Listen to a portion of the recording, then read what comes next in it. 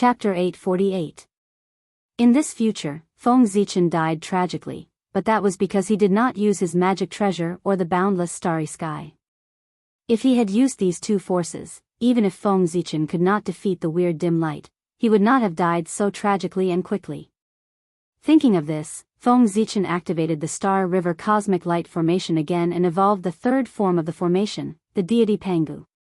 Although Feng Zichen knew that the demon celestial of chaos was going to kill him, he still wanted to continue to deduce. He wanted to see what the weird and powerful dim light was. It was so powerful that it could easily kill him. At the same time, he was also curious about the means of the demon celestial of chaos. The limitation of this means was not great. If it was not great, the untainted land would be almost finished. Today, the demon celestial of chaos could attack Feng Zichen with this means. Tomorrow, the ones who would be killed by the demon celestial of chaos might be the East Emperor Tai, the Emperor Fuxi, or other sages. Feng Zichen had to see clearly the means of the demon celestial of chaos, not only for himself, but also for the future of the untainted land. Rumble. Silently, the deity Pangu appeared. The power that was comparable to that of the Wuxia Xianxia was added to Feng Zichen, forcibly raising his realm to the Wuxia Tao realm. Unfortunately, even though he was at the level of the Wuxia Xianxia, Feng Zichen still could not figure out the plan of the demon celestial of chaos. After all, the demon celestial of chaos was really too powerful. At this point, Feng Zichen still did not give up. He clenched his teeth and suddenly activated the Star River Cosmic Light Formation buried in the untainted land. Together with the big formation in the starry sky, they operated together. Silently, a huge change occurred in the three dimensions. A dignified Pangu Dharma idol stood silently in the primeval world. It was neither happy nor sad, as if it was eternal and indestructible. This was Feng Zichen's biggest base and also his invincible means in the untainted land. It was the Pangu Dharma form formed by combining the power of the entire untainted land. Previously, this Pangu Dharma power had at least the full power of the Wuxia Xianxia. Now, with the promotion of the untainted land, his power had truly surpassed the level of Daoist Xianxia and reached the legendary realm that only the chaos demon god could reach, the ultimate realm of creation. As for the specific levels, Feng Zichen did not know because he was not very familiar with this realm. He only knew the name, but he had no idea what kind of power it held. The moment Pangu Dharma idol appeared, Dao ancestor Hung Jun seemed to have sensed something. He suddenly opened his eyes and looked inside and outside the three dimensions. After looking for a long time, he still did not find anything. In the end, Dao ancestor Hung Jun shook his head in amusement and retracted his gaze. The inexplicable throbbing just now should be his illusion. Even Feng Zichen, who was at the ninth heaven of Hunyuan, would not have an illusion, let alone Dao ancestor Hung Jun, who was already at the level of Daoist Xianxia. At his level of strength, he would not have an illusion at all. However, not only did Dao ancestor Hung Jun think so, but he also firmly believed it. Feng Zichen did not know about this. Otherwise, he would definitely be amazed by the power of the creation realm. The reason why Dao ancestor Hung Jun had such thoughts was naturally that Pangu Dharma idol had distorted his cognition. This was the power of the ultimate realm of creation. With a thought, he could create and destroy all things. With a thought, he could distort everything. With the addition of the power of the ultimate realm of creation, Feng Zichen instantly felt that he was different. It was as if with a thought, he could control everything in the world and change everything in the world. Subconsciously, a thought appeared in Feng Zichen's mind. That was, all his enemies would die. Rumble. The moment this thought appeared, an unimaginable and incomprehensible power suddenly spread out between heaven and earth. In front of this power, the great Tao was distorted. Heaven and earth stopped operating. Everything became indescribable and incomprehensible. Under this power, even the great Tao that Chaos Daoist Xianxia had painstakingly maintained was distorted. All concepts were becoming chaotic. They suddenly could not understand the great Tao that they cultivated. They lost all their divine abilities and became no different from ordinary immortals. And this was the power of the ultimate realm of creation. In an instant, it could beat the high and mighty primordial chaos Daoist Jingxian into the mortal world. Terrifying, unimaginable, incomprehensible. It was also at this moment that those who were enemies of Feng Zichen, such as the Eastern Emperor Tai, the two saints of the West, the primordial Lord of Heaven, and the others, suddenly felt a sense of impending doom. It was as if they were about to die. However, this feeling came and went quickly. Before they could be shocked, this feeling of impending doom disappeared without a trace. Did Feng Zichen change his mind? Yes. But this was definitely not his intention. It was not that he wanted to let these people go, but he had to give up. Just as Feng Zichen had this thought, a powerful shadow of death suddenly attacked. In an instant, it filled his heart. Danger, an unprecedented danger. Then, he saw a ray of dazzling axe light. It came from nowhere, and he did not know where it was located. It was suspended above his head, flashing constantly. It was Pangu's axe light. Feng Zichen recognized it. Looking at this axe light, Feng Zichen naturally knew the meaning of its appearance. As long as he dared to have this thought, this Pangu's axe light would chop down and kill him before he could kill the primordial Lord of Heaven and the others. It could be said that this was the closest Feng Zichen had been to death. Then, he was terrified and put away the thought in his heart that he should not have. What a pity. He was almost able to finish the book. No, he was almost able to wipe out all the enemies and sweep through the entire untainted land. At this moment, Feng Zichen really hoped that Pangu did not exist. Putting away the thoughts that he should not have, Feng Zichen focused his attention on proper business. Thinking about it, with the power of the ultimate realm of creation, he should be able to deduce the plan of the Chaos Demon God. Thinking of this, Feng Zichen suddenly felt a tearing pain coming from his body. Looking down, Feng Zichen discovered that his powerful physical body, which was comparable to a primordial treasure, was collapsing continuously. In an instant, Feng Zichen understood everything. It must be that the power of the ultimate realm of creation was too strong, and his physical body could not bear it at all. This caused this scene to happen. Thinking of this, Feng Zichen did not dare to delay and hurriedly deduced with his heart. He could not delay any longer. If his physical body was destroyed before the attack of the Chaos Demon God arrived, he would be finished. Rumble. Once the power of creation was activated, Feng Zichen felt an unimaginable power surging in his body. Then, he discovered that the fog that shrouded the river of time and space had completely disappeared, and all the concealment no longer existed. The entire river of time and space was meaningless in front of him. It was really an addictive power. Although he thought of this, Feng Zichen did not forget about the important matter. His huge power spread out at an incomprehensible speed. Soon, it came to the Realm Sea. Without hesitation, Feng Zichen began to search the Realm Sea using a carpet search method. Now, his power was invincible in the untainted land. He did not need to have any scruples and could directly use the most powerful means to find the truth. No matter what the Chaos Demon God planned, it could not hide from his powerful perception. Rumble. As his divine thoughts surged, Feng Zichen soon found an ancient and grand altar in the deepest part of the Realm Sea. The altar was covered with runes that Feng Zichen did not recognize. They all released the aura of the Great Tao, making the altar more and more extraordinary. This altar gave Feng Zichen a feeling that it was abnormally noble, far surpassing all the altars he had seen before.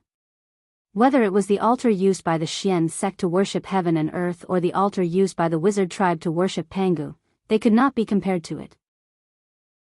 Because this altar was made to worship the Great Tao, the Supreme Great Tao, which was also the true perfect existence in the world.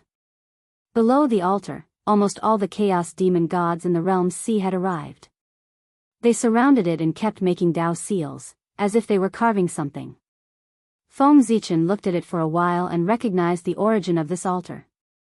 This was a curse altar, which was used to carry out great Tao curses. The reason why he could recognize this altar was that he had seen it before. He saw it in the memory of Pangu's left eye.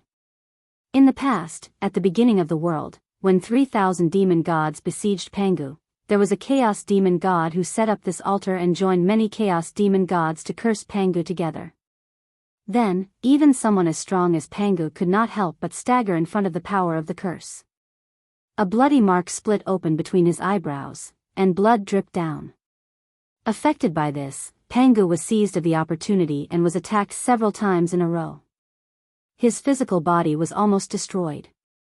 Therefore, Feng Zichen had a particularly deep impression of the altar. That was why he could recognize it at first sight. Chaos set up the curse altar, so it must be used to curse people. Who was it used to curse? For a moment, Feng Zichen had a bad premonition in his heart. When he looked up again, he saw a drop of essence blood shining with colorful light in the center of the altar. If Feng Zichen was not mistaken, that drop of essence blood should be his. In that case, the one that the chaos demon god wanted to curse was him. Although he had already guessed it, Feng Zichen still found it hard to accept when he really confirmed it. The chaos demon god, this was too exaggerated. He set up the curse altar to curse him for such a trivial matter. No matter whether the curse was successful or not, there was a price to pay for cursing. The stronger the cursed person was, the more precious his identity was, and the greater the price that the cursed person had to pay. With Feng Zichen's identity, he was the most honorable person in the untainted land, the person with the most profound merits, and the person with the strongest providence. If the chaos demon god wanted to curse him, the price that he had to pay must be amazing. At the very least, the price that the chaos demon god had to pay was more honorable than Feng Zichen himself. Very good, the chaos demon god was really mad at Feng Zichen. In order to deal with him, he had begun to pay any price. At this time, Feng Zichen really did not know whether he should feel honored or afraid. Was the power of the curse altar strong? Of course, it was strong. Even Pangu was cursed by it and was injured, not to mention Feng Zichen. No wonder the warning was so strong this time. It turned out that the means used by the chaos demon god were too extraordinary. Feng Zichen alone might not really be able to resist the curse of the chaos demon god. With his divine thoughts running wildly, Feng Zichen tried to find a way to break the situation. However, after thinking for a long time, he still could not come up with a good idea. However, this discovery also made him sure that the method that the chaos demon god used to deal with him could not be used on others. The reason was that the price was too high. Thinking of this, Feng Zichen was relieved. At least, the untainted land was safe.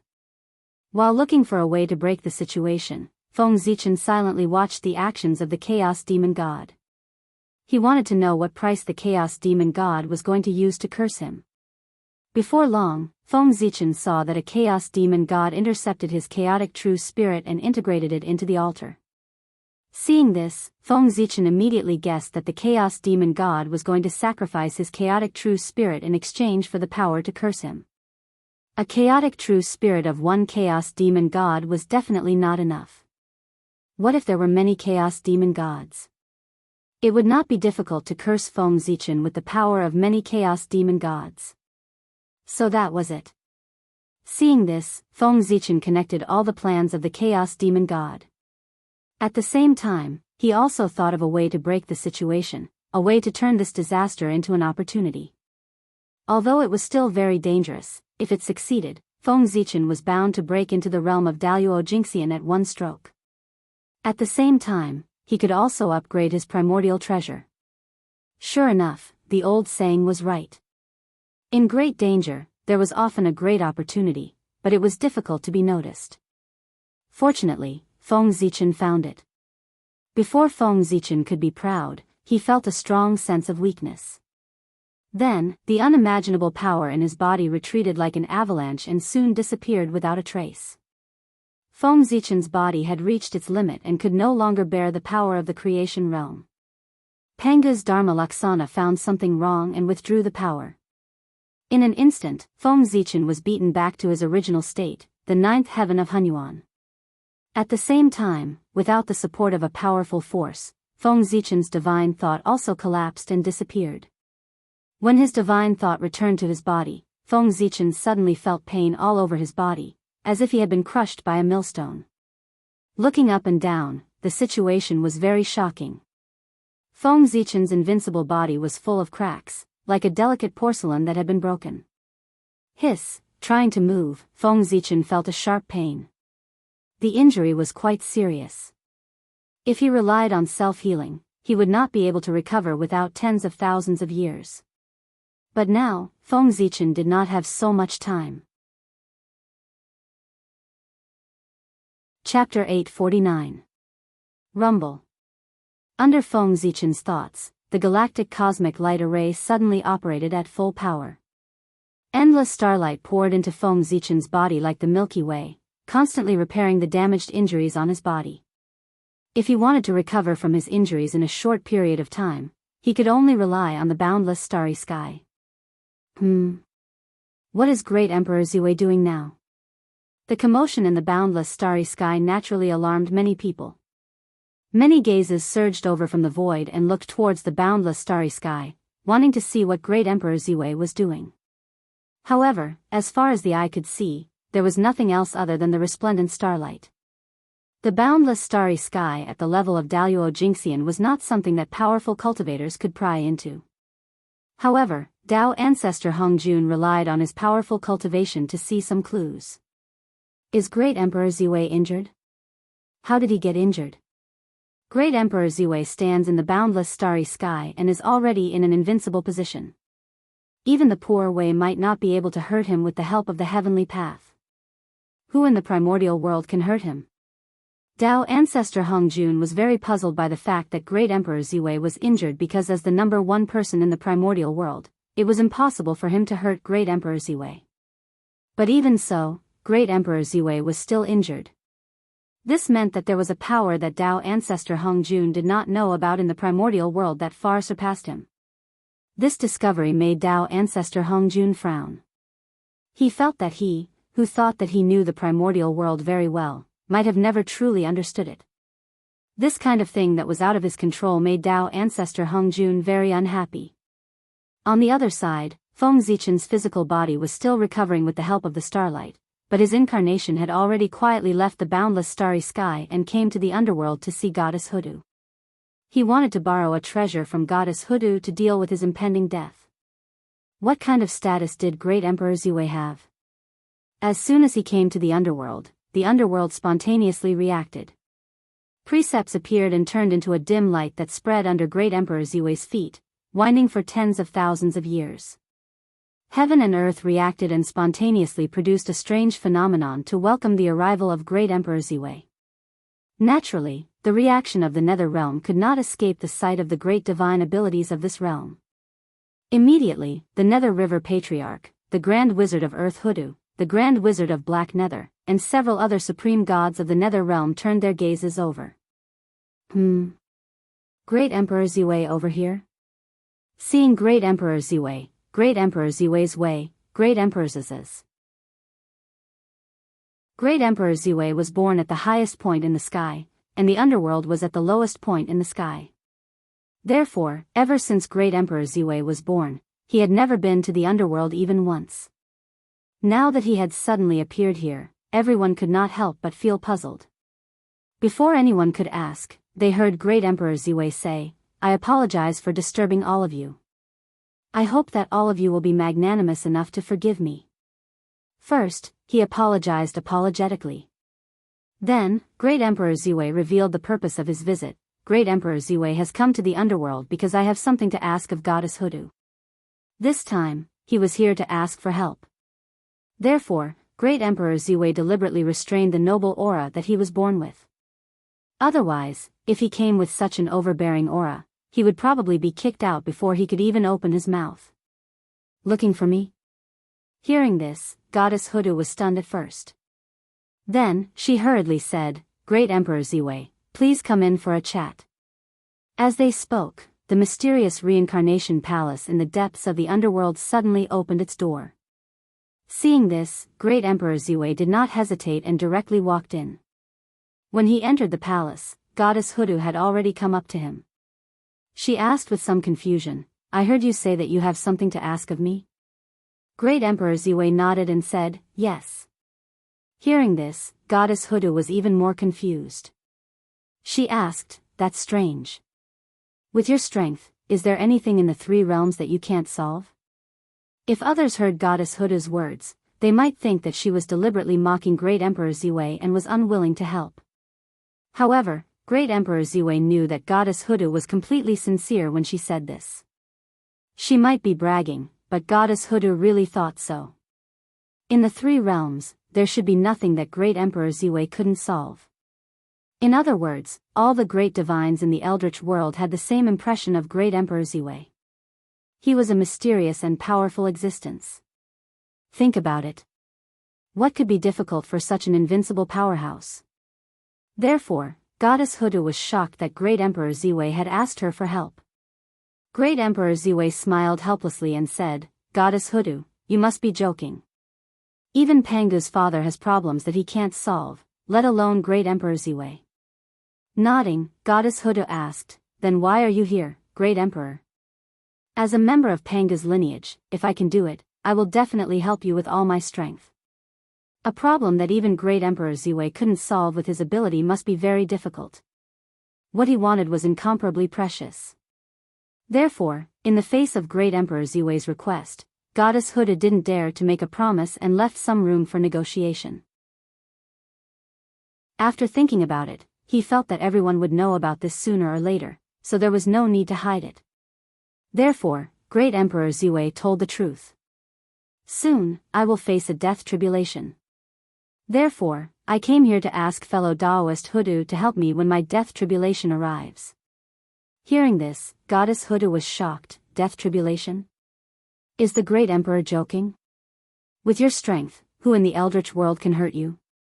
I'm afraid that even if a Dao ancestor comes with the power of the heavenly Dao, he won't be able to hurt you at all. Great Emperor Ziwei had stood in the boundless starry sky for countless years. The heavenly Dao couldn't do anything to him. Not only did it not dare to hurt him, but it also had to coax him. This was something that almost all the great divine beings in the Eldritch world knew. Therefore, Goddess Hudu found it difficult to accept what Great Emperor Ziwei said about his death tribulation. Who in the Eldritch world could hurt someone as powerful as Great Emperor Ziwei, the number one person below the Dao ancestor? Not to mention killing him. Great Emperor Ziwei smiled bitterly and said, "In the Eldritch world, no one can hurt me, but outside the Eldritch world, it's possible. My death tribulation doesn't come from the Eldritch world, but from outside the Eldritch world." With that said, Goddess Hudu understood. It was the Chaos Demon God who wanted to attack Great Emperor Ziwei. The former Great Emperor of Pangu, the Chaos Demon God indeed had the strength to deal with Great Emperor Ziwei. However, Goddess Hudu still didn't understand why the Chaos Demon God wanted to attack Great Emperor Ziwei. This didn't make sense. Even if he attacked, it should be Dao ancestor Hongjun. How could it be Great Emperor Ziwei's turn? No, he didn't attack the first, but the second. Was there something wrong with this Chaos Demon God? Goddess Hudu was also a straightforward person. She would say whatever was on her mind. She asked directly, why did the Chaos Demon God want to kill the Imperial Emperor? This question wasn't easy to answer. Great Emperor Ziwei couldn't tell the truth. He had forced the Chaos Demon God into a corner, which was why he attacked him. Therefore, Great Emperor Ziwei thought for a while and said vaguely, "A few days ago, I accidentally found a channel that the Chaos Demon God used to enter the Eldritch world and destroyed it. At the same time, I tricked the Chaos Demon God, making it difficult for him to enter the Eldritch world in a short period of time. Thinking about it, it's because of this that the Chaos Demon God held a grudge, which led to this death tribulation." What he said was quite reasonable, but Goddess Hudu could still tell that Great Emperor Ziwei was hiding something from her. However, Goddess Hudu didn't pursue the matter. Everyone had their own secrets. Great Emperor Ziwei was so mysterious, so naturally, he had even more secrets. And these secrets couldn't be pursued. Suppressing the doubts in her heart, Goddess Huda asked, "How do you want me to help, Imperial Emperor?" Great Emperor Ziwei replied, "This is not difficult for you, Goddess. You only need to activate the great formation of the 12 divine beings and condense Pangu's corporeal body before my death tribulation arrives. Then, you can use the power of Pangu's corporeal body to activate the 6 paths of reincarnation disc and weaken part of the power of the death tribulation. Well, with Pangu's body and the 6 paths of reincarnation disc, its power was definitely at the level of Wuxia Xianxia. It could bring a lot of help to Feng Zichen. He didn't want to use this to stop the death tribulation. He only wanted to weaken the power of the curse. Hearing this, Huda fell into silence. If it was just using the 6 paths of reincarnation disc, Huda would agree immediately. However, if it was using the 12 divine beings formation, she would hesitate. If she wanted to set up the 12 divine beings formation, she had to use the 12 divine beings banner. The 12 divine beings banner was the key to resurrecting the other 10 ancestral shamans. Nothing must happen to it. Even she couldn't deal with Great Emperor Ziwei's death tribulation and needed to ask for help. Just thinking about it made one realize how terrifying it was. If the 12 divine beings banner was damaged because of this, the resurrection of the 10 ancestral shamans would probably be delayed again. Therefore, Huda hesitated. For a moment, she didn't know if she should agree to Great Emperor Ziwei's request. Great Emperor Ziwei glanced at Goddess Hutu and guessed her concerns. He said, "As long as you're willing to help, I'll do my best to resurrect Daoist Jianghu after this." As soon as he said this, a hint of joy flashed across Goddess Hutu's face. She asked anxiously, "Imperial Emperor, are you serious? You're going to resurrect Big Brother?" She couldn't help but be excited. Great Emperor Ziwei sat in the boundless starry sky, the greatest treasure land in the untainted land. The resources he controlled were beyond imagination. Moreover, the boundless starry sky was beyond the level of primordial chaos. If Great Emperor Ziwei was willing to help, it wouldn't be difficult to resurrect Jianghu, who was at the level of primordial chaos. Great Emperor Ziwei nodded and said in a deep voice, "That's right. If you're willing to help, I'll definitely do my best to resurrect ancestral shaman Jianghu." After receiving an affirmative answer, Goddess Huda nodded in satisfaction and said, "I agree to your request. I'll help when the time comes." Since he had achieved his goal, Great Emperor Ziwei didn't stay any longer. He directly bid farewell and left. "It's good that you agree. I still have important matters to attend to, so I'll take my leave first." After saying that, Great Emperor Ziwei turned and left the Samsara Palace, returning to the boundless starry sky. Other than Goddess Hudu, the only person in the untainted land who could help Feng Zichen was Dao Ancestor Hongjun. As for Dao Ancestor Hongjun, there was no need for Feng Zichen to beg him. When the power of the curse arrived, even if he didn't want to help, the heavenly Dao would force him to do so. As for his people, they were too weak. It was useless to beg them. They wouldn't be able to help much. In fact, if Goddess Huda didn't have the Chaos Treasure, the 6 paths of reincarnation disc, Feng Zichen wouldn't have asked her for help. From the beginning to the end, the only thing that could be valued by Feng Zichen was the 6 paths of reincarnation disc. Whether his plan could succeed or not depended on the 6 paths of reincarnation disc. Thousands of years passed in the blink of an eye. On this day, the 3 realms suddenly became oppressive, as if some great terror was about to descend. However, no matter how those powerful cultivators deduced, they couldn't find the source of this fear. On the other hand, Dao Ancestor Hongjun seemed to have sensed something and looked outside the 3 realms. At the same time, in the depths of the realm sea, a huge altar stood. It was even larger than the upper-class world. Its body was engraved with mysterious runes, and the aura of the great Dao lingered around it. Thousands of chaos demon gods stood under the altar and worked together to activate it. This was the curse altar, and also the great Dao altar.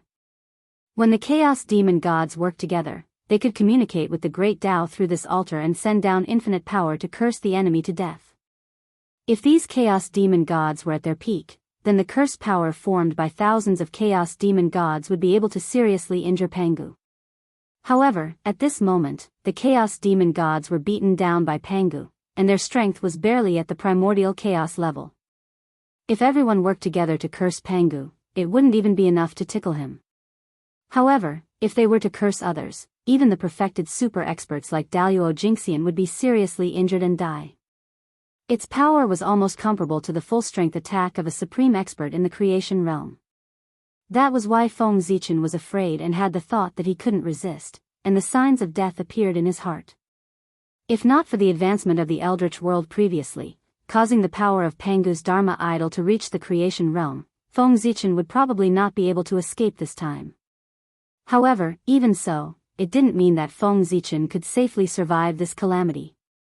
Even an expert in the creation realm might not be able to block the full-strength attack of an expert in the creation realm and would also be injured. One had to admit that although both sides were in the creation realm, Feng Zichen's Pangu's Dharma idol was weaker than the curse altar. This was because the curse altar borrowed the power of the great Tao, while Pangu's Dharma idol was Pangu's power.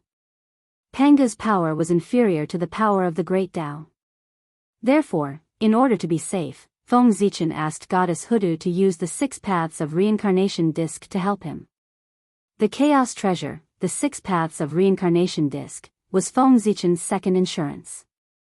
Why did Goddess Huda have to use Pangu's body to activate the 6 Paths of Reincarnation disc? It wasn't because Pangu's body was stronger.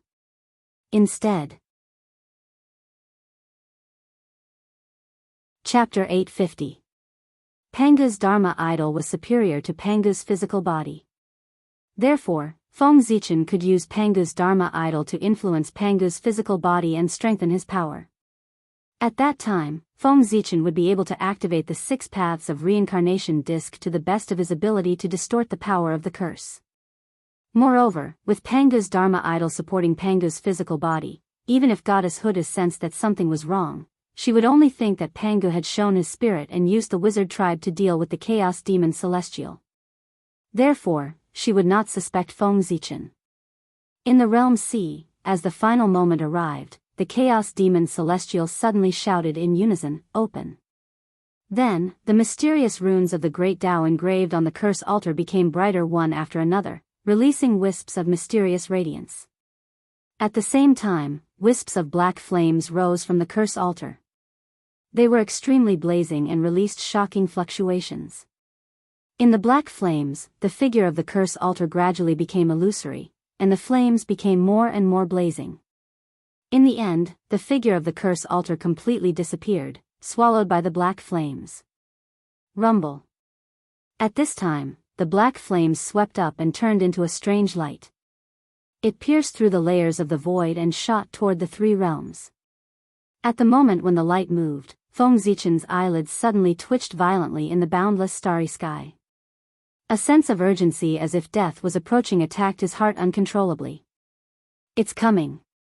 With a thought, Feng Zichen knew that the Chaos Demon Celestial had finally accumulated his strength and was about to attack him. Rumble. As soon as this thought appeared in Feng Zichen's mind, he heard a loud vibration at the edge of the 3 realms. A large area of space shattered, revealing a deep passage. Then, a strange light entered the 3 realms through this passage and shot toward Feng Zichen at a speed that ignored space and time. A moment ago, the dim light was still outside the 3 realms, but in the next moment, the dim light had arrived in the heavenly realm and was about to enter the boundless starry sky. Instinctively, Feng Zichen activated the power of the cosmic light galaxy array with all his might. In the boundless starlight, Pangu's celestial being quietly appeared, standing tall in the boundless starry sky. Whoosh, Pangu's divine being formed the Buzhou seal. Instantly, an eternal and unmoving supreme force that could suppress the past, present, and future spread out and blasted towards the eerie light. Mount Buzhou suppressed everything. This was a conceptual power that far surpassed all rules. Although the strange dim light did not suffer any damage after being struck by this force, the strength on its body, which ignored time and space, was suppressed. Without this power, the speed of the dim light immediately slowed down and became traceable. At this moment, Dao ancestor Hong Jun finally realized what had happened. Not good, Ziwei is in danger. Subconsciously, Dao ancestor Hong Jun wanted to help. But even though he was fast, someone was faster than him. Before Dao ancestor Hong Jun could save her, the heavenly Dao had already taken over his body and activated the fragment of the creation jade disc with all its might. Buzz buzz buzz, under the full activation of the heavenly Tao, the fragment of the creation jade disc in Tao ancestor Hong Jun's hand emitted an unprecedented light. Large amounts of mysterious runes were born and gradually filled the gap of the creation jade disc. In the blink of an eye, the broken creation jade disc had already turned into a whole. Strands of light appeared and condensed on the creation jade disc, emitting a terrifying aura. On the creation jade disc, every ray of light represented a pre-celestial Tao. 3,000 rays of light were 3,000 pre-celestial Taos. In the hands of the heavenly Tao, these pre-celestial Taos gradually condensed into one. Kill. In the next moment, the heavenly Tao blasted out the 3,000 pre-celestial Taos that had condensed into one. Immediately, a resplendent brilliance erupted, illuminating half of the chaos outside. Amidst these lights, a torrent that was completely composed of pre-celestial Taos advanced towards the boundless starry sky in a mighty manner and blasted towards the strange dim light that came from the realm sea.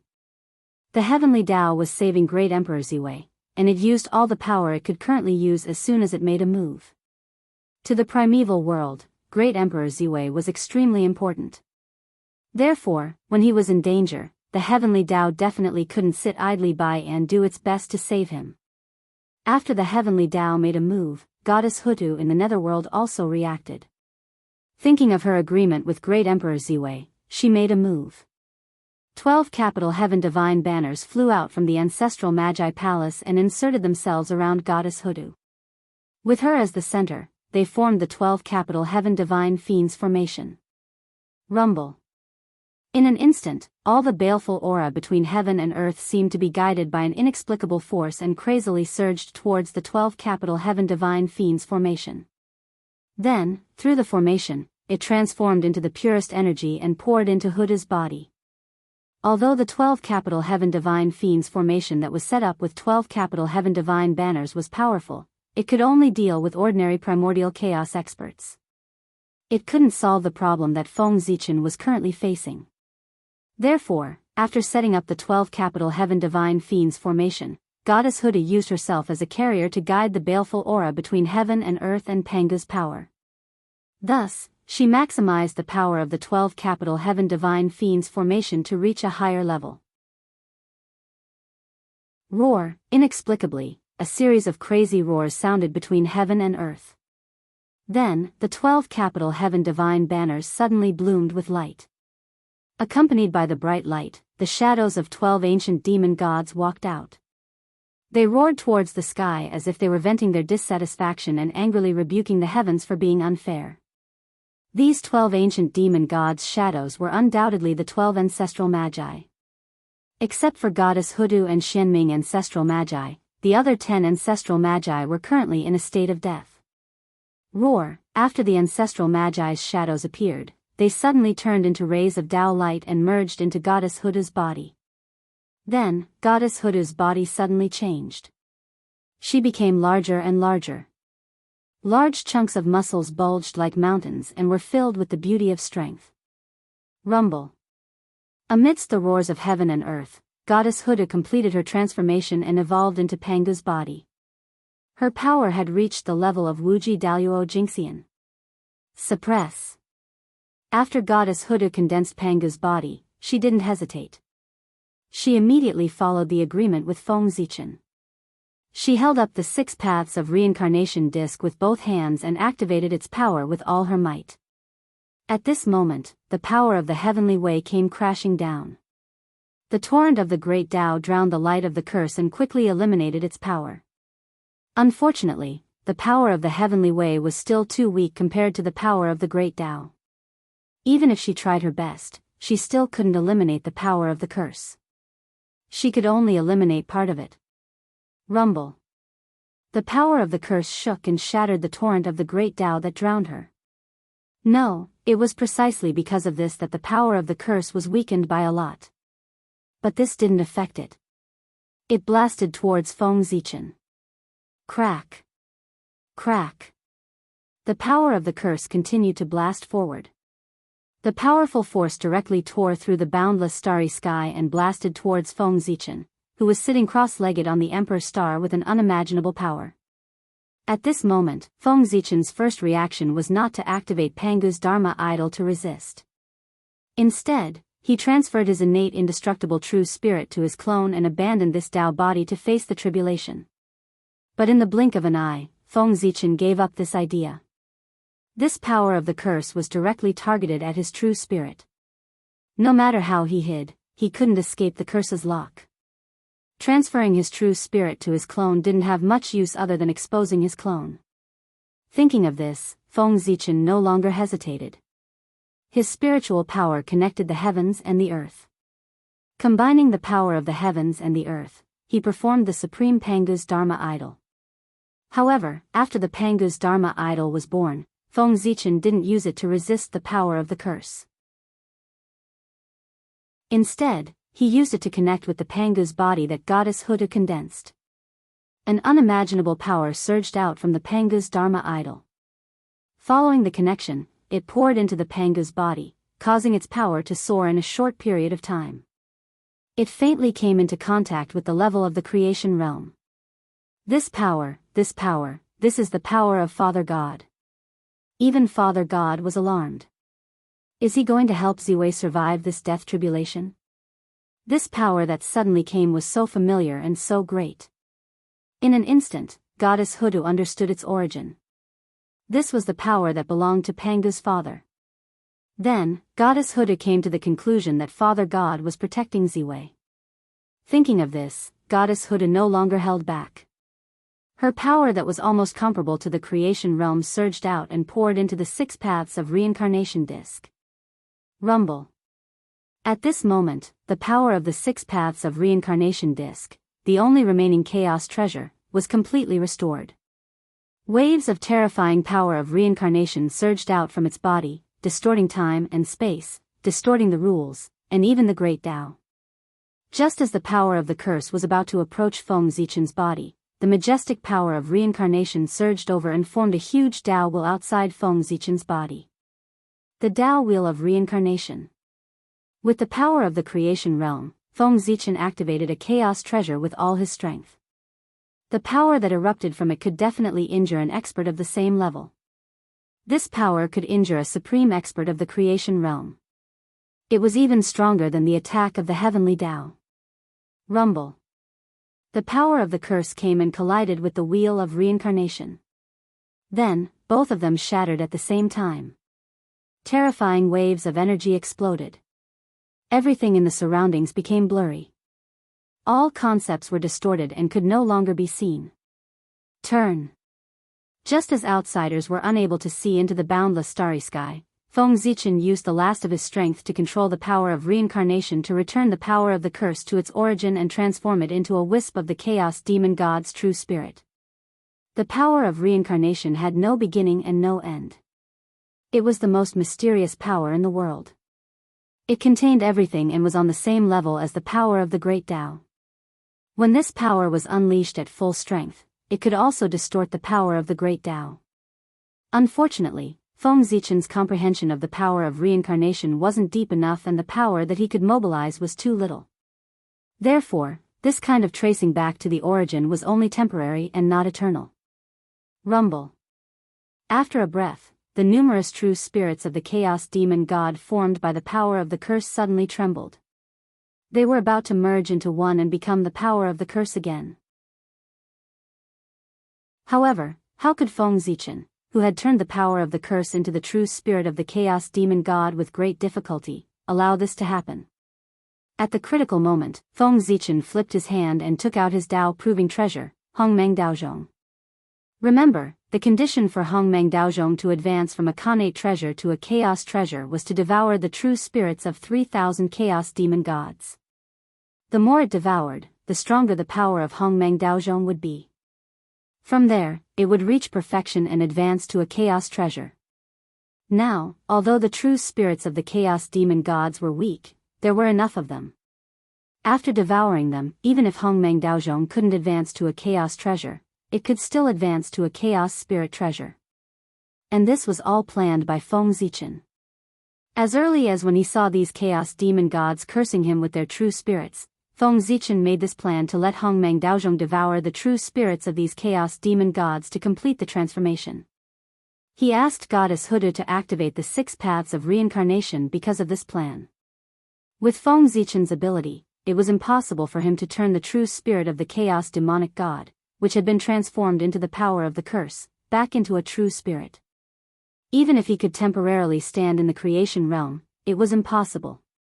Therefore, Feng Zichen thought for a while and set his eyes on the 6 paths of reincarnation. He couldn't do this, but the 6 paths of reincarnation could. Under the Great Tao, no one could transcend reincarnation. With the power of reincarnation, the true spirits of the chaos demon gods that had evolved into curse power would be reversed and then devoured by Hongmeng Daozhong. This was a very bold plan. If it succeeded, the benefits Feng Zichen would get would be beyond imagination. Similarly, if it failed, he would also have to pay an unimaginable price. That's right, he was taking a gamble. How could there be no risks in cultivation? Feng Zichen's gamble succeeded. The curse power was reversed by him into the true spirits of the chaos demon gods. The speed at which the curse power was reversed into the true spirits of the chaos demon gods was very fast. Similarly, the speed at which the true spirits of the chaos demon gods evolved into curse power again was also very fast. This meant that Feng Zichen didn't have much time to let Hongmeng Daozhong devour these chaotic true spirits one by one. Desperate times called for desperate measures. Therefore, Feng Zichen did something shocking again. He pinched a Taoist seal with his hand and pointed at Hongmeng Daozhong. Explode. After he finished speaking, this life treasure that had followed Feng Zichen for many years suddenly exploded and turned into Hongmeng Qi that swept across the sky, drowning the chaotic true spirits that were about to merge into one again. In the Hongmeng Qi, these chaotic true spirits couldn't even protect themselves, let alone turn into curse power again. They could only be slowly refined and devoured by Hongmeng Qi. After the Hongmeng Qi devoured all these chaotic true spirits and turned them into Hongmeng Daozhong again, it would be the time for him to complete his promotion. It's over. At this time, Feng Zichen's tensed heart finally relaxed. The curse power was obliterated, and he had survived this calamity. However, as soon as Feng Zichen had this thought, he felt as if he was in an ice cellar, and a great chill rose in his heart. Chapter 851. No, the death trial was not over yet. The killing move of the demon god of chaos was not that simple. Feng Zichen was careless. How could the killing move created by thousands of demon gods of chaos be so simple? Even if the demon god of chaos was injured, he was still a demon god of chaos, a life nobler than Feng Zichen. Rumble. At the moment when the power of the curse was broken, a supreme majesty that was more powerful than Pangus suddenly descended. It ignored all the defenses and directly attacked Feng Zichen, who was completely unprepared. Danger, unprecedented danger. Under the crisis of life and death, Feng Zichen broke out all his potential and desperately activated Pangu's Dharma Laksana. The power that was comparable to the creation realm gathered around him and formed a powerful defense. At the same time, Feng Zichen also recognized the origin of the power that attacked him. It was the power of the Great Way, which was summoned by thousands of demon gods of chaos together.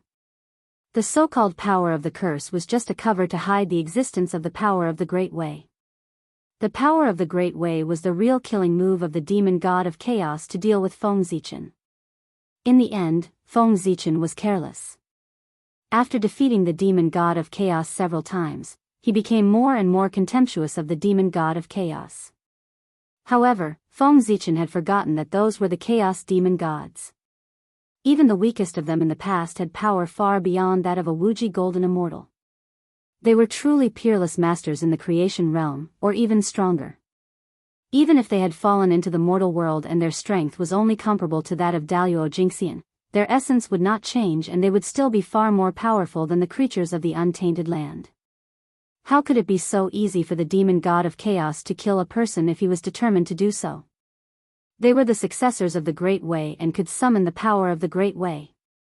Layers of defense rose around Feng Zichen's body.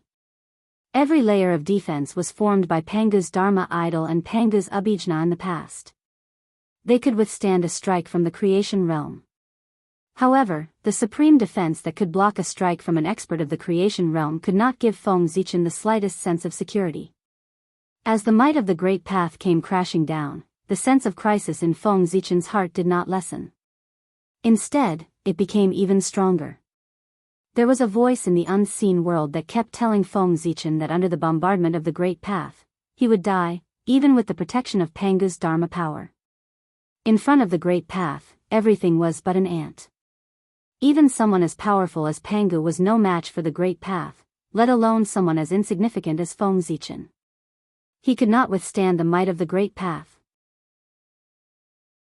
After understanding this, Feng Zichen made a prompt decision to abandon this supreme body that was comparable to a primordial treasure. His innate indestructible true spirit left his body and escaped into the turbulent Hongmeng Qi around him.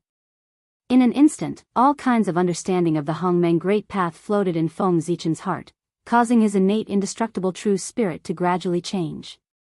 It turned into wisps of Hongmeng Qi and merged with the surrounding Hongmeng Qi.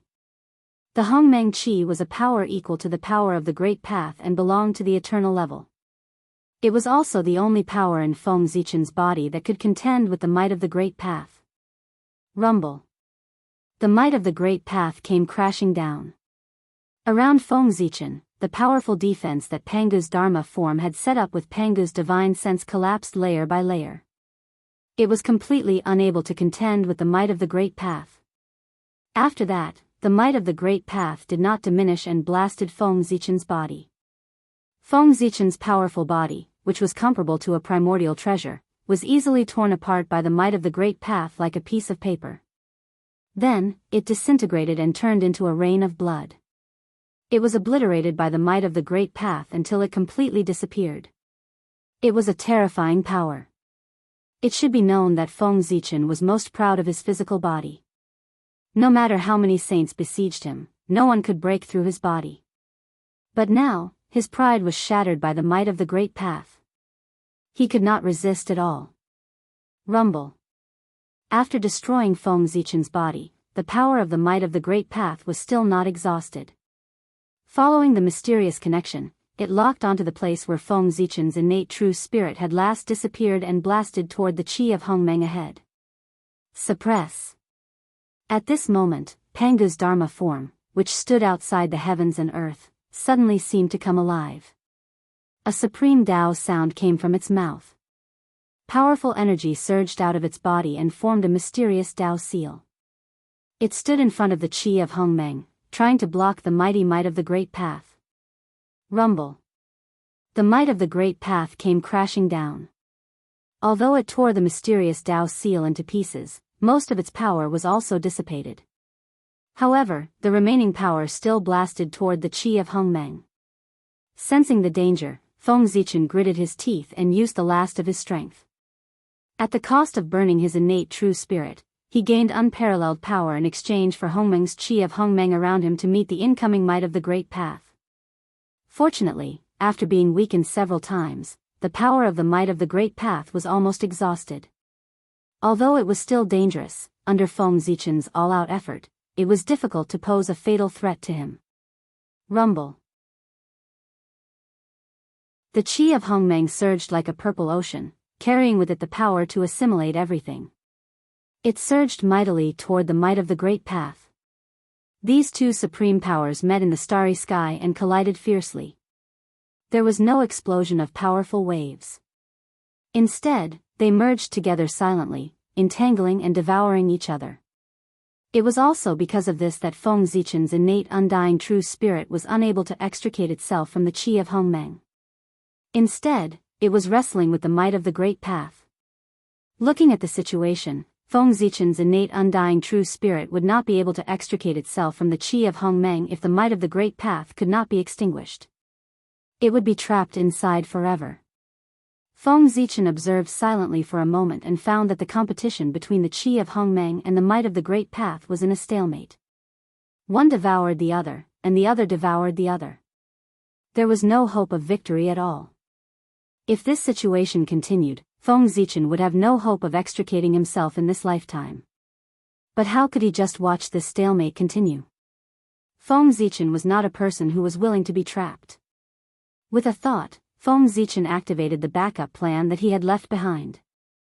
The clone that he had previously condensed with the same combat strength as himself suddenly stepped out of the palace of heaven and took over the boundless starry sky.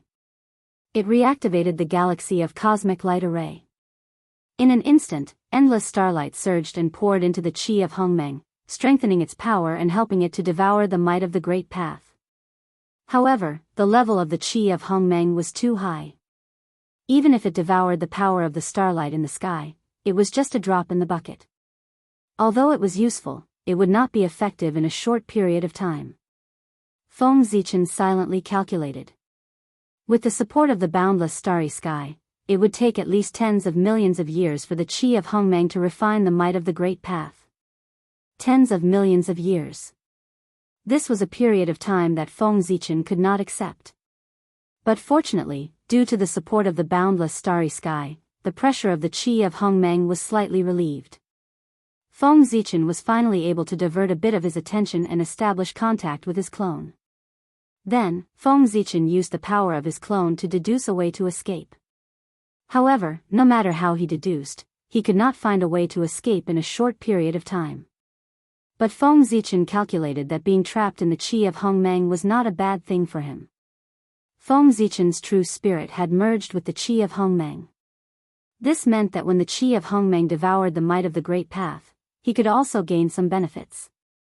The might of the Great Path was an extraordinary power. As long as a trace of it was refined, there would be endless benefits. Moreover, the chi of Hongmeng and the might of the Great Path belonged to the supreme power of the eternal level. When the two entangled with each other, there would be all kinds of mysteries.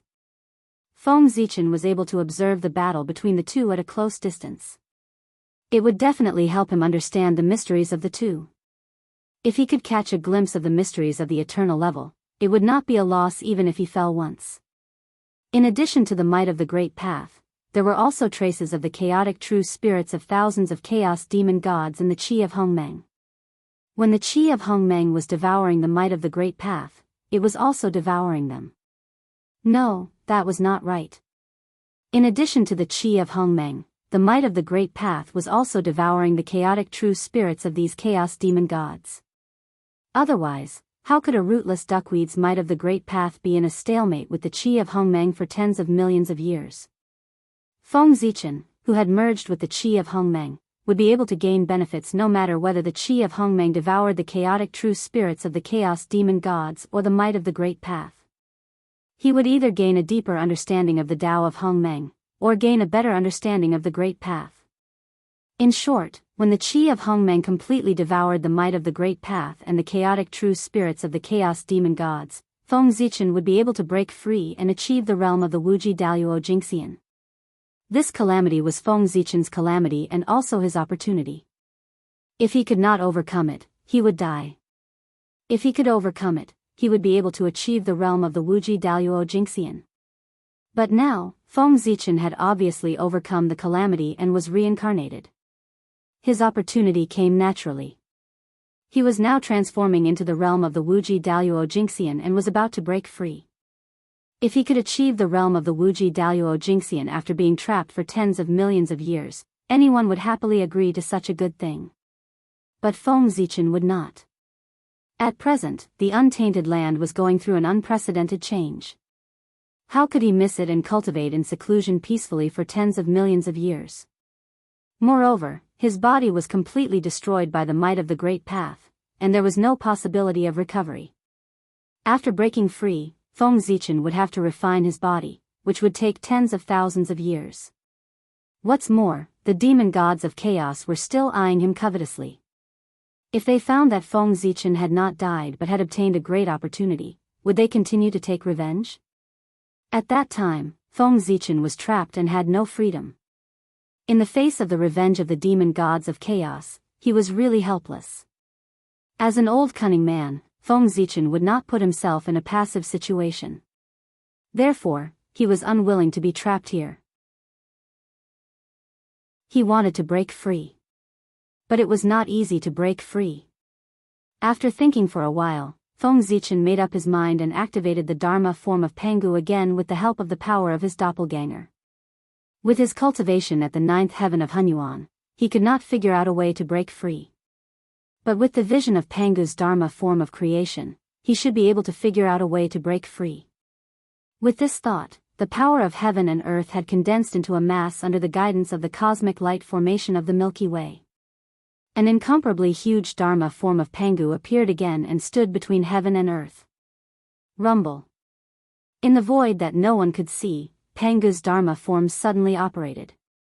Endless power gushed out of his body and spread to every corner of time and space, searching for all the futures that Feng Zichen could possibly break free. However, after searching for a long time, Feng Zichen saw many futures where he could successfully break free and become the Wuxia Xianxia, but that was thousands of years later. As for the futures that could break free in a short time, Feng Zichen did not find any. After searching for a while, Feng Zichen still could not find the future he wanted to see. Just as he was gradually disappointed, he saw Haotian by chance. It was the future Haotian. He was achieving Dao and breaking through the realm of Hunyuan Daoist Jingxian.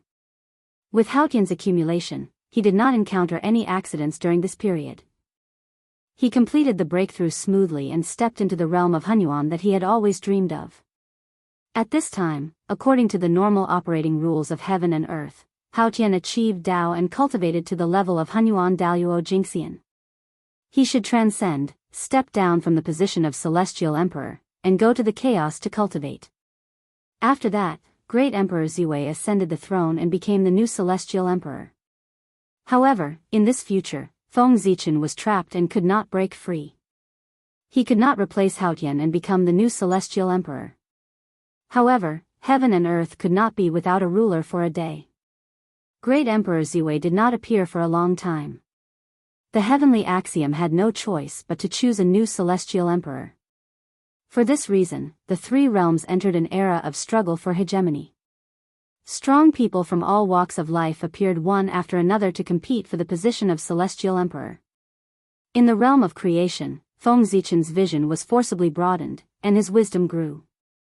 The moment he saw Haotian achieve Dao, he deduced a very feasible escape plan and quickly perfected it. At the same time, in the long river of time and space, a new future about Feng Zichen gradually emerged. At first, it was incomparably illusory, and then it gradually solidified. In the end, as Feng Zichen perfected his escape plan, the new future also became abnormally huge, occupying more than half of Feng Zichen's future. This showed that this future had become mainstream, and the possibility of it becoming true was very high. Rumble.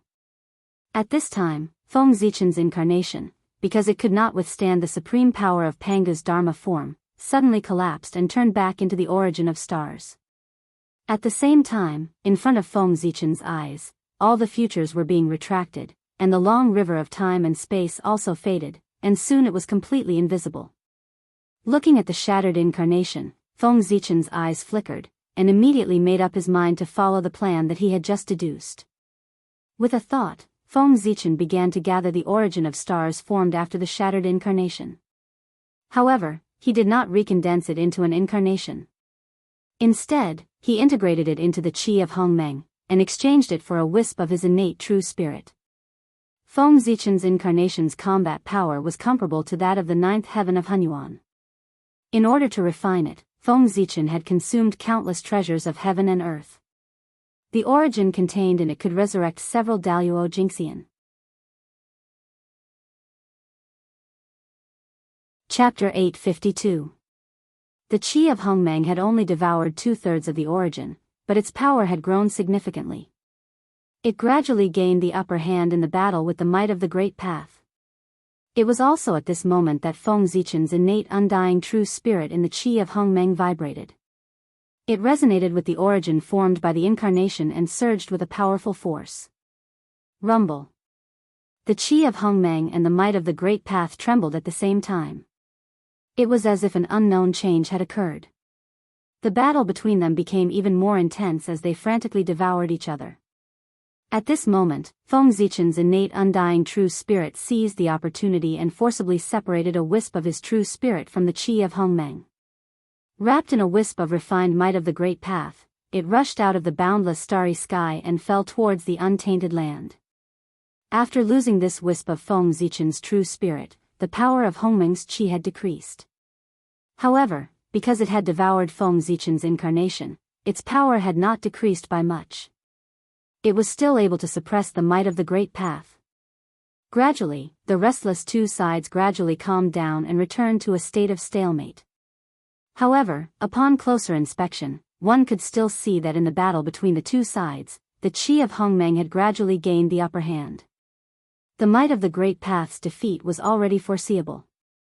Just before Feng Zichen's wisp of innate undying true spirit escaped from the boundless starry sky, the great masters of the untainted land finally realized what had happened. A peerless powerhouse had attacked Great Emperor Ziwei. During this time, Dao ancestor Hongjun and goddess Hudu had stepped in to save him. Even so, the terrifying attack still rushed into the boundless starry sky and brazenly attacked Great Emperor Ziwei. Immediately, in the boundless starry sky, an unimaginable wave of energy erupted. Then, all concepts were distorted. The terrifying power boiled in the boundless starry sky, causing everything to disappear. Even so, the great masters of the untainted land, including the sages and Dao ancestor Hongjun, were still under great pressure as they stared at the boundless starry sky. They were waiting for the result. Under such a terrifying attack, would Great Emperor Ziwei be able to survive? They were all shrewd people. When they saw the unimaginable attack, they had already guessed that the attacker was the Chaos Demon Celestial. After all, no one in the untainted world could unleash such terrifying power. No one knew what Ziwei the Great had done to force the demon god of chaos to use such a method to kill him. However, although they did not know the exact situation, everyone knew that this should be a good thing for the primordial world. If Great Emperor Ziwei had not forced the Chaos Demonic Celestial into a corner, they would not have ended up like this. Therefore, the demon god of chaos must have suffered a great loss. Wasn't it a great thing for the untainted land? It was a pity for Great Emperor Ziwei. That attack was so powerful that he might not be able to withstand it. However, it didn't matter. Ziwei the Great's cultivation had long reached the immortal realm. Even if he perished this time, he would be resurrected after a few million years. Moreover, unlike Di Jun and the others, Great Emperor Ziwei was a meritorious person. No one dared to stop his resurrection. Even the heavenly path would take the initiative to help Great Emperor Ziwei resurrect. This meant that the resurrection of Great Emperor Ziwei would be much easier than that of ordinary people. Just as everyone was pondering, the terrifying fluctuation in the boundless starry sky lasted for a moment and suddenly disappeared. Then, everyone saw that in the center of the boundless starry sky, the incomparably brilliant Ziwei star's radiance had suddenly dimmed significantly. Seeing this scene, everyone realized that something must have happened to Great Emperor Ziwei. Otherwise, the Ziwei star that symbolized his fate would not have dimmed for no reason. However, although the Ziwei star had dimmed, there were no signs of manifestation between heaven and earth. This meant that although something had happened to Great Emperor Ziwei, he had not perished. He was most likely seriously injured, or perhaps even more seriously. In short, his condition was not good. Just as everyone was speculating about Great Emperor Ziwei's condition, a ray of purple divine light suddenly fell from the boundless starry sky. It fell toward the untainted land and immediately disappeared into the mortal world. Seeing this ray of purple light, everyone's expression changed drastically. This was because they recognized the origin of that ray of purple light. It was a wisp of the true spirit of Great Emperor Ziwei. His true spirit had fallen into the mortal world. Great Emperor Ziwei was going to reincarnate and cultivate again. What happened to Great Emperor Ziwei? He was actually forced to separate a wisp of his true spirit to reincarnate and cultivate again. It seemed that this imperial emperor's condition was much more serious than they had imagined. Thinking of this, everyone unleashed their magical powers. 2 rays of divine light shot out from their eyes as they looked toward the boundless starry sky. However, at this moment, the backup plan left behind by Feng Zichen was activated. Zhouxing rotated, and the galactic cosmic light formation spread out. It sealed off the boundless starry sky once again, completely severing its connection with the outside world. Everyone looked over. Other than the resplendent starlight, they could not see anything else. The moment the boundless starry sky was sealed, another ray of purple brilliance fell from the starry sky and flew toward the underworld. It fell into the reincarnation palace and disappeared.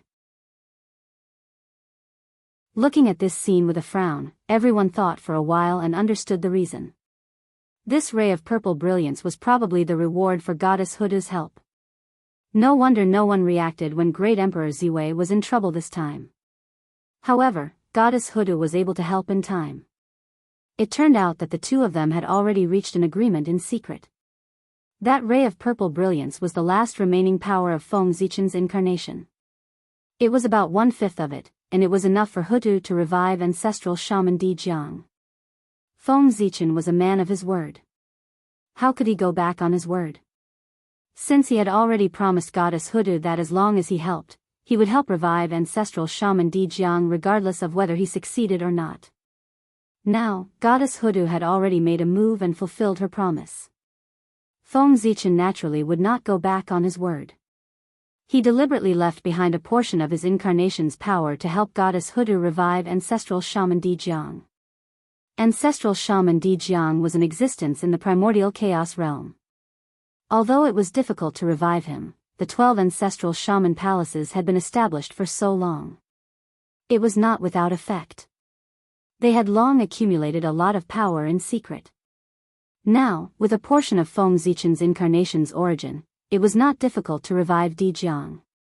It was estimated that in less than 10,000 years, ancestral shaman Di Jiang would return.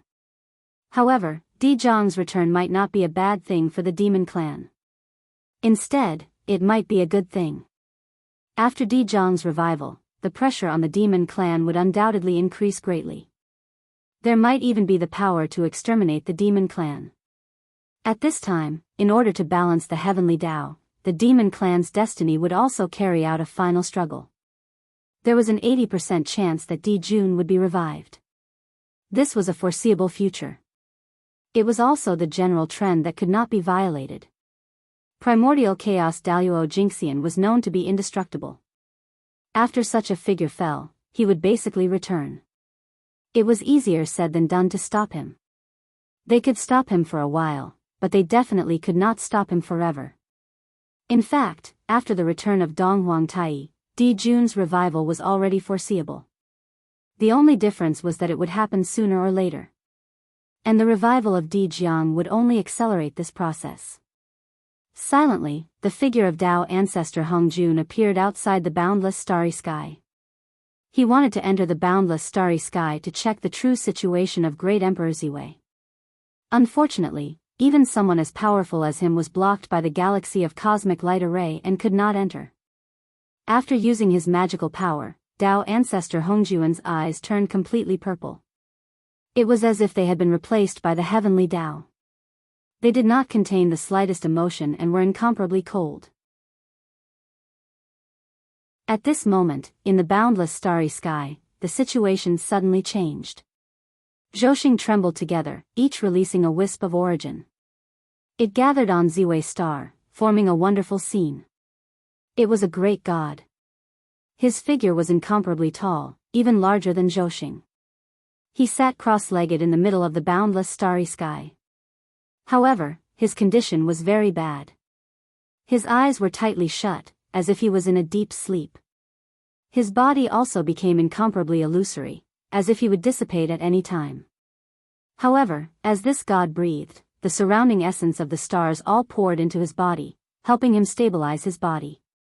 This caused his condition to gradually develop in a good direction.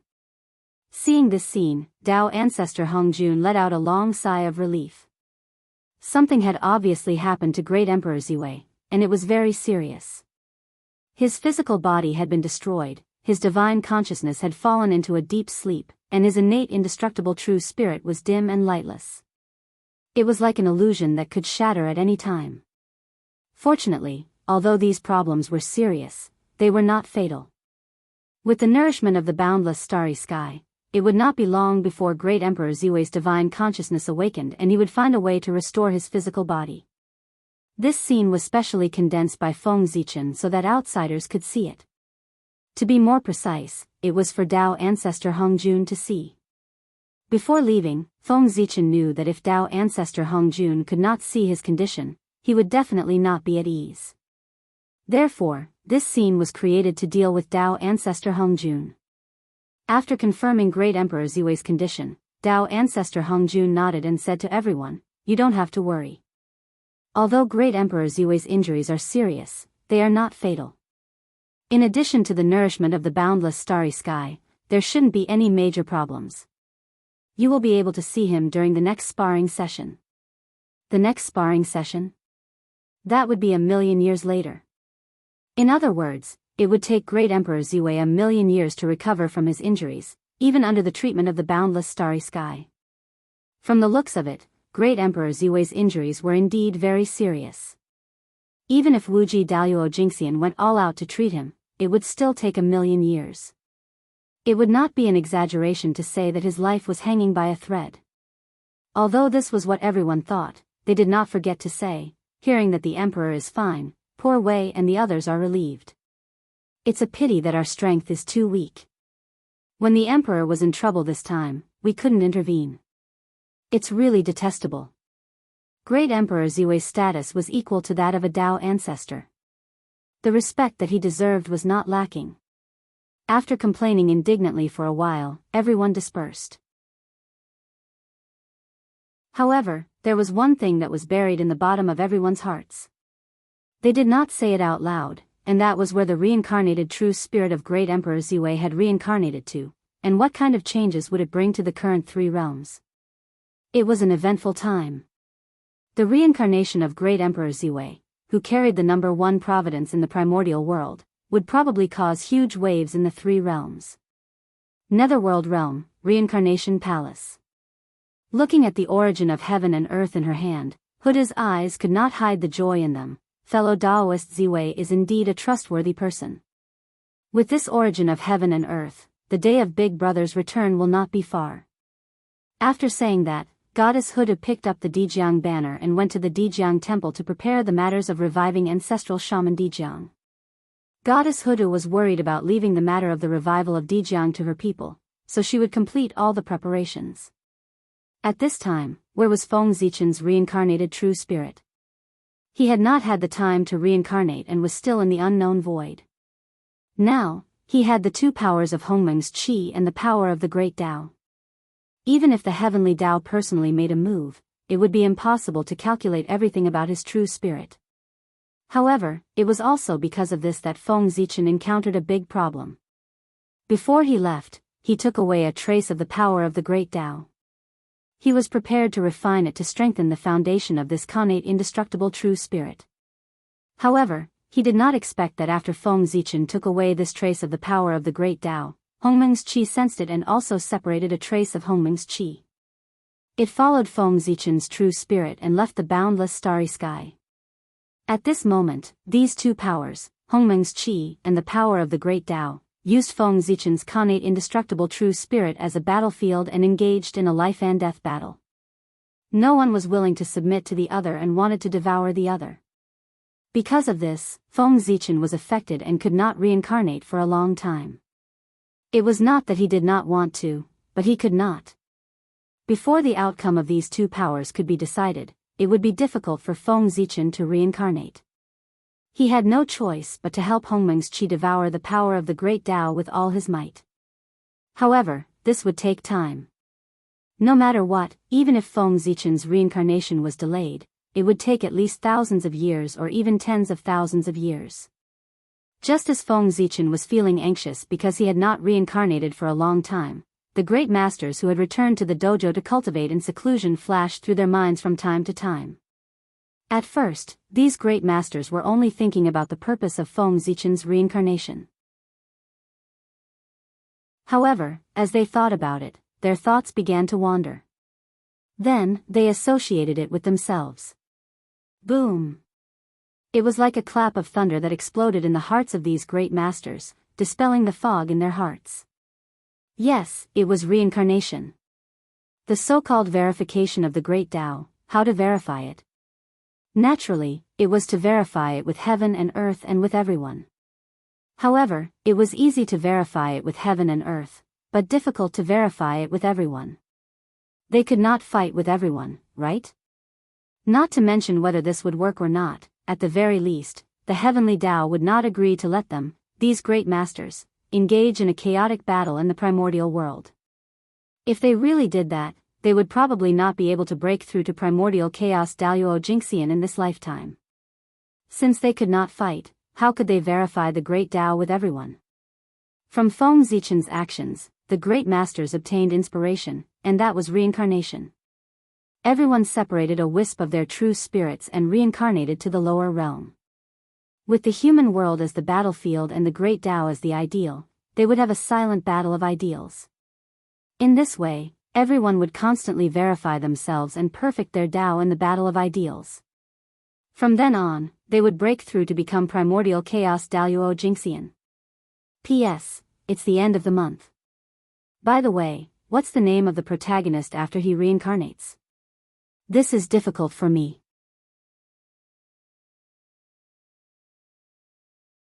Chapter 853. Thinking of this, these great beings were all excited and could not hide the excitement in their hearts. Immediately, these great beings used their magical powers to deduce the feasibility of this method. If the heavenly secrets showed that there was no problem, they would put it into action. At this time, the discussion had just ended, and the world was clear. It was the time when the heavenly secrets were the clearest. The great beings deduced the heavenly secrets at this time and quickly got the answer they wanted. The reincarnation method was indeed feasible. Not only that, the great beings not only confirmed the feasibility of this method from the heavenly secrets, but they also perfected the details. For example, where to reincarnate. Where was the most suitable place to spread the idea and verify the great Tao? They all got the answer from the heavenly secrets. The answer was the Central Divine Prefecture, which was the human race. The Central Divine Prefecture was the center of the human world and also the place where the luck of the three realms gathered. The human race was the main character of the world. Only such a place where luck favored could give birth to countless heroes and create a place that could bear the verification of the great Tao. The human race? It's a little troublesome. After coming back to their senses from the heavenly mystery, the group of great divine ability cultivators all revealed looks of contemplation. The Central Divine Prefecture and the human race were the human emperor's territory. If they did not inform him, they would reincarnate directly. It would be fine if the human emperor did not find out. If the human emperor found out, he would at least kill their clones. In the worst case, he might directly kill them and kill them together. The human emperor, the North Star Emperor, was the most ruthless person in the primordial world. There was nothing in this world that he did not dare to do. He would drag others down with him at the slightest provocation. It was better not to provoke such a person. Over the years, Feng Zichen, the North Star Emperor, had made a name for himself. It was not useless. It directly frightened many great beings in the primordial world, so they did not dare to bypass the North Star Emperor and reincarnate into the human race. The reincarnation of the human race is related to whether the poor way can become the primordial chaos Daoist Jingxian. It can't be delayed. In that case, the poor way can go to the human emperor's city and discuss with the human emperor. Come to think of it, he should also know what attaining the Tao means to the poor way. He probably won't stand in her way. At most, the poor way will just have to pay a little more. In the end, the temptation of becoming the primordial chaos Daoist Jingxian was greater than the fear in his heart. Therefore, the group of great mediums walked out of their dojos and rushed to the emperor's city of the Central Divine Province. They were prepared to negotiate with the emperor and ask him to give them a way out. The great mediums were very fast. Coupled with the anxiety in their hearts, their speed was even faster. In the blink of an eye, they had crossed the layers of the void and arrived at the Central Divine Land. However, they did not manage to enter the Central Divine region. It was not that the human emperor had stopped them from entering, but after arriving here, they realized that they had promised Dao ancestor Hung Jun that they would never step into the central divine region with their true bodies when the human emperor was preaching the Dao. This was to protect the Tree of World. As long as the Tree of World was still in the Central Divine Prefecture, the Central Divine Prefecture would be a forbidden area for great divines. No one, including saints, could enter. After arriving at this place, they realized that they could not enter at all. It was really awkward. At this time, there were many great mediums near the Central Divine region. They could see each other when they looked up. Fortunately, they were all great mediums. Everyone knew each other and guessed the purpose of their visit. After meeting each other, it was not too awkward. They just nodded and smiled. "Why, fellow Daoist is also here. Is it about attaining the Tao?" The person on the other side replied, "So, fellow Daoist is also here for this? What a coincidence." Another person said, "I'm afraid it's not a coincidence. In the poor way's opinion, the fellow Daoists here are all here for attaining the Tao." As they spoke, more and more great mediums arrived. This made the place even more lively. Everyone came here for the same purpose. Naturally, it was easier for them to chat. As they chatted, someone joked, "Fellow Daoist Yu Hai, in the future when you have a battle of ideals, you must show mercy." At this time, as more and more great mediums arrived, everyone became more confident. They could be sure that the matter of reincarnating into the human race this time was successful. If 2 or 3 great mediums were to reincarnate into the human race, the human emperor might refuse. However, if more than 100 great mediums were to be reincarnated into the human race, then even if the human emperor was unwilling, he had to accept it. This was because this was the general trend. The human emperor could not resist it. More than 100 great mediums whose combat power was comparable to the primordial chaos Daoist Jingxian. In the untainted land, no one could afford to offend them, not even the human emperor. After chatting for a while, everyone stopped. Instead, they chose a few representatives to send their incarnations into the human emperor palace to discuss with the human emperor in detail. With so many great mediums gathered outside the Central Divine region, it would be strange if the human emperor did not notice. With the human emperor's cultivation, he must have known their purpose of coming here. Perhaps this was why the human emperor was not willing to show himself. With so many people coming to the Central Divine region, it was inevitable that they would be suspected of forcing the human emperor to abdicate. Because of this, the human emperor was unhappy and did not take the initiative to meet them. The great mediums present all expressed their understanding. After all, if this matter happened to them and they were forced to abdicate, they would also be displeased. It was also because they knew that the human emperor was unhappy that the great mediums took the initiative to send messengers to the human emperor palace to seek an audience with the human emperor. As for who the messengers were, logically speaking, Zenyuanzi was undoubtedly the most suitable one. In the past, he had a good relationship with the human emperor. Unfortunately, because of the matter of Hongyun, the two of them had a conflict. As a good person, Zenyuanzi could not show himself. For this reason, Zenyuanzi directly gave up reincarnating into the human race and achieved Tao by confirming the Great Path. Firstly, he did not want to owe the human race a favor. Secondly, Zenyuanzi was very confident that he could achieve Tao without confirming the Great Path with others. After guarding the eastern land for countless years, Zenyuanzi finally ushered in his own blessing. The power of heaven and earth helped him achieve Tao. Zenyuanzi did not plan to reincarnate into the human race. His two sworn enemies, Patriarch Kuanpang and Patriarch Nether River, did not plan to reincarnate into the human race either. Patriarch Kuanpang was a typical example of someone behind him. He did not panic and could discuss Tao with the expert behind him to break through the primordial chaos Daoist Jingxian. As for Patriarch Nether River, the reason was even simpler. This person cultivated the Tao of slaughter and the Tao of blood. If he wanted to achieve Tao, he must see blood. How could a battle of ideas help him achieve Tao? Therefore, this matter had nothing to do with Patriarch Nether River. Everyone discussed for a long time. In the end, the great void Taoist, Taoist Hu Tian, and Taoist Shanhai, who were the most senior and strongest among the three great mediums, went to the human emperor palace to discuss with the human emperor in detail. However, before the three of them appeared, the human emperor had already taken the initiative to leave the human emperor palace and come in front of the great mediums. It was enough to leave them alone for a while. Could he really not meet them? Therefore, the human emperor sat in the human emperor palace and watched the great mediums discuss for a long time. After they reached a conclusion, he took the initiative to leave the human emperor palace and meet them. Seeing the human emperor appear, the great mediums knew that he did it on purpose. However, they also knew that he was not in a good mood. Moreover, they had a favor to ask of him, so they did not take it to heart. Instead, they replied respectfully, "Greetings, Emperor."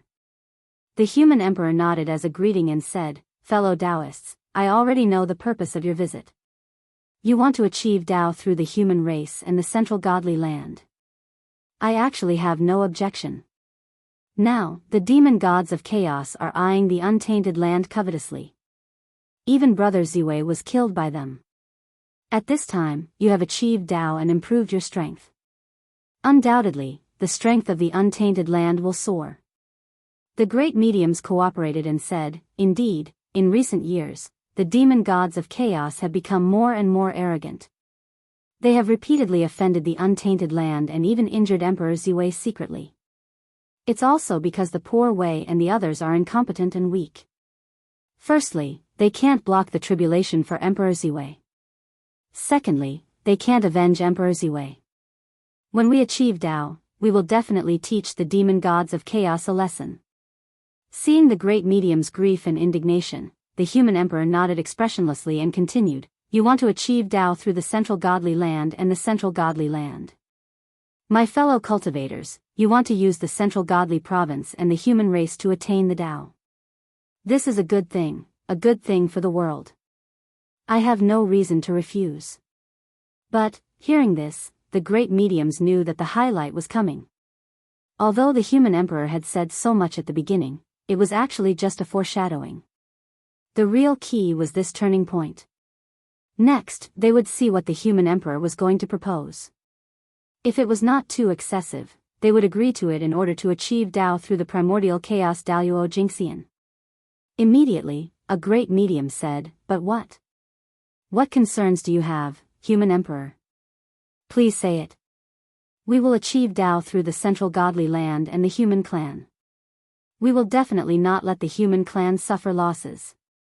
Looking at him, the human emperor said, "Since you've said so, I'll be frank. So many of you have reincarnated into the human race. Although it's to achieve Dao, there's one thing that I can't ignore. Please think about it carefully. What is the difference between your actions and digging up the roots of the human clan?" When the great mediums heard this, they were stunned at first and then wanted to refute. They had reincarnated into the human clan just to achieve Dao. How could it have anything to do with digging up the roots of the human clan? Digging up the roots of the human clan was a deadly feud. The human emperor's words were a little harsh. But immediately, the great mediums seemed to have realized something. They suddenly stopped talking and became silent. Just a moment ago, they suddenly understood what the human emperor meant. In order to achieve Dao, these great mediums had reincarnated into the human clan to spread their ideas and pass down their Dao for the human clan to practice. And this was digging up the roots of the human clan. If those humans learned their ideas and practiced their magic, wouldn't they become the disciples of these almighty masters? Moreover, these ideas were bound to be passed down from generation to generation in the human race, and their influence would be far-reaching. By then, most of the human clan would be the disciples and grand disciples of these great mediums. If there was a day when the human clan had a conflict with these great mediums, how would these disciples deal with it? If this was not digging up the roots of the human clan, then what was? Therefore, if they did not solve this problem, they would fall out with these great mediums. The human emperor would not agree to let them reincarnate into the human clan. After a long silence, one of the great mediums remembered the conditions that the human emperor had put forward when he gambled with the saints back then. If the human emperor agrees to let poor Wei reincarnate into the human clan to preach, then poor Wei will owe the human clan a favor. Moreover, after poor Wei's incarnation reincarnates into the human clan, she will only be a human clan. Her successor will also be a successor of the human clan. It will have nothing to do with poor Wei. He intended to draw a line between himself and his successor. As long as he did not admit that the human clan who had learned his ideas were his successors, then these human clan would have nothing to do with him. In this way, there would be no problem of digging up the roots of the human clan. He was also a decisive person. In order to achieve Dao, he directly made such a promise to the human emperor in exchange for a chance to reincarnate. In this way, he would be giving the human clan a Dao orthodoxy for free and also doing them a favor. However, he did not lose out. He could achieve Dao with this and achieve the realm of primordial chaos Daoist Jingxian. This was the greatest benefit. Hearing this, a smile appeared on the human emperor's face. He nodded and said, "Okay."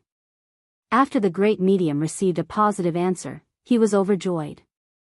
His intuition told him that his true spirit was beating non-stop. He was closer to the primordial chaos Dao fruit. "Thank you, human emperor, for your help. Poor Wei will go and prepare. When poor Wei reincarnates, I will disturb you again." After saying this, the person bid farewell to the human emperor and left in a hurry. After this great medium left, the rest of the great medium followed him and promised the human emperor the same conditions. In this regard, the human emperor did not refuse anyone and nodded in agreement. With so many great medium helping the human clan for free, why would the human clan worry about not prospering? When these great medium all achieved Dao, the human clan's foundation was bound to reach a higher level. The other three major continents, the three pure ones, the eastern Tai, and the western two sages all frowned when they saw this scene. The great medium all achieved Dao. This was something that they had long foreseen. Therefore, they were not surprised. However, each of them owed the human clan a favor. This gave them a headache. At the moment, these favors might not be too precious. However, when these people achieved Dao, these favors would become extraordinary things. This meant that the human clan suddenly had hundreds of primordial chaos Daoist Jingxian realm protectors to protect their development. In this way, who in the three realms could shake the human clan? The sages? Even the sages could not stop hundreds of primordial chaos Daoist Jingxian. Damn it, the human clan is getting more and more troublesome. Previously, in the hearts of the sages, the human clan was just a tail that could not be removed. However, after today, the sages would undoubtedly pay more attention to the human clan and view them as a major threat. This was a force that was even more terrifying than the shamans and demons. This was because even if the shamans and demons worked together, they would not be able to find hundreds of primordial chaos Daoist Jingxian. Although these future primordial chaos Daoist Jingxian would not die for the human clan and would be completely tied to the human clan's war chariot. But, even if it was just one time, it was already hard enough for the human race to bear the consequences.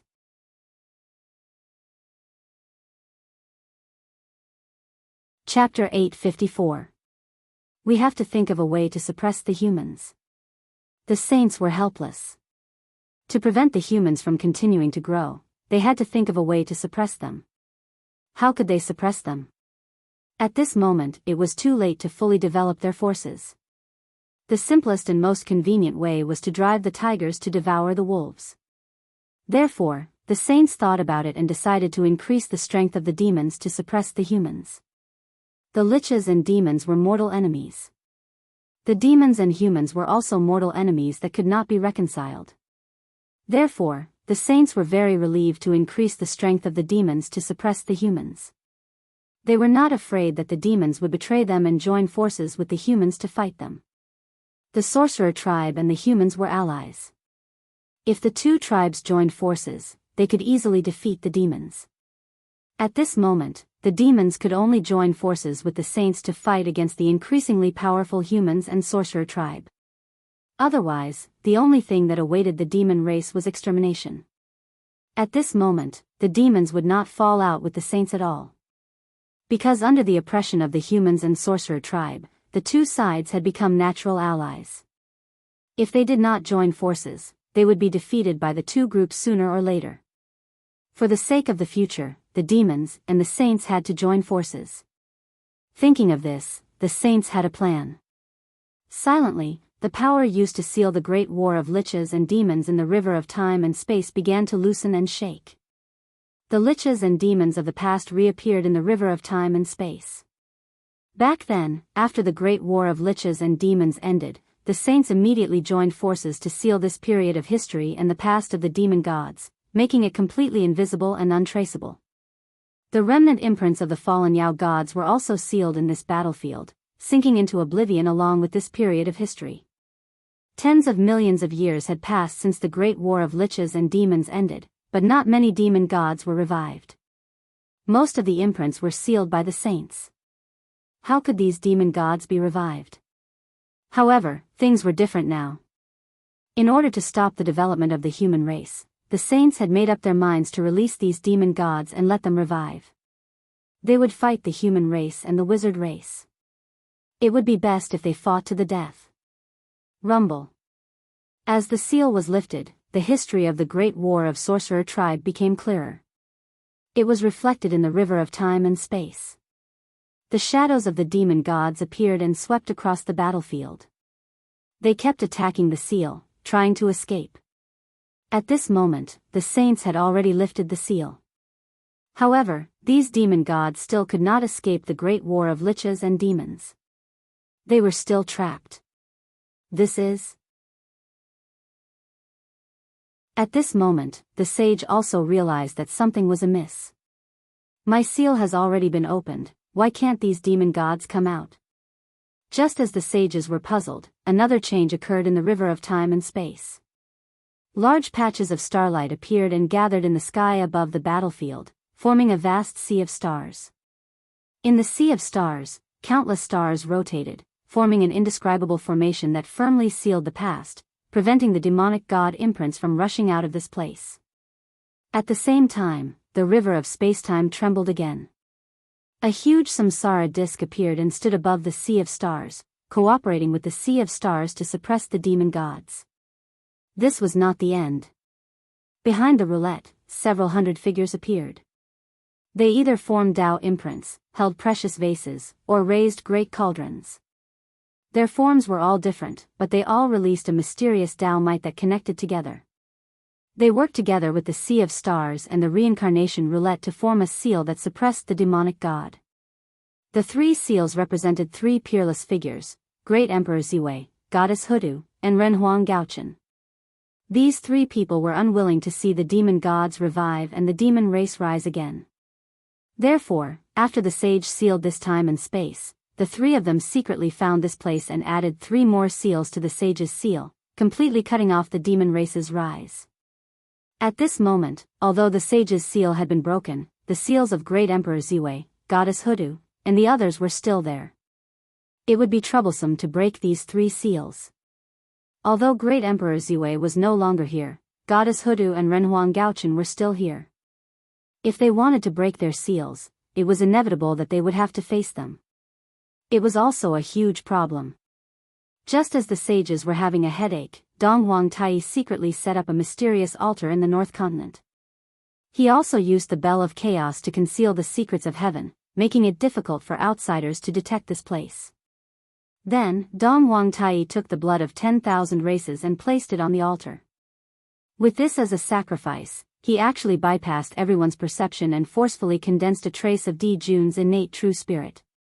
However, this trace of innate true spirit was very fragile. It was as if a gust of wind could extinguish it. Dong Huangtai had no choice but to send this trace of Di Jun's innate true spirit into the cycle of reincarnation so that it could be reborn and cultivate again. Entrusted with the power of reincarnation, it could repair Di Jun's innate true spirit. Not long after this, a wisp of true sun fire fell from the sun star and fell into the North Continent. It merged with a wisp of creation chi. After being nurtured for 1,000 years, an innate fire crow was born. Like the golden crow, the innate fire crow was a spirit born from the sun. However, the innate fire crow was far less noble than the golden crow. It was just an ordinary innate life form, not an innate divine being like the golden crow. However, although the innate fire crow was inferior to the golden crow, in theory, the two bloodlines were of the same origin. The innate fire crow born from the true sun fire had the possibility of transforming into the golden crow. Yes, that's right. The innate fire crow born from the true sun fire in the North Continent was Di Jun's reincarnation. Logically speaking, with Di Jun's status, even if he was in dire straits, it was impossible for him to reincarnate as an innate life form. At the very least, he should be an innate divine being. It would be easy for him to reincarnate as an innate divine being. After all, the primordial chaos Daoist Jingxian had a strong foundation. How could Di Jun reincarnate as an ordinary innate life form? However, Di Jun did not follow the rules. He reincarnated as an ordinary innate life form. Of course, Di Jun did this on purpose. He felt that his starting point in his previous life was too high. He was born as an innate divine being, the Daoist Lord of Tai. Di Jun had not experienced the realm below the Daoist Lord of Tai. It was inevitable that he would feel regretful. Therefore, using this opportunity, Di Jun decided to re-embark on the path of cultivation. He would start from the bottom and work his way up to the top. He would rise step by step and return to the peak. Di Jun's idea was very good. It could be said that he had the same idea as Feng Zichen, the great of Ziwei. At this moment, Feng Zichen, who was entangled with the might of the Great Path, also felt that the grade of Ziwei's starting point was too high. He decided to completely recultivate and re-embark on the path of cultivation. Although Di Jun's starting point was high, it was not as high as the grade of Ziwei. The grade of Ziwei was born as a sage to be at the peak of the untainted land. Of course, although the grade of Ziwei's starting point was high, it was all because Feng Zichen had walked step by step. If he had not cultivated as a human for countless years, the grade of Ziwei would not have been able to reach the peak of the sage-to-be realm at birth. Logically speaking, Feng Zichen's foundation was already solid enough. It could be said that in the untainted land, there was no one whose foundation was more solid than his. After all, Feng Zichen was the only one in the untainted land who had ascended to the primordial chaos Daoist Jingxian realm in the later heaven realm. He was a living legend, a role model for all living beings to cultivate. At the same time, Feng Zichen was also the only one in the untainted land who had passed through all the cultivation realms. From the acquired realm to the primordial chaos realm, Feng Zichen did not fall behind a single realm. He had cultivated all of them. But even so, Feng Zichen still had to recultivate. It was an unprecedented recultivation. It was even more thorough than Di Jun. He had to start cultivating from the body of a mortal. Di Jun said that he wanted to recultivate. But with his pride, he could not really abandon everything and come out as an innate spirit in the future. Therefore, he chose the identity of an innate spirit. Feng Zichen, on the other hand, was born as an innate spirit. He did not have the pride of an innate spirit. Therefore, he could be more thorough than Di Jun. He could really abandon everything and start cultivating from the body of a mortal. From the primordial chaos Daoist Jingxian realm to an ordinary mortal, it took a lot of courage to make this decision. Feng Zichen also struggled for a long time before he made up his mind. Everything was for eternity. Feng Zichen planned to use this opportunity of reincarnation to completely get rid of Pangu's influence. From then on, he could cultivate the Tao of Hongmeng without any distractions and attain the eternal Tao fruit. In Feng Zichen's life, he had been deeply influenced by Pangu. Even if it was easier to cultivate several times, he could not completely get rid of Pangu's influence. There was always a trace of Pangu's influence left behind. This was originally nothing. On the contrary, having Pangu's trace on him made it more convenient for Feng Zichen to do things in the untainted land. There was an inexplicable power in his every move. But unfortunately, with the improvement of Feng Zichen's realm, his vision also changed. The untainted land was no longer enough to satisfy his ambition. He set his sights on the even vaster great chaos outside the realm. He wanted to attain Hongmeng and attain the eternal Tao fruit. He wanted to become an existence on par with the great Tao. Hongmeng was a power on par with the great Tao. They were both at the level of eternity. Feng Zichen wanted to attain the Hongmeng Tao fruit, but Pangu wanted to attain the great Tao fruit. For this reason, Feng Zichen, who could not get rid of Pangu's influence, could only instinctively get closer to the great Tao. From then on, he would get further and further away from Hongmeng. Even if he had the Hongmeng treasure, it would be difficult for him to cultivate the eternal Hongmeng Tao fruit. Therefore, Feng Zichen had the idea of using the opportunity of reincarnation to get rid of Pangu's influence. He would walk the path of cultivation again and reorganize his cultivation system. He would change his main cultivation path from Pangu's Tao to Hongmeng's Tao so that everything would be based on Hongmeng. This was the path that Feng Zichen should take. From the time the Hongmeng Tao Jade chose Feng Zichen, his future was already destined. He would walk the path of attaining the Hongmeng Tao. Pangu valued Feng Zichen so much. It was not without the influence of the Hongmeng Tao Jade. To be chosen by the Hongmeng Tao Jade meant that Feng Zichen had the potential to achieve eternity.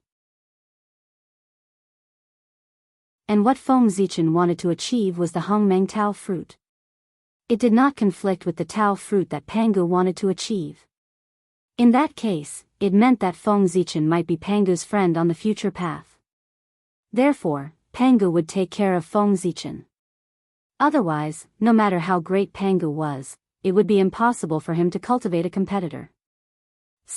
When Feng Zichen was young, he did not know anything. He worshipped Pangu too much and thought that Pangu was omnipotent. Therefore, the cultivation system that he created was based on Pangu. The Tao of gods and demons was born from this. It was precisely because of this that Feng Zichen had completely overlooked the supreme fortuitous encounters and the primordial grand Tao that the primordial Tao Jade carried. He had merely treated it as an auxiliary treasure to cultivate the Pangu's Tao. Step by step, the influence of Pangu's Tao on Feng Zichen deepened. Even if Feng Zichen later realized this, he could not completely remove this influence. Gradually, it became what it was today. It affected Feng Zichen's cultivation of the Hongmeng's Tao. Yes, Feng Zichen was still unable to comprehend the Hongmeng's Tao because of Pangu's influence. To be more precise, it was the influence of Pangu's Tao. Although Hongmeng was not weaker than the Tao, it had not matured yet. How could it resist the power of the Tao on Pangu's body? Feng Zichen was naturally unable to comprehend Hongmeng's Tao after being suppressed by it. This was something that Feng Zichen discovered by chance when the Hongmeng's Tao Qi was fighting with the Tao's Tao Qi. After understanding this, Feng Zichen was naturally more determined to recultivate. It was time to set things right and return to the right path. Hongmeng was Feng Zichen's final destination. As for the Tao, that was what Pangu was after. Hongmeng belonged to Feng Zichen, and the Tao belonged to Pangu. It was only right that they did not invade each other. However, although he had taken the wrong path, Feng Zichen did not regret it at all. Pangu's Tao was of great help to him. If it were not for Pangu's Tao, Feng Zichen might not be where he was today. Or, Feng Zichen might be where he was today, but the human race definitely would not be where they were today. Hongmeng could only help Feng Zichen himself, but Pangu's Tao could help the entire human race. The human race had risen because of the Tao of gods and demons derived from Pangu's Tao body. Therefore, even though he had taken the wrong path, Feng Zichen did not regret it at all. With a decision in his heart, Feng Zichen immediately took action. He suddenly ignited this wisp of innate true spirit and turned it into a huge force that poured into the Hongmeng aura. In an instant, with the help of Feng Zichen's true spirit, the Hongmeng aura that was entangled with the power of the Tao sword. It directly suppressed the power of the Tao and devoured it. When the Hongmeng aura won and completely devoured the power of the Tao, Feng Zichen's wisp of innate true spirit was really only left with a little bit. And a little bit of innate true spirit was the standard for mortals. The birth of a connate god fiend had a complete innate true spirit. There was only one connate life form, and only one innate true spirit. With this little bit of innate true spirit, he could reincarnate as an ordinary postnatal life form. In fact, even if Feng Zichen did not want to reincarnate as an ordinary postnatal life form, he could not protect his true spirit. The Hongmeng aura and the power of the Tao were entangled, and it was difficult to determine the winner in a short time. If Feng Zichen did not want to wait tens of thousands of years to reincarnate, he could only ignite his true spirit to increase the power of the Hongmeng aura. It seemed like there were many choices, but in fact, Feng Zichen had no choice. Whoosh!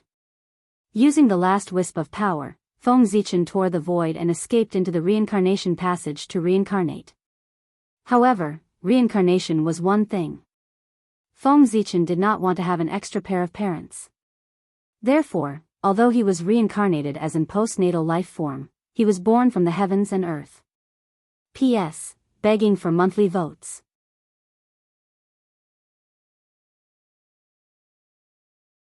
Chapter 855. We have to think of a way to suppress the human race. The saints were helpless. To prevent the human race from growing stronger, they had to think of a way to suppress the human race. How could they suppress the human race? At this moment, it was too late to cultivate their forces. The simplest and most convenient way was to drive the tiger to devour the wolf. Therefore, the saints thought about it and decided to increase the demon race's strength to suppress the human race. The liches and demons were mortal enemies. The demon race and the human race were also mortal enemies that could not be reconciled. Therefore, the saints were very relieved to increase the demon race's strength to suppress the human race. They were not afraid that the demon race would betray them and join forces with the human race to fight them. The sorcerer race and the human race were allies. If the two races joined forces, they could easily defeat the demon race. At this moment, the demon race could only join forces with the saints to fight against the increasingly powerful human race and sorcerer race. Otherwise, what awaited the demon race was extinction.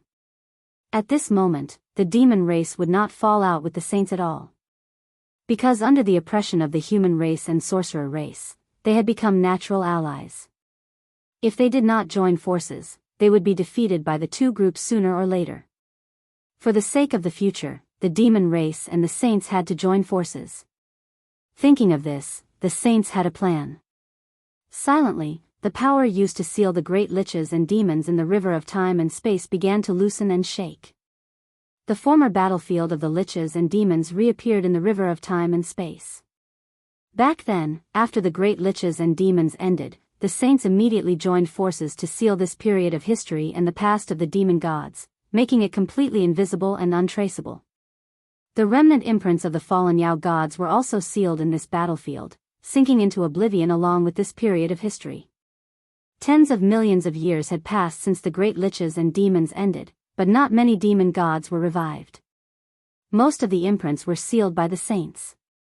How could these demon gods be revived? However, things were different now. In order to stop the development of the human race, the saints made up their minds to release these demon gods and let them revive to fight the human race and sorcerer race. It would be best if they fought to the death. Rumble.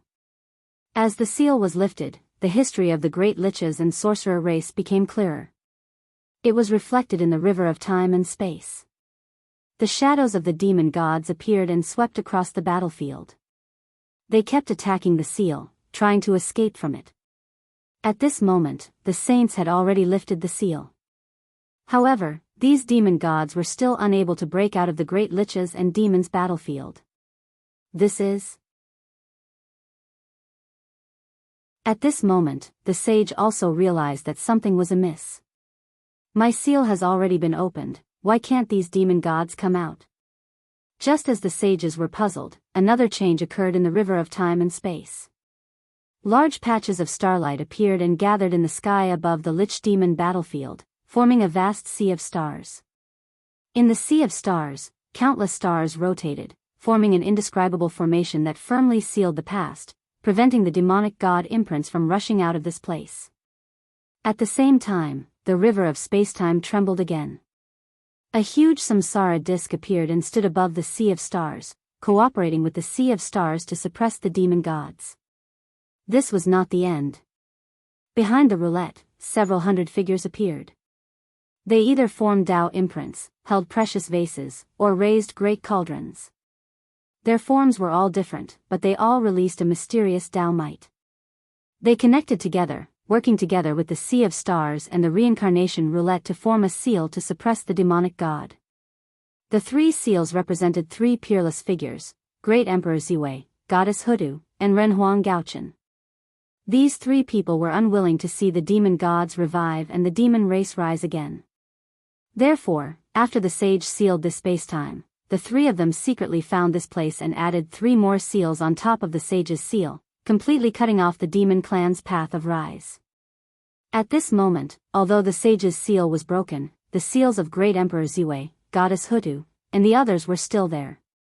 It would be troublesome to break these 3 seals. Although Great Emperor Ziwei was no longer here, Goddess Hudu and Renhuang Gaochen were still here. If they wanted to break their seals, it was inevitable that they would have to face them. It was also a huge problem. Just as the sages were having a headache, Dong Huangtai secretly set up a mysterious altar in the North Continent. He also used the Bell of Chaos to conceal the secrets of heaven, making it difficult for outsiders to detect this place. Then, Dong Huangtai took the blood of 10,000 races and placed it on the altar. With this as a sacrifice, he actually bypassed everyone's perception and forcefully condensed a trace of Di Jun's innate true spirit.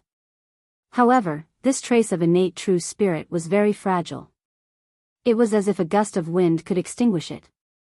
Dong Huangtai had no choice but to send this trace of Di Jun's innate true spirit into the cycle of reincarnation so that it could be reborn and cultivate again. Entrusted with the power of reincarnation, it could repair Di Jun's innate true spirit. Not long after this, a trace of the sun's true fire fell from the sun star and fell into the North Continent. It merged with a trace of creation chi. After being nurtured for 1,000 years, an innate fire crow was born. Like the golden crow, the innate fire crow was a spirit born from the sun. However, the innate fire crow was far less noble than the golden crow. It was just an ordinary innate life form, not an innate divine being like the golden crow. However, although the innate fire crow was inferior to the golden crow, in theory, the 2 bloodlines were of the same origin. The innate fire crow born from the sun's true fire had the possibility of transforming into the golden crow. Yes, that's right. The innate fire crow born from the sun's true fire in the North Continent was Di Jun's reincarnation. Logically speaking, with Di Jun's status, even if he was in dire straits, it was impossible for him to reincarnate as an innate life form. At the very least, he should be an innate divine being. Even becoming an innate divine being would be a piece of cake. After all, the primordial chaos Daoist Jinxian's foundation was there. How could Di Jun reincarnate as an ordinary innate life form? However, Di Jun did not play by the rules. He reincarnated as an ordinary innate life form. Of course, Di Jun did this on purpose. He felt that his starting point in his previous life was too high. He was born as an innate divine being, a Tao Lord of Tai.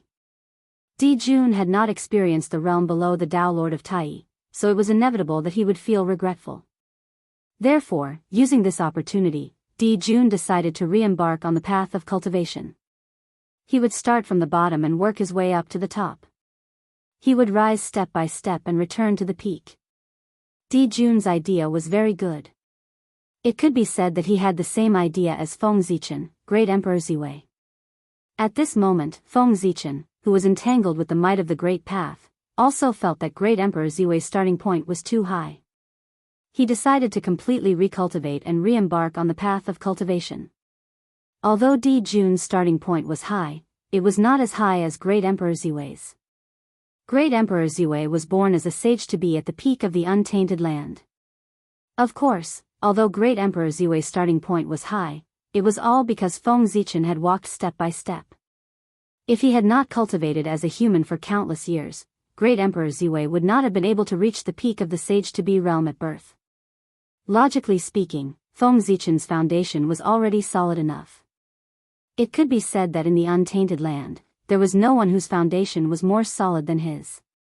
After all, Feng Zichen was the only one in the untainted land who had ascended to the primordial chaos Daoist Jingxian realm after reaching the heaven realm.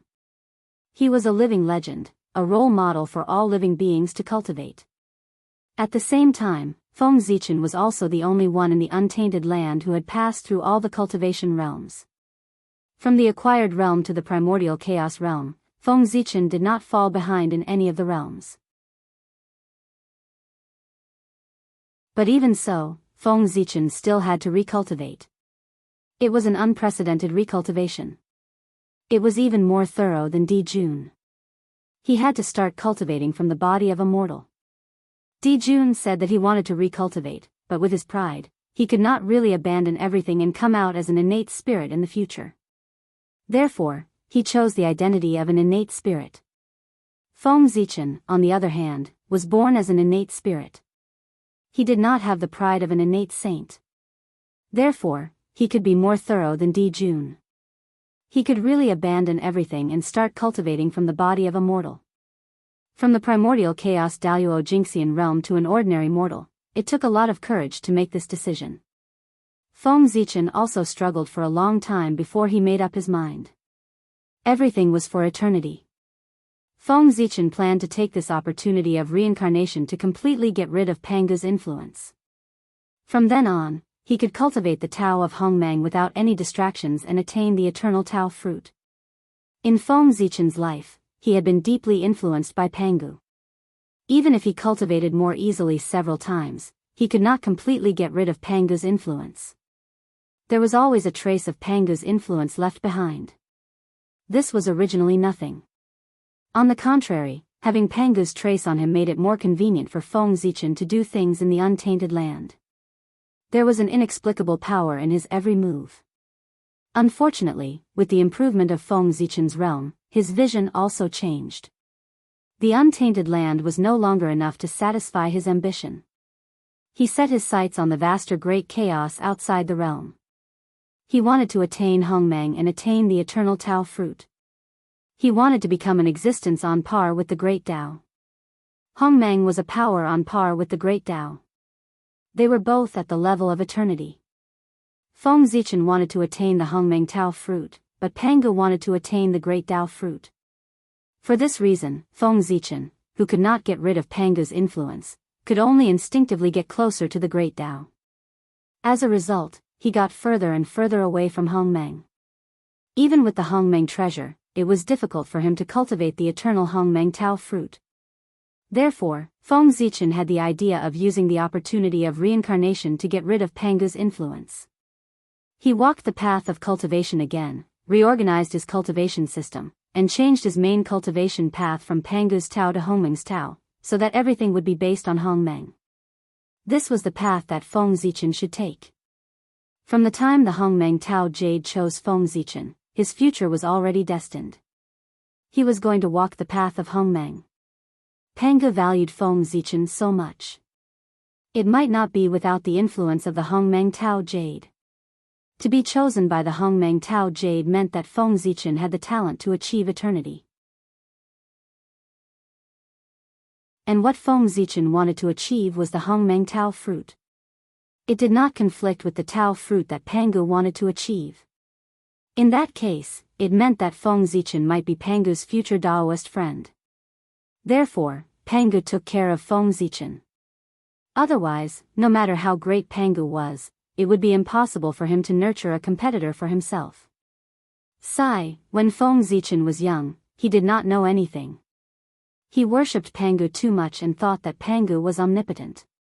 Therefore, the cultivation system that he created was based on Pangu. The Tao of gods and demons was born from this. It was also because of this that Feng Zichen completely ignored the Hongmeng Tao Jade itself. The Hongmeng Tao was a supreme opportunity. He only used it as an auxiliary treasure to cultivate Pangu's Tao. Step by step, the influence of Pangu's Tao on Feng Zichen deepened.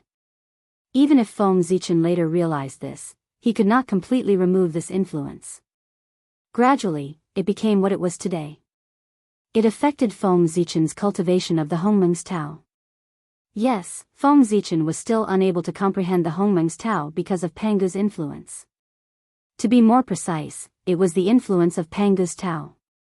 Although Hongmeng was not weaker than the Tao, it had not yet matured.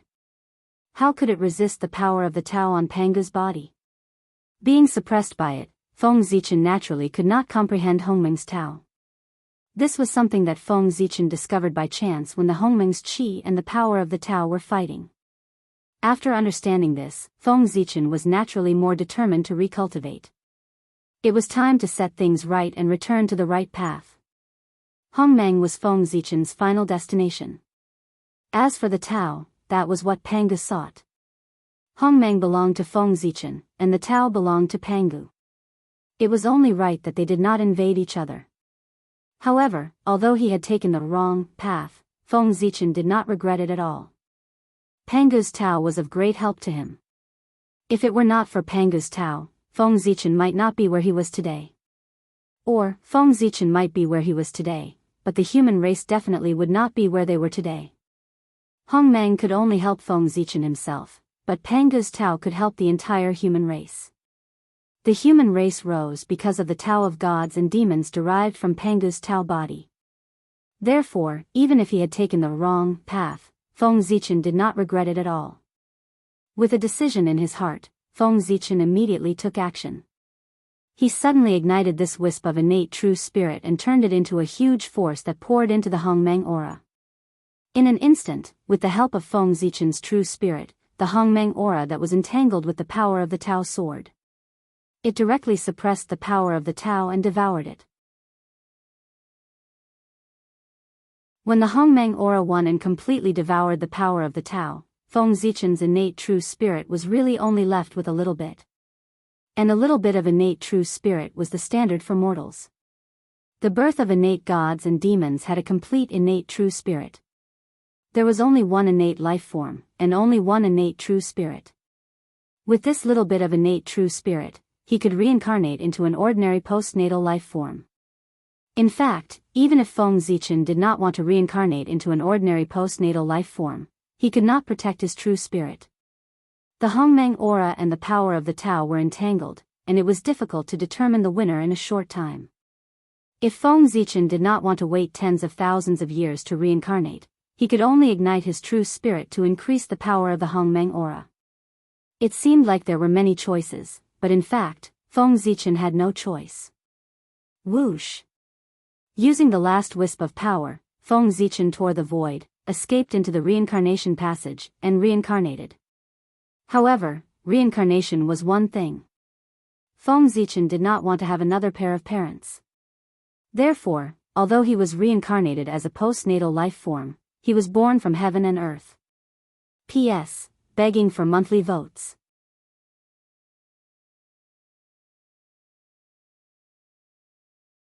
Chapter 856. After cultivating for a while, Feng Zichen waited for his body to reach its limit. Then, he stood up and walked to the front of the iron tree, continuing his previous actions. Pa, pa, pa, in the valley, the sound of slapping could be heard again. Don't get me wrong. This was not the movement of many people, but the sound of Feng Zichen's body hitting the iron tree. After about 10 minutes, the strength in Feng Zichen's body was exhausted. He ended the tempering and sat on the ground again to breathe in the qi of heaven and earth. When his strength was restored, he continued to temper his body. Just like that, he cultivated again and again. Every time he breathed in the qi of heaven and earth, Feng Zichen could feel his skin membrane growing stronger. A full 2 hours had passed. Feng Zichen had completed 9 cycles of cultivation of the Hongmeng Daoist scripture. At this time, Feng Zichen stopped and stood silently in front of the iron tree. It was not that he wanted to stop, but just now, after completing 9 cycles of cultivation, he felt that he was hungry. Even if he was a cultivator, as long as he had not reached the Anidia realm, he had to eat. In the early stages of cultivation, the path of the celestial demon required a large amount of food. The early stages of the path of the celestial demon focused on tempering one's body. This required a large amount of blood and flesh to provide sufficient blood and qi for tempering one's body. If one did not have enough food, where would the blood and qi come from to temper one's body? forcefully cultivating would only cause one's body to be depleted. If it was light, one would fall seriously ill. If it was serious, one's life would be in danger. Cultivation was actually a very dangerous thing. If one moved, one's life would be in danger. Feng Zichen had just eaten a few wild fruits to satisfy his hunger. What was that enough? After 2 hours of high-intensity cultivation, it had long been digested.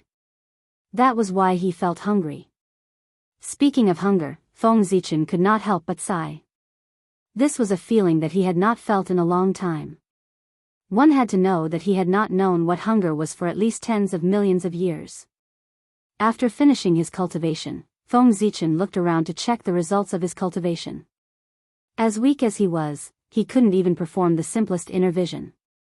Looking at his physical body, Feng Zichen found that his entire body had a jade-like color, and there was a faint purple light. His entire body had perfect lines, and his muscles naturally appeared, emitting a strong aura. Well, Feng Zichen was very dissatisfied. This body was far inferior to the invincible body that had been destroyed by the Chaos Demon God. The difference between a sage and an ant was like the difference between a sage and an ant. However, no matter how bad it was still his, so he could only reluctantly use it.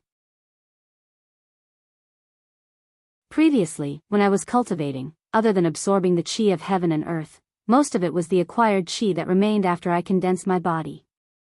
Now that I've used it all up, if I continue to cultivate, without sufficient energy to support me, I'm afraid that my life essence will be consumed. Even my flesh and blood will be consumed. It seems that I have to look for precious herbs, or some demon beast meat, vicious beast meat, or other food that contains a lot of energy. Otherwise, my cultivation speed will be greatly reduced. Feng Zichen muttered thoughtfully. He was very clear that the reason why he could cultivate so quickly just now was completely dependent on the acquired qi that had not been completely consumed when he condensed his body. Now, the remaining Ho Tian qi had been completely consumed. If he wanted to cultivate again, he had to rely on his own efforts. Fortunately, turning all the accumulation into strength has allowed me to truly step into the realm of initial success in the skin refining realm. Ordinary swords should not be able to cut my skin. Feng Zichen glanced at his body. With a thought, his right arm clenched into a fist, and he fiercely punched in front of him. Boom! In an instant, the skin on his entire arm seemed to be hiding countless dragons and snakes, constantly moving up and down. As he punched out, a domineering dragon's roar could be faintly heard from the fist wind, as if an azure dragon was roaring. In the void, there was a faint sound of something breaking through the air. This was the sign of initial success in skin refining. With a thought, Feng Zichen gathered all the strength in his body. In an instant, the skin on his body seemed to be filled with air, and his entire body swelled up. Casually picking up a hard stone from the ground, Feng Zichen used all his strength to cut his body. Other than leaving a red mark, there were no other injuries. It was difficult to be injured by swords and sabers. At this stage of martial arts cultivation, one could actually start to consider advancing to the next stage, which was blood tempering. However, Feng Zichen wanted to walk the path of the demon god, and his current level was far from enough. The prerequisite for cultivating the path of the demon god was to cultivate all 6 stages of the acquired realm of martial arts to the extreme. Then, combining all the strength in his body, he would open the bridge of heaven and earth, and open the spirit sea in one fell swoop. Only then would he be considered to have stepped into the acquired realm of the demon god. That's right, the acquired realm of martial arts did not have a spirit sea. The spirit sea of martial arts was called the Sea of Qi, and in the Khanate realm, it was also called the Khanate Sea of Qi. Once the body refining was completed, one could open up the Sea of Qi and advance to the Khanate realm. In ancient times, the reason why the martial path of the demon god could be popularized in the human clan was not only because of the Khanate bloodline, but also because of the good environment at that time. At that time, the human clan ate the meat of Khanate ferocious beasts every meal, so their qi and blood were incomparably vigorous. They were all dragons and phoenixes among men, so it was naturally not difficult for them to cultivate the path of the demon god. But now, the human clan did not have such good treatment. If one wanted to cultivate the path of the demon god, they could only use the acquired realm of the martial path to temper their foundation until their physical fitness was comparable to that of the ancient human clan.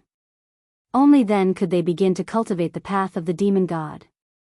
Thinking of this, Feng Zichen could not help but miss the days when he was in the Feng tribe. At that time, although the human clan was not strong, it was not difficult for Feng Zichen. With the protection of Emperor Sui, Feng Zichen had never suffered much since he was young. His food was whatever the Sui sovereign ate, he would eat. After being able to cultivate, the human clan did not lack Feng Zichen's cultivation resources. Although there was no connate spirit root, there was an endless supply of connate spirit herbs, connate wild fruits, ferocious beast meat and demonic beast meat. It was not like now, where he had to go out and find food himself. Sigh. With a sigh, Feng Zichen first found a few wild fruits to satisfy his hunger, then went out to look for food. To be precise, he went out to look for meat. If one wanted to succeed in the martial path, there was no lack of meat. Eating wild fruits was useless, but spirit fruits were more suitable. The valley Feng Zichen was in was located in a huge mountain range. From the perspective of a mortal, Feng Zichen could not see the end of it. It did not look small. But as for how big it was, he did not know. Earlier, Feng Zichen had already looked around. The location of this valley was very hidden and unusually ordinary. Firstly, it was not a place where spirit chi gathered. Secondly, there were no rare and precious fruits. It was just an ordinary valley. Therefore, it was very safe here. Even if there were ferocious beasts and cultivators in the mountain, they would not come here because they did not like this place. The reason why Feng Zichen was born in this valley was that he liked the ordinariness of this place. The more ordinary it was, the safer it was. With Feng Zichen's mortal cultivation, if he was born in a place where spirit chi gathered, he would have been eaten by the demonic beasts that lived there. Of course, the ordinariness of this place also indicated that there were no ferocious beasts or precious herbs in the mountain. Feng Zichen looked around and only saw a few wild chickens and rabbits. These were all ordinary animals that did not have a trace of spirit chi in their bodies. Eating them could only fill one's stomach and could not improve one's cultivation speed. Feng Zichen did not like them, so he was too lazy to catch them. After looking around the valley, Feng Zichen did not find any ferocious beasts or spiritual herbs that could help him cultivate. He decided to go out of the valley to try his luck and see if he could pick up some ferocious beasts or spiritual herbs. Immediately, Feng Zichen strode out of the valley. Speaking of hurrying, Feng Zichen was not used to it. He had not hurried like this for tens of millions of years. In the past, wherever he wanted to go, he could go with just a thought. No matter how bad it was, he could also fly. Even if he took a step, he would be hundreds of millions of miles away. It was not like now, where he had to travel for half a day just to get out of the valley. After about an hour, Feng Zichen finally walked out of the valley. Looking up, he saw a vast mountain range appear in front of him. As far as the eye could see, there was a boundless ancient forest in front of him. Ancient trees towered into the sky, and there were also new trees blooming with vitality. Countless leaves were densely intertwined. At a glance, one could see the ancient and deep forest. In the forest, there was a strange aura. Moreover, looking at the entire mountain range, it was like a huge true dragon lying on the ground. It emitted an indescribable aura that made people feel awe. At a glance, it was impossible to see the end of the entire mountain range. It was extremely vast. From time to time, there were terrifying roars of beasts and chirps of birds in the forest, making people shudder. There was no doubt that there were countless ferocious beasts living in this unknown mountain range. Yes, this was the holy land of martial arts cultivation. As long as one ate the ferocious beasts in this mountain range day and night, it would be difficult not to become powerful. As the lowest threshold of martial arts cultivation, the early stage of cultivation was so simple. If there were enough resources, breaking through was as simple as eating and drinking. There was no bottleneck in the early stage. Ferocious beasts were also divided into grades. The lowest grade was naturally the ferocious beasts of the mortal grade. This meant that such ferocious beasts were still in the scope of the mortal world. They did not have magical powers, but their strength was equally terrifying. Feng Zichen was confident. Now that he had succeeded in skin refining, he almost had the strength of a bull. It should not be difficult for him to deal with ordinary ferocious beasts. Moreover, although his cultivation in his previous life was not there, his combat experience was still there. With this bonus, he could definitely easily fight those of a higher level. It should be known that in his previous life, Feng Zichen had also risen from insignificance. Since he was young, he had fought with the cubs of primordial ferocious beasts. After he became the primordial chaos Daoist Jingxian, he had experienced countless big and small battles in his life. It was no exaggeration to say that in the entire untainted land, Feng Zichen might not be the one who had experienced the most battles. However, only the great divines in the untainted land could compare with Feng Zichen in terms of combat experience. The noble birth of the great divines made them rarely experience life-and-death battles. Naturally, their combat experience could not be compared with Feng Zichen's. By the way, do the ferocious beasts here really dare to attack me after seeing me? As he walked, Feng Zichen suddenly thought of something. That was, because he had swallowed the power of the Great Way, his body was inevitably contaminated with a trace of the aura of the Great Way. The creatures in the untainted land might not be very sensitive to the aura of the Great Way. However, as the descendants of the chaotic demon god, the ferocious beast's imprint of the aura of the Great Way was engraved in the depths of their blood and life imprints. Therefore, after sensing the aura of the Great Way on Feng Zichen, the ferocious beasts would be too scared to move even if Feng Zichen did not attack. However, this mountain range was so big that there might not only be ferocious beasts. There might also be demonic beasts. And demonic beasts could not sense the aura of the Great Way. What was a demonic beast? It was the demon clan that had not transformed. In terms of bloodline, demonic beasts were not as good as ferocious beasts. In terms of physical body, demonic beasts were not as good as ferocious beasts. In terms of strength, demonic beasts were not as good as ferocious beasts. However, demonic beasts had intelligence, while ferocious beasts did not. In this aspect, demonic beasts were much better than ferocious beasts. Perhaps the valley where Feng Zichen was located was too remote. Feng Zichen had walked for about 2 hours, but he did not see any ferocious beasts or demonic beasts. Feng Zichen's stomach was about to growl again. Wild fruits could not fill his stomach. They could only quench his thirst, but not his hunger. After eating the wild fruits for about 2 to 4 hours, he was hungry again. Awesome! The feeling of hunger was indeed uncomfortable. However, soon, Feng Zichen did not feel hungry anymore. It was not because he found food, but because his attention was attracted by something else. As he walked, Feng Zichen suddenly realized that the ground under his feet was spewing out wisps of dragon aura from time to time. At first, Feng Zichen thought that it was his illusion. After all, his strength was gone, and his perception had dropped to the freezing point. It was normal to have illusions. But every once in a while, Feng Zichen could feel the signs of the appearance of dragon aura. If it happened once or twice, it could be said that it was an illusion. But this time, it was not an illusion but a fact. In other words, there was indeed dragon aura spewing out from the ground. After thinking for a while, Feng Zichen silently operated the Hongmeng Daoist scripture.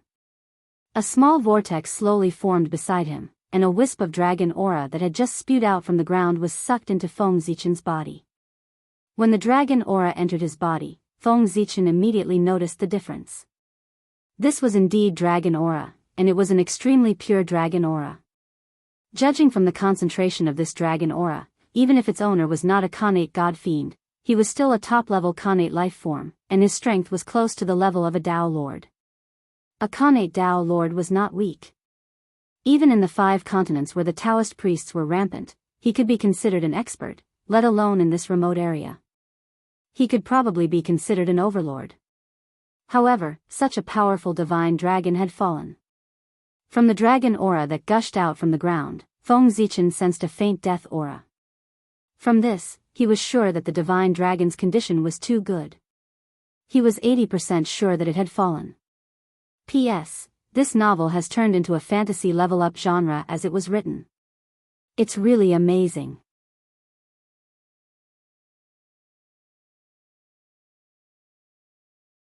Chapter 857.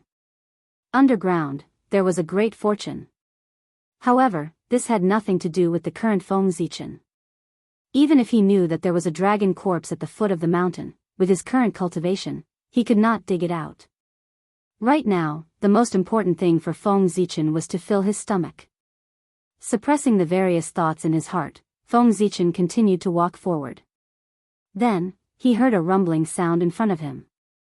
Looking up, he saw a ferocious beast as tall as a mountain running wildly in the forest. And with its footsteps, the entire earth was shaking and buzzing. At the same time, a fierce and violent aura was emitted from the body of the ferocious beast, causing the beasts in the forest to be terrified. They crawled on the ground and did not dare to move. After the time it took to brew a cup of tea, the ground stopped trembling, and the ferocious and tyrannical aura disappeared along with it. Well, that ferocious beast had gone far away. It was probably just passing by. At first, Feng Zichen did think so. But soon after, he realized that he was wrong. That ferocious beast was not passing by. It was clearly here to deliver food to him. Not long after that ferocious beast left, a dazed bird suddenly fell from a height of 10,000 meters. It happened to land beside Feng Zichen, making a loud bang. A large amount of smoke and dust filled the air, and it took a long time for it to fade away. Hearing this sound, he knew that this dazed bird had fallen hard. Feng Zichen followed the sound and went forward. He saw that there was a pit several feet in size on the ground. There was a big bird in it, about his size. At the moment, the big bird's situation looked very bad. It probably fell hard. Looking at how it struggled in the pit, it could not move at all and flew out of the pit. From this, Feng Zichen concluded that the bird's bones were probably almost broken. This meant that the combat power of this big bird had fallen to the freezing point. The danger was infinitely close to zero. As the saying goes, take your life while you're sick. Now Feng Zichen was in a remote place where he was starving. At this time, a bird in the air took the initiative to come to his door. How could he hesitate? He directly jumped into the pit, mobilized all his strength, and punched the head of this stupid bird one after another, ending its painful life. It seems that my luck is still here. Feng Zichen thought as he dragged the dumb bird back to the valley. If it weren't for his luck, he wouldn't have encountered such a good thing where food fell from the sky. This dumb bird was obviously affected by the momentum of the fierce beast just now and lost its intelligence for a moment. It fell from the sky with broken bones and completely lost its combat power. Feng Zichen took advantage of it. It just so happened that Feng Zichen was hungry, and a seriously injured dumb bird fell from the sky. Such a coincidence, unless it was arranged by someone, could only be described as luck. Otherwise, with the strength of this dumb bird in the late stage of the Hotian realm, if they really fought, Feng Zichen and it was not certain who would eat who. It seemed that in this reincarnation, although Feng Zichen's strength was no longer there, his luck was still there. What did this mean? It meant that if Feng Zichen wanted to recultivate, it might not be as difficult as he thought. As for why there was no supernatural manifestation before, it was obvious that Feng Zichen had just been born, and his luck was not stable yet. That was why he was hungry for a while. Now, as his state stabilized, the magic of his luck began to show. With this luck, it is difficult for me to keep a low profile. Thinking of this, Feng Zichen looked up to the sky and sighed.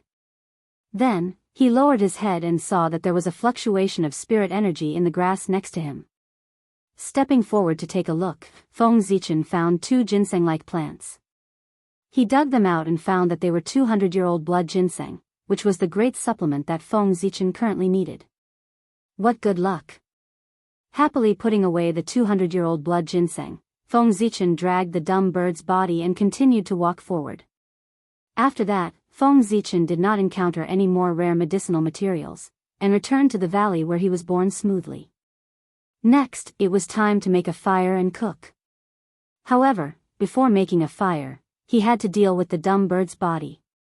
Dragging the dumb bird's body to a small stream, Feng Zichen began to wash it. And in the process of washing the bird's body, from the upstream of the stream, a medium-sized pill furnace suddenly floated over. Feng Zichen reached out and scooped it up. Looking around, he found that it was a magic treasure. According to the division of the current cultivation world, it should belong to the level of a magic weapon.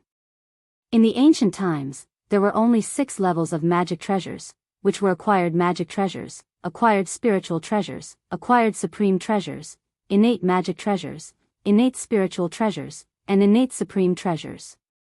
And as the cultivation of the cultivators became lower and lower, there were gradually 2 more levels under acquired magic treasures, which were magic weapons and precious treasures.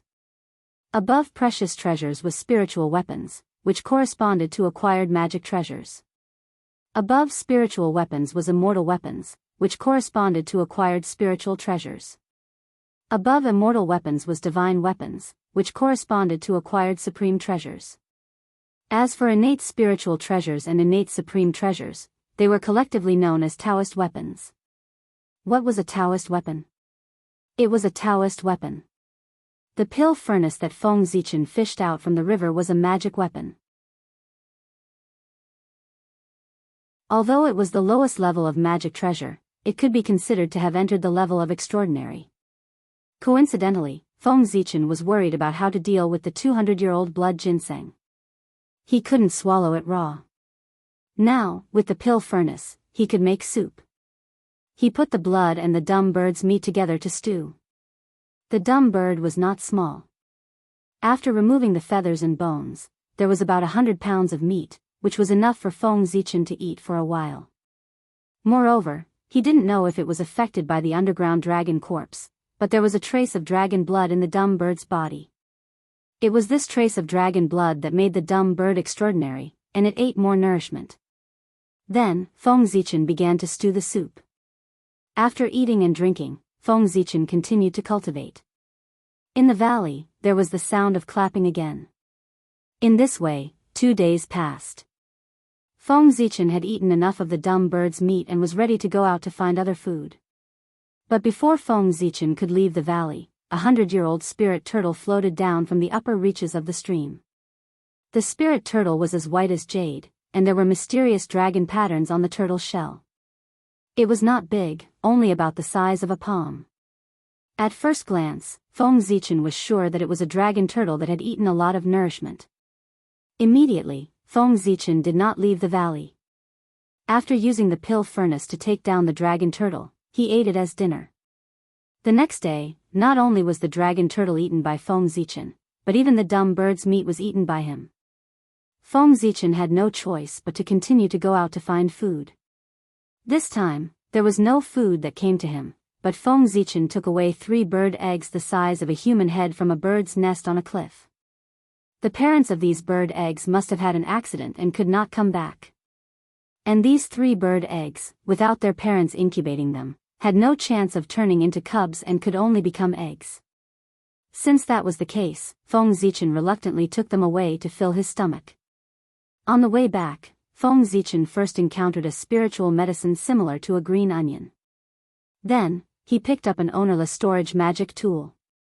He did not know who threw it into the wilderness. There was nothing else in it except for some daily necessities such as salt, oil, and other things. After thinking about it, Feng Zichen guessed what was going on. In the wilderness, other than being greedy, what else could it be? After the ferocious beasts killed people, they were worried that if they took the storage magic tool, their identity would be traced. Therefore, after taking away the valuable things in it, they casually found a place to throw the storage magic tool. Then, after an unknown period of time, it was picked up by Feng Zichen. With the storage magic tool, it saved Feng Zichen a lot of trouble, especially the oil, salt, and other daily necessities in it, which solved a big problem for Feng Zichen. Sigh. The more he lived, the more he went back. In the past, Feng Zichen would not use such a low-end storage magic tool. The big shots had their own space around them. At the very least, they were a great universe themselves. They could put whatever they wanted, and the space was even more boundless. With a sigh, Feng Zichen stuffed the 3 bird eggs and the spiritual medicine that looked like a green onion into the storage magic tool and continued to walk forward. Not long after, Feng Zichen encountered another opportunity. It was 3 huge black bears, and they were being chased by 3 groups of poisonous bees. Great, the world has really changed. When the black bears stole the honey, they knew how to use strategies. Looking at this situation, Feng Zichen guessed what was going on. The 3 black bears worked together to steal the honey from the beehive. After being discovered, they fled in 3 directions. In this way, the bee swarm was divided into 3 parts, and their strength was greatly reduced. The injuries that the 3 black bears suffered also became lighter. It was too much. The bears knew how to use strategies, but the bee swarm was still stupid. What would the bee swarm do in the future? He was afraid that the fruits of their hard work would be stolen by the black bears. Thinking of this, Feng Zichen felt a burst of heartache. When would the bee swarm be able to stand up? This world was really too oppressive on them, and they were trembling with anger. No, Feng Zichen had to stop the black bears. He could not watch helplessly as the fruits of the bee swarm's hard work were all ruined by them. Thinking of this, Feng Zichen stepped forward, walked to the empty beehive, and cut the honey inside and took it away. Yes, that was it. As long as he took the honey in the beehive, the black bear's plan would be ruined, and they would not harass the bee swarm in the future. As for the main culprit of all this dispute, the honey, let him take it away. This evil, he, Feng Zichen, would bear it. Praise the Emperor of the Celestial Purple Tenuity North Pole, Taiwan Great Emperor, Great Mercy and Infinite. In a flash, a week had passed. And after many days of nourishment, Feng Zichen's cultivation finally reached a critical moment. Pieces of old skin fell off from Feng Zichen's body, revealing the jade-like white skin inside. Under the sunlight, it even revealed a faint purple. Boom! Suddenly, Feng Zichen exerted his strength, and his entire body seemed to expand. Layers of muscles bulged, giving people the beauty of strength. At the same time, mysterious patterns appeared on Feng Zichen's skin one after another. They were mysterious, and a faint pressure filled the air. The appearance of Dao patterns on the skin was a sign that the skin refining stage had reached the limit. In other words, Feng Zichen had completed the skin refining stage. He had established the foundation of cultivating the path of gods and demons, and had begun the next stage of blood extraction cultivation. With a thought, Feng Zichen visualized Hongmeng Daozhong in his mind. Clang! Clang! Clang! The Dao bell roared, blooming with endless mystery. At the same time, with the sound of the bell, Feng Zichen's flesh and blood began to tremble, constantly trembling. Feng Zichen was refining his body. He visualized Hongmeng Daozhong in his sea of consciousness. As the Dao bell trembled, his body trembled as well, and he experienced the changes, thus achieving the goal of refining his flesh and blood. The sound of the bell became more and more urgent, and Feng Zichen's flesh and blood trembled more and more violently. Gradually, strands of heat rose from his limbs and bones, gradually condensing into a pure blood qi.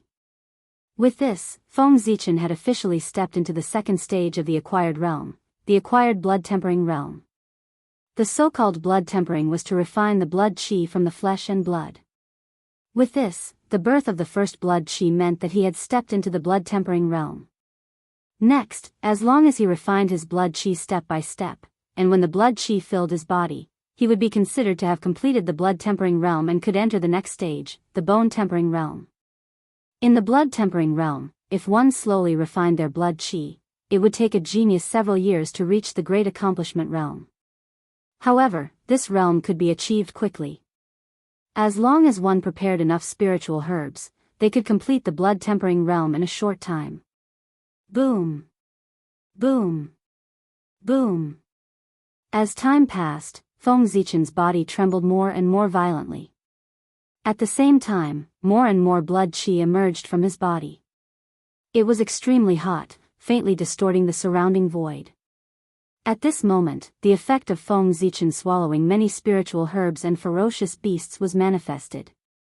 However, just after entering the blood-tempering realm, he had reached the great accomplishment realm of the blood-tempering realm. But that was all.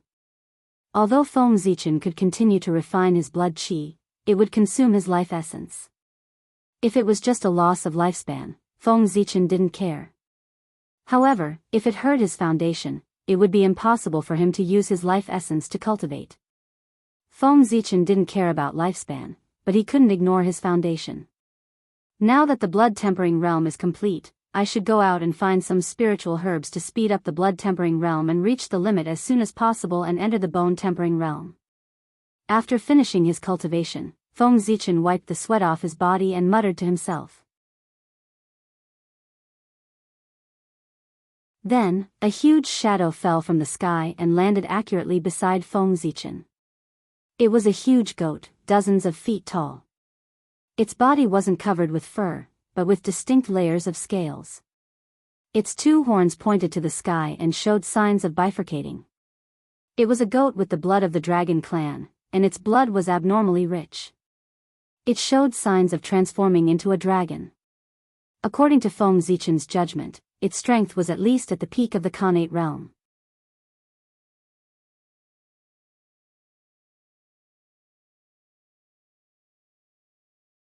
Chapter 858. There was no need to go out to look for food. This dragon goat alone was enough for Feng Zichen to reach the advanced level of body refining and open up the divine sea. That's right. Before opening up the divine sea, Feng Zichen did not plan to leave the valley.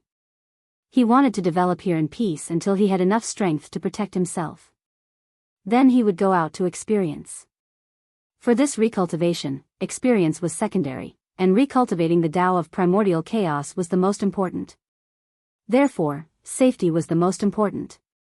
Time flew, and half a month passed. On this day, in the valley where Feng Zichen lived, a blood-red dragon suddenly rose into the sky. It bared its fangs and brandished its claws in the air, roaring endlessly. It was Feng Zichen's blood and qi. It was like a dragon, which meant that he had reached the advanced level of blood refining. In his flesh and blood, mysterious textures appeared, intertwining with the textures on his skin. It was extremely mysterious. Refine. This time, Feng Zichen did not visualize Hongmeng Daozhong. Instead, he visualized the Great Path furnace in his sea of consciousness. He saw himself as the Great Path and turned into a supreme furnace. Then, he saw his blood and qi as the qi of Hongmeng. Finally, he used heaven and earth as the fuel to burn the Great Path furnace. He refined his flesh and blood into his bones and continued to strengthen his bones. In this way, another year passed. In this year, Feng Zichen had completed the 4 stages of bone forging, tendon transformation, marrow transformation, and internal organs. All of them had reached the stage of great accomplishment. With a thought, mysterious textures appeared all over Feng Zichen's body. On his skin, in his flesh and blood, in his bones, in his tendons, in his marrow, and in his internal organs, there seemed to be natural textures imprinted on his body. They were extremely mysterious. These were Hongmeng textures. They were formed by the qi of Hongmeng. They were the most mysterious principles in the world. They were superior to all the Khanate Tao in the untainted land. They were the most supreme. At this moment, Feng Zichen had reached the peak of the acquired realm. He could open up the divine sea and enter the divine sea realm at any time. Or he could reach the Khanate realm in one step. Screech. Suddenly, a sharp bird cry was transmitted from above the valley. Immediately, 100,000 feet large phoenix-like bird flew over from afar and continued to circle above the valley. Whoosh! At this moment, Feng Zichen sensed something and raised his head to whistle. When the phoenix-like bird heard the whistle, its body suddenly shrank to the size of 2 palms. It descended from the sky and stopped beside Feng Zichen. This divine bird that looked like a phoenix was named Little Sky. It possessed strength comparable to a celestial immortal. It could be considered as Feng Zichen's pet. On that day, Feng Zichen was forging his bones in the valley. Little Xiao had chased after prey from afar and accidentally ran into Feng Zichen. Originally, seeing how powerful Little Xiao was, Feng Zichen was still hesitating whether to contact the other incarnations and kill it to save his life. After all, Little Xiao was a celestial immortal while Feng Zichen was an acquired realm expert. It could really kill him with just a breath. But just as Feng Zichen was hesitating, an astonishing change took place. When Little Xiao saw Feng Zichen, it trembled in fear as if it had seen an extremely terrifying existence. It fell directly from the sky and lay on the ground, not daring to move. Seeing this, Feng Zichen realized that something was wrong. After careful observation, he found that the Chaos Demon God bloodline in Little Xiao's body was extremely rich, almost comparable to that of a third-generation descendant. From this, Feng Zichen could conclude that this was a mutated ferocious beast. Otherwise, with such rich Chaos Demon God bloodline, it would not only have the cultivation of a celestial immortal. If it was a normal third-generation descendant, its strength would be at the peak of the Khanate Taoist priests, even if it was not at the level of a Khanate Dao Lord. Little Xiao was far from it. A mutated species, no, it should be said that its bloodline had returned to its ancestors. After so many generations of ferocious beasts, it was normal for a few of them to return to their ancestors. This was nothing strange. Similarly, it was not strange for Little Xiao to appear in front of Feng Zichen. This was because there was still the aura of the great Tao in Feng Zichen's body. This was the source of the Chaos Demon God and the source of all the ferocious beasts in the primordial world. The impossibility that originated from the life mark made the ferocious beasts both happy and afraid of the aura of the great Tao. Although it made them afraid, the ferocious beasts could not help but want to get close to the aura of the great Tao. This feeling was stronger for ferocious beasts whose bloodline was also rich. Therefore, Feng Zichen was a human-shaped ferocious beast. As long as he was there, there would always be high-level ferocious beasts approaching him, intentionally or unintentionally. Little Xiao came for this reason.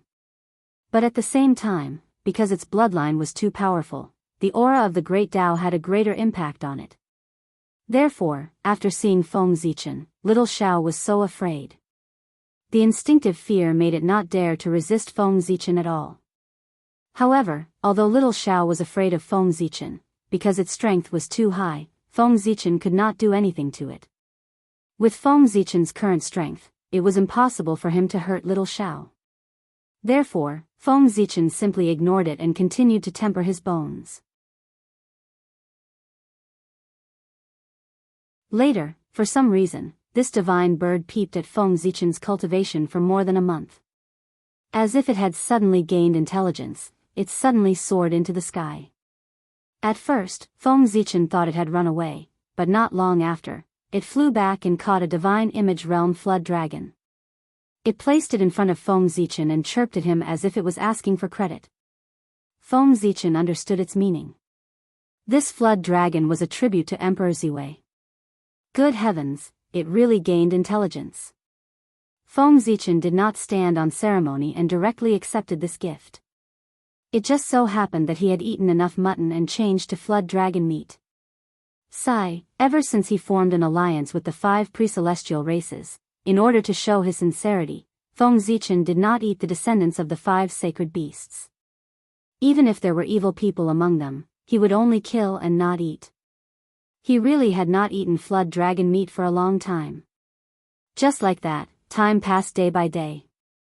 And every few days, Little Xiao would catch a new ferocious beast and offer it to Feng Zichen. Gradually, Feng Zichen became familiar with Little Xiao and decided to give it a chance to become his mount. To be honest, Little Xiao's appearance was really excellent. It had the magnificence of the phoenix, the dominance of the dragon clan, and the dignity of an emperor. It was indeed an excellent mount. Otherwise, Feng Zichen would not have thought of making it his mount. How could the mount of great Emperor Ziwei be ordinary? Similarly, to a ferocious beast, being able to become Great Emperor Ziwei's mount was also an incredible opportunity. According to Feng Zichen's research, Little Xiao should have the bloodlines of two chaos demon gods at the same time, namely the Phoenix demon god and the Emperor demon god, which made it so extraordinary. Its shape was like a phoenix, which was inherited from the Phoenix demon god. At the same time, the innate Emperor aura on its body, as well as the rainbow-colored feathers on its tail, were inherited from the Emperor demon god.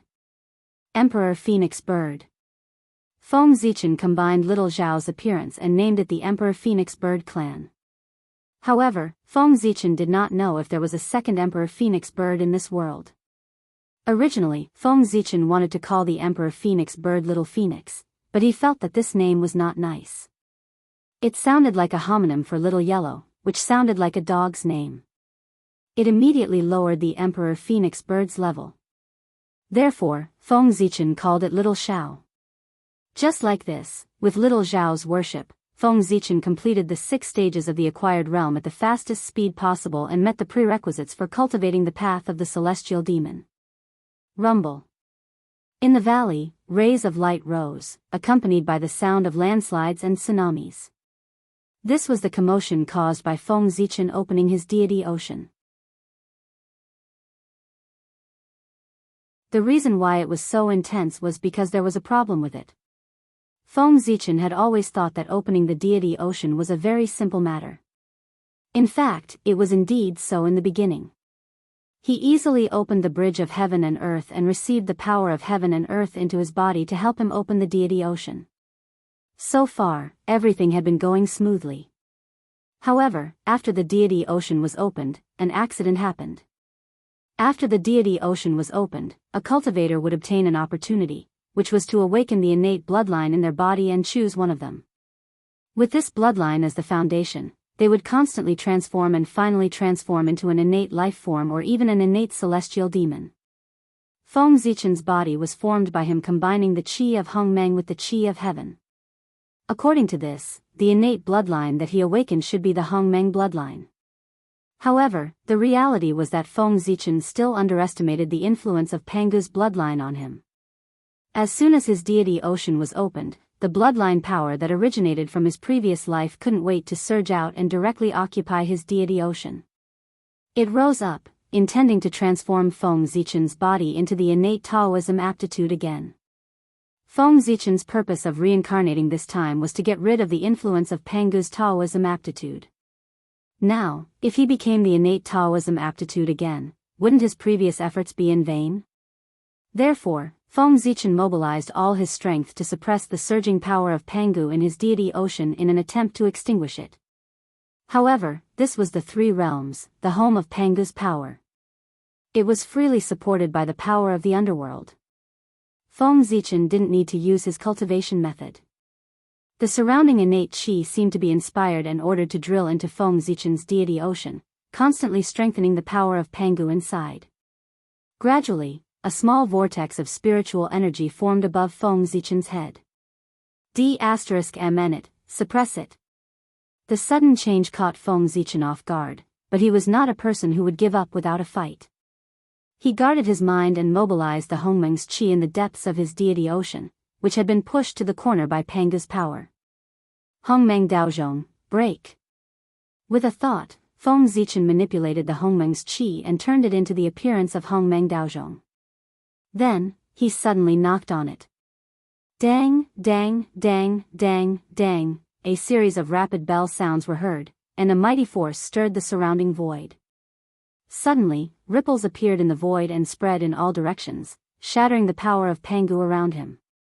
Hongmeng Daozhong, refine. With a whoosh, the Hongmeng Daozhong twisted and turned into a purple cauldron. It swallowed the shattered power of Pangu and quickly refined it. The essence of Hongmeng's qi was higher than Pangu's power. This was Feng Zichen's opportunity to turn the tables. Boom. Boom. Boom. As it continued to refine Pangu's power, the power of the Hongmeng Daozhong grew stronger and stronger, and the speed of refining also increased. Soon, the power of Pangu that it had swallowed was refined. Then, the Daozhong shook and spontaneously flew to the center of the deity ocean. It swallowed the surrounding power of Pangu and then began to refine it crazily. Rumble. This time, Pangu's power seemed to be enraged and completely boiled. It crazily attacked the Hongmeng Daozhong, trying to shatter it. However, the impact of Pangu's power did not hurt the Hongmeng Daozhong. Instead, it helped it refine Pangu's power. The more the Pangu's power slammed into it, the stronger the refining power of the Hongmeng Daozhong. Whoosh! Outside, sensing that Pangu's power was gradually weakening, the vortex above Feng Zichen's head suddenly grew bigger. More and more Khanate Qi gathered and poured into Feng Zichen's deity ocean, causing the power of Pangu to grow stronger. With the support of the Khanate Qi outside, no matter how strong the Hongmeng Daozhong became, it always maintained a balance with Pangu's power. It could not completely suppress Pangu's power and refine it completely. Gradually, the two fell into a stalemate. However, even Pangu's power could not endlessly mobilize the Khanate Qi. It would eventually reach its limit. At that time, Hongmeng's Qi would refine Pangu's power, and Feng Zichen's Dao foundation would be strengthened. Moreover, Pangu's power had swallowed so much Khanate Qi. When Hongmeng's Qi completely refined it, Feng Zichen's strength was bound to usher in a leap. Feng Zichen was very much looking forward to this. Time passed by, second by second. In the blink of an eye, 3 years had passed. And in these 3 years, many changes had occurred. For example, above Feng Zichen's head, there was a vortex dozens of feet wide, spinning rapidly. As the vortex spun, the Khanate Qi in the surrounding hundreds of miles was mobilized and poured into the cocoon below the vortex. That's right, a cocoon of light the size of a person was completely composed of Khanate Qi. Inside the cocoon was naturally Feng Zichen. Now, his cultivation had reached a critical moment. Pangu's power had reached its limit. The speed at which it swallowed the Khanate Qi could not keep up with the speed at which Hongmeng's Qi was refining it. It was slowly being refined. And when Hongmeng's Qi completely refined Pangu's power, it would be time for Feng Zichen to come out of seclusion. However, the atmosphere in the valley was a little strange.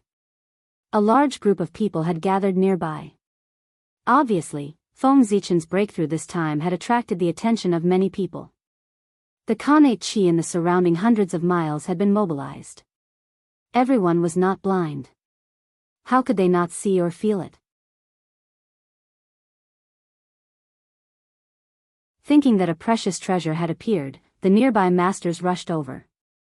And judging from their appearance, it was obvious that they had been here for more than a day or two. These masters were vaguely divided into 2 groups. One group was led by the human clan, occupying the south side of the valley. The other group was led by the demon clan, occupying the back of the valley. At this time, the 2 forces were confronting each other. No one wanted to give in to the other. Both wanted to take this unborn treasure for themselves. If Feng Zichen knew that he was being treated as a treasure, how would he feel? He would probably not know whether to laugh or cry. It was also at this time that a golden fire crow sensed the changes here. It flapped its wings and flew over.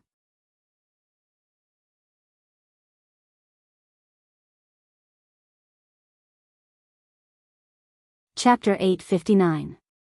This fire crow had a very high status in the demon clan. This was because when he came here, the surrounding demons, regardless of their strength, all bowed to him and faintly regarded him as their leader. When he came forward, the fire crow stared at the light cocoon that Feng Zichen had turned into and thought silently, what a rich Pangu's power. Who could it be? He was Di Jun.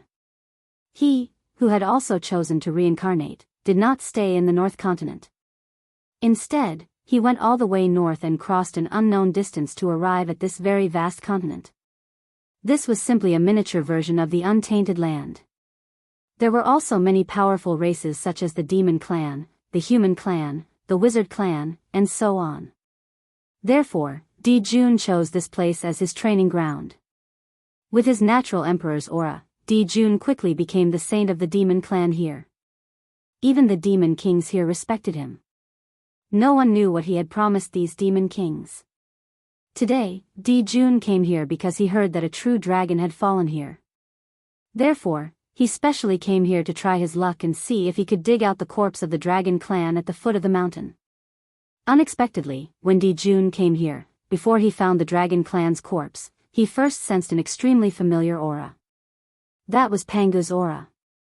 As the top great medium in the untainted land, how could Di Jun not be familiar with Pangu's aura? In this place far away from the 5 major continents, he could sense Pangu's aura. Of course, Di Jun was curious to meet someone he knew. For this reason, he specially came here to see who the person he felt familiar with was. However, after arriving here, Di Jun stared at the light cocoon for a long time, but he could not see who was inside. After Feng Zichen changed to Hongmeng's aura, his aura changed greatly. Even his acquaintances might not be able to recognize him, let alone Di Jun who was not familiar with him. It did not matter if he could not recognize him. Di Jun could wait. In the blink of an eye, 10 days had passed. On this day, the whirlpool and the sky suddenly disappeared. At the same time, cracking sounds could be heard from the cocoon. Look, the light cocoon is about to split open. The treasure inside is about to come out. Someone shouted excitedly when they saw this. Suddenly, the atmosphere in the valley became heavy. Everyone stared at the light cocoon, including Di Jun. Within the cocoon of light, Feng Zichen's consciousness was slowly recovering. In his divine sea, all the power of Pangu had been devoured by the aura of Hongmeng, completely turning into a purple ocean. Rumble. As the aura of Hongmeng rolled, a powerful force gushed out from the life spring. It went all the way up from Feng Zichen's divine sea, directly condensing divine meridians for him. Soon, a set of divine meridians formed completely from Hongmeng runes appeared in Feng Zichen's body. Even so, less than 1/10 of the power of the aura of Hongmeng was consumed. Immediately, it continued to circulate in Feng Zichen's body, lighting up his acupuncture points. In the end, when Feng Zichen stepped into the Khanate realm and successfully condensed the Yin soul, the power of the aura of Hongmeng was exhausted. At this time, Feng Zichen had become a Khanate realm cultivator. His combat power was comparable to that of an ordinary earth immortal. Boom!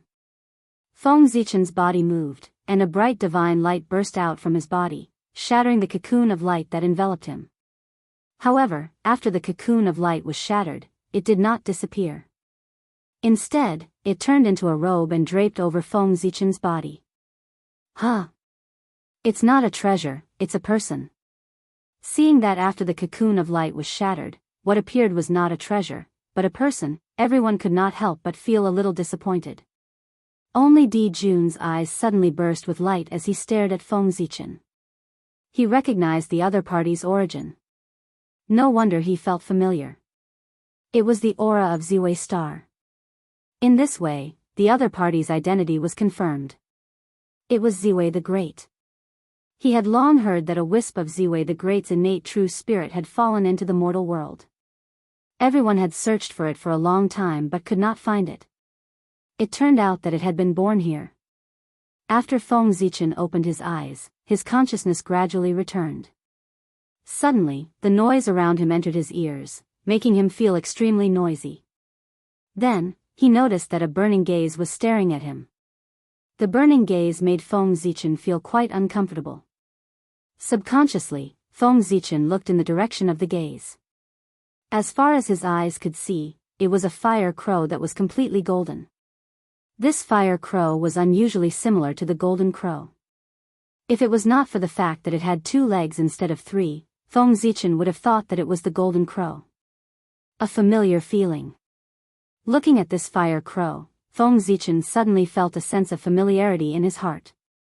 At the same time, he also noticed that the eyes of this fire crow showed the same expression as his. The other party also felt that he was familiar. Who was he? Looking at the respectful attitude of the surrounding demons, Feng Zichen suddenly had a flash of inspiration and guessed the identity of this fire crow. It was Di Jun. Di Jun had been resurrected. It's you. It's actually you. The two of them stared at each other and actually said at the same time. Then, the two of them stood up at the same time and charged towards each other. Boom! Raging flames raged. Jun flapped his wings, and the resplendent true fire of the sun erupted from his body, enveloping his entire body. It turned into a dazzling great sun seal and blasted towards Feng Zichen. On the other side, on Feng Zichen's body, the emperor's aura was vast and mighty.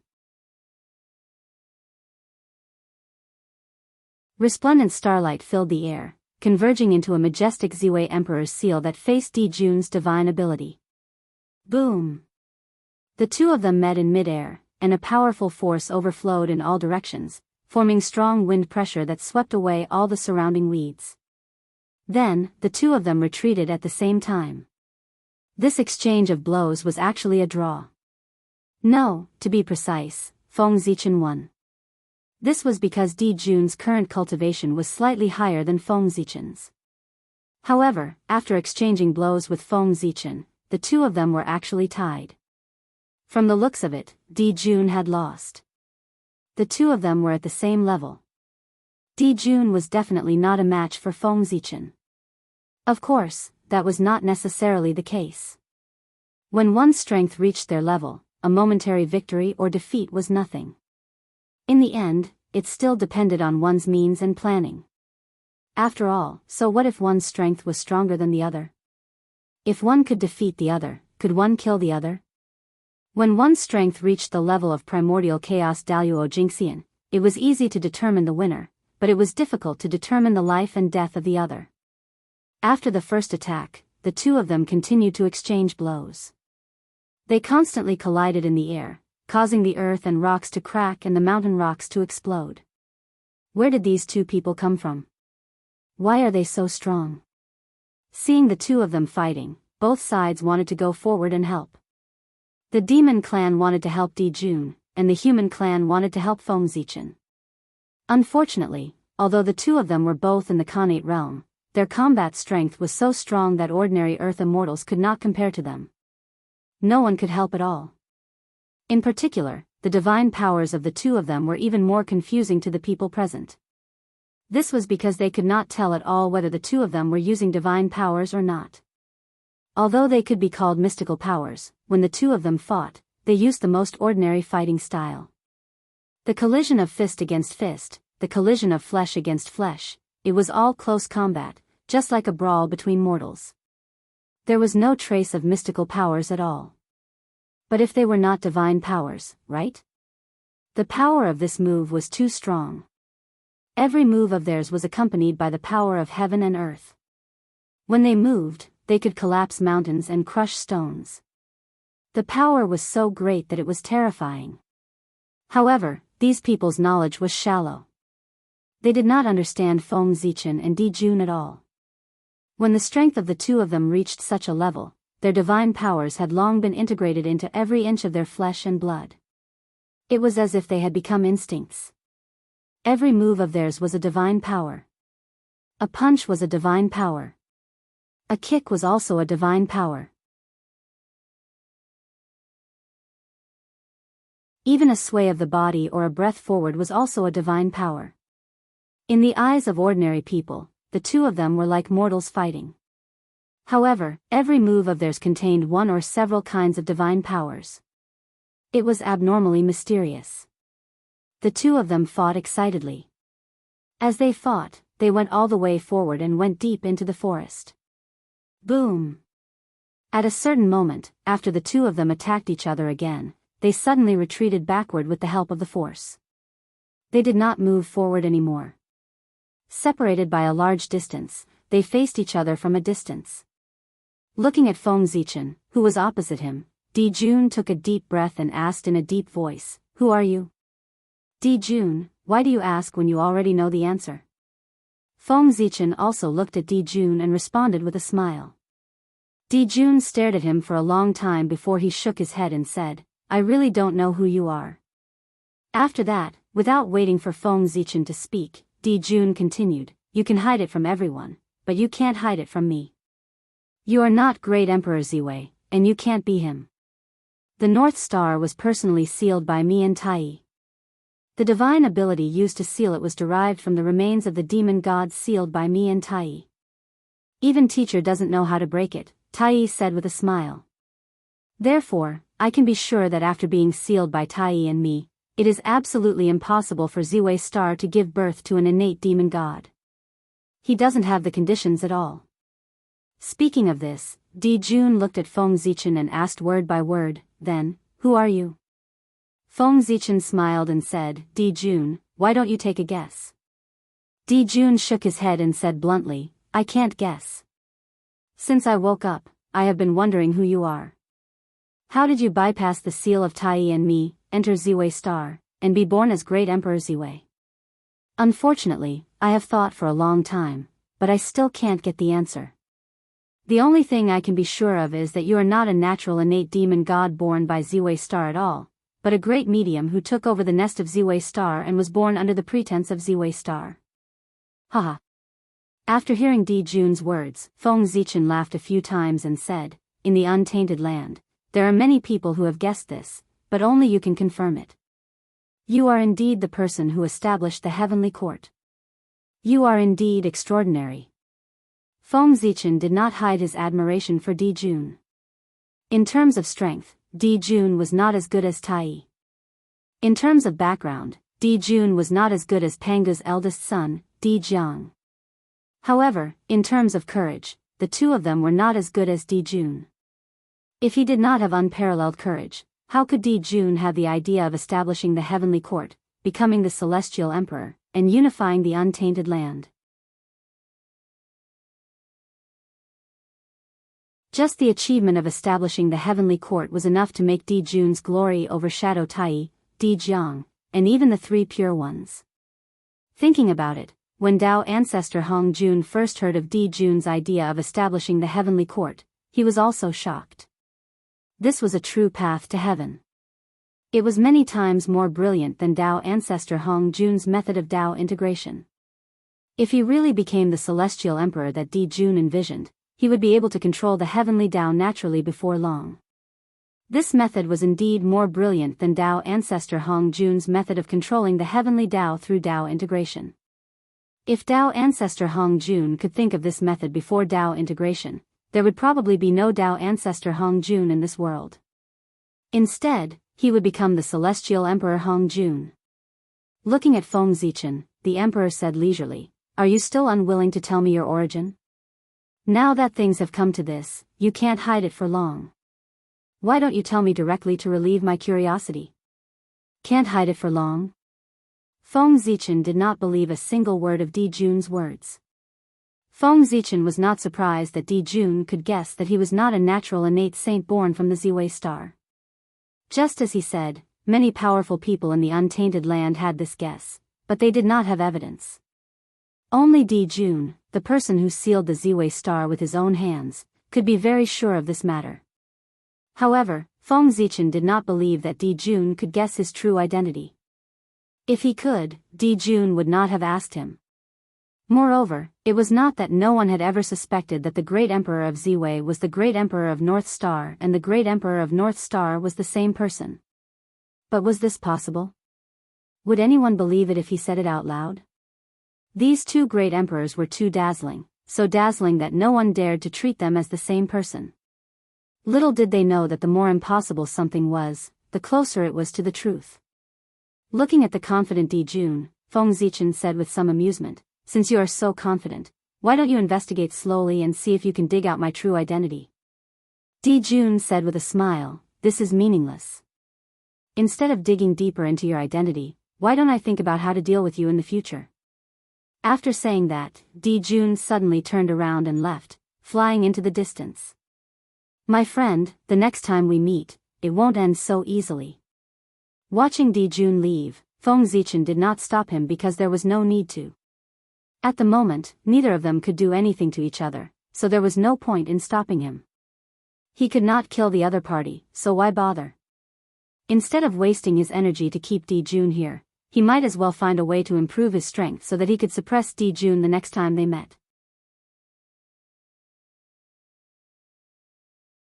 Thinking of this, Feng Zichen also turned around and left, walking into the depths of the mountain range. He had to work hard to cultivate. The countless ferocious beasts and demonic beasts in this mountain range were the resources for his improvement. In addition, Feng Zichen would also care about the dragon corpse at the foot of the mountain. This was probably the biggest opportunity he had seen since coming here.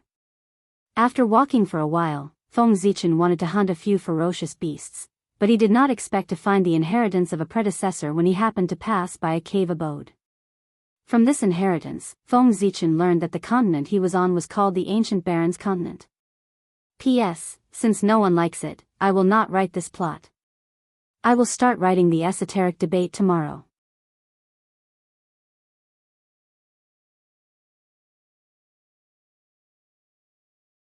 Chapter 860. Putting aside the fact that Feng Zichen's reincarnation was cultivating hard in the ancient Baron's mainland, many powerful beings in the 5 continents were almost done with their preparations as time passed. They were looking for the right time to reincarnate in the Central God Province. Meanwhile, Feng Zichen, North Star, sat quietly under the World Tree, waiting for the arrival of the Great Masters so that they could be reincarnated. However, before the powerful beings arrived, Feng Zichen, who was meditating with his eyes closed, seemed to have sensed something. He suddenly opened his eyes and looked at a corner of the Central God Province in shock. He saw that the purple gas was vast and mighty, giving birth to all kinds of strange phenomena. Immediately, the purple gas suddenly condensed and turned into an old man in a purple robe who looked to be in his 70s or 80s. Looking at the old man's appearance, it was obviously the Grand Pure One's good corpse, Grand Supreme Elderly Lord. Did the Grand Pure One's incarnation reincarnate in the lower realm? Of course not. Even if the Grand Pure One reincarnated into the human race, Feng Zichen would not be shocked, let alone Grand Supreme Elderly Lord reincarnated into the human race. In addition, even if the Grand Pure One wanted to reincarnate into the human race, he could not avoid Feng Zichen. He had to get his consent. However, the Daoist who looked like Grand Supreme Elderly Lord reincarnated into the human race without telling Feng Zichen. He could not help but be shocked. In the world, Feng Zichen could not think of anyone else other than Dao Ancestor Hung Jun who could do that. Only Dao Ancestor Hung Jun could hide from Feng Zichen's perception and reincarnate into the human race with the help of the Heavenly Dao's power. Did that mean that the Grand Supreme Elderly Lord in front of Feng Zichen was Dao Ancestor Hung Jun? With that thought, Feng Zichen suddenly saw that the newly born Grand Supreme Elderly Lord seemed to have discovered his existence and winked in his direction. Immediately, boundless purple gas filled the air and blocked Feng Zichen's vision. Next, no matter how Feng Zichen tried, he could not break through the layer of purple gas. Good Lord, it's true. This is Dao Ancestor Hung Jun. It should be the reincarnation of his thought. If it was the Grand Pure One, not only would he not be able to hide from Feng Zichen's perception, he would also not be able to block his vision. Therefore, there was a problem. What exactly happened to make Dao Ancestor Hung Jun split a wisp of thought and reincarnate into the human race? Moreover, he did not use his own name but used the name of the Grand Pure One to pretend to be his incarnation, the Grand Supreme Elder. Only Dao Ancestor Hung Jun dared to do that. If it were anyone else and you tried to pretend to be the Grand Pure One, the first person to find trouble with you would be the Heavenly Dao. How could he be the spokesperson of the Heavenly Dao? Next, the Grand Supreme Heavenly Dao could open a treasure that could open the heavens could not be heaven opening the heavens. However, if the person who impersonated him was Dao Ancestor Hung Jun, the Grand Pure One would not even dare to fart. In fact, he could not take the initiative to expose Dao Ancestor Hung Jun's identity. He had to think of a way to hide it from the world so that the world would believe that Dao Ancestor Hung Jun's Grand Supreme Elderly Lord was his incarnation. The Grand Pure One thought, I'm in a difficult situation. Just as Feng Zichen had guessed, the Grand Pure One, who was in the 8th Scenery Palace, had mixed feelings. How could he not know that Dao Ancestor Hung Jun had impersonated him? In fact, he knew it earlier than Feng Zichen. That was because before Dao Ancestor Hung Jun reincarnated, he had sealed his incarnation in the heavenly courts, Grand Supreme Elderly Lord, and brought him with him. That's right. Although the Grand Supreme Elderly Lord of the Central Continent was Dao ancestor Hongjun, the real Grand Supreme Elderly Lord was brought along by him and moved with him. Moreover, Dao ancestor Hongjun did not block Grand Supreme Elderly Lord's perception. Therefore, he could clearly sense everything that was happening in the outside world. In other words, everything that Dao ancestor Hongjun experienced would become his experience. The Grand Pure One knew the purpose of Dao ancestor Hongjun's actions. That was to make it convenient for Dao ancestor Hongjun to return the identity to Grand Supreme Elderly Lord after the matter was completed. At that time, Dao ancestor Hongjun would retreat after succeeding. The real Grand Supreme Elderly Lord could also replace the fake Grand Supreme Elderly Lord without leaving a trace. That way, no one would know. Dao ancestor Hongjun's actions were equivalent to telling the Grand Pure One that his identity could not be leaked. Otherwise, he would not have gone through so much trouble to impersonate Grand Supreme Elderly Lord. Master, you really know how to cause trouble for me. Now, I only hope that you don't offend a group of people and don't make the entire world your enemy. Otherwise, I'll be in trouble. In the 8th Scenery Palace, the Grand Pure One's face was filled with bitterness. He was helpless. This time, he was destined to be the scapegoat for Dao ancestor Hongjun. Dao ancestor Hongjun had to use his name to do things. Clearly, what he wanted to do was not something glorious. If that was not the case, couldn't he just act in his own name? This matter was either disgusting or disgraceful. However, no matter what, the final outcome would definitely be offending someone. Yes, the one who offended was Grand Supreme Elderly Lord, not Dao ancestor Hongjun. If someone else had done this, the Grand Pure One would have long taught him a lesson. However, if this person was Dao ancestor Hongjun, he could only accept it and hope that Dao ancestor Hongjun would offend fewer people. Sigh, there was nothing he could do. Who asked him to be his master and he was his disciple? Feng Zichen did not know how depressed the Grand Pure One was, but he was quite puzzled now. Why did Dao ancestor Hongjun reincarnate all of a sudden? Did he have some plans? Or did he feel that the human race was developing too quickly and was preparing to use this opportunity to suppress the human race? His thoughts were in a mess. Feng Zichen could not figure out Dao ancestor Hongjun's purpose. Therefore, after thinking about it, Feng Zichen decided to reincarnate into the human race and personally see what Dao ancestor Hongjun was planning. However, he could not be the one to reincarnate this time. That would cause too much of a commotion. Someone else had to go. Who? Naturally, it was Xianqing. By now, Xianqing should have disappeared.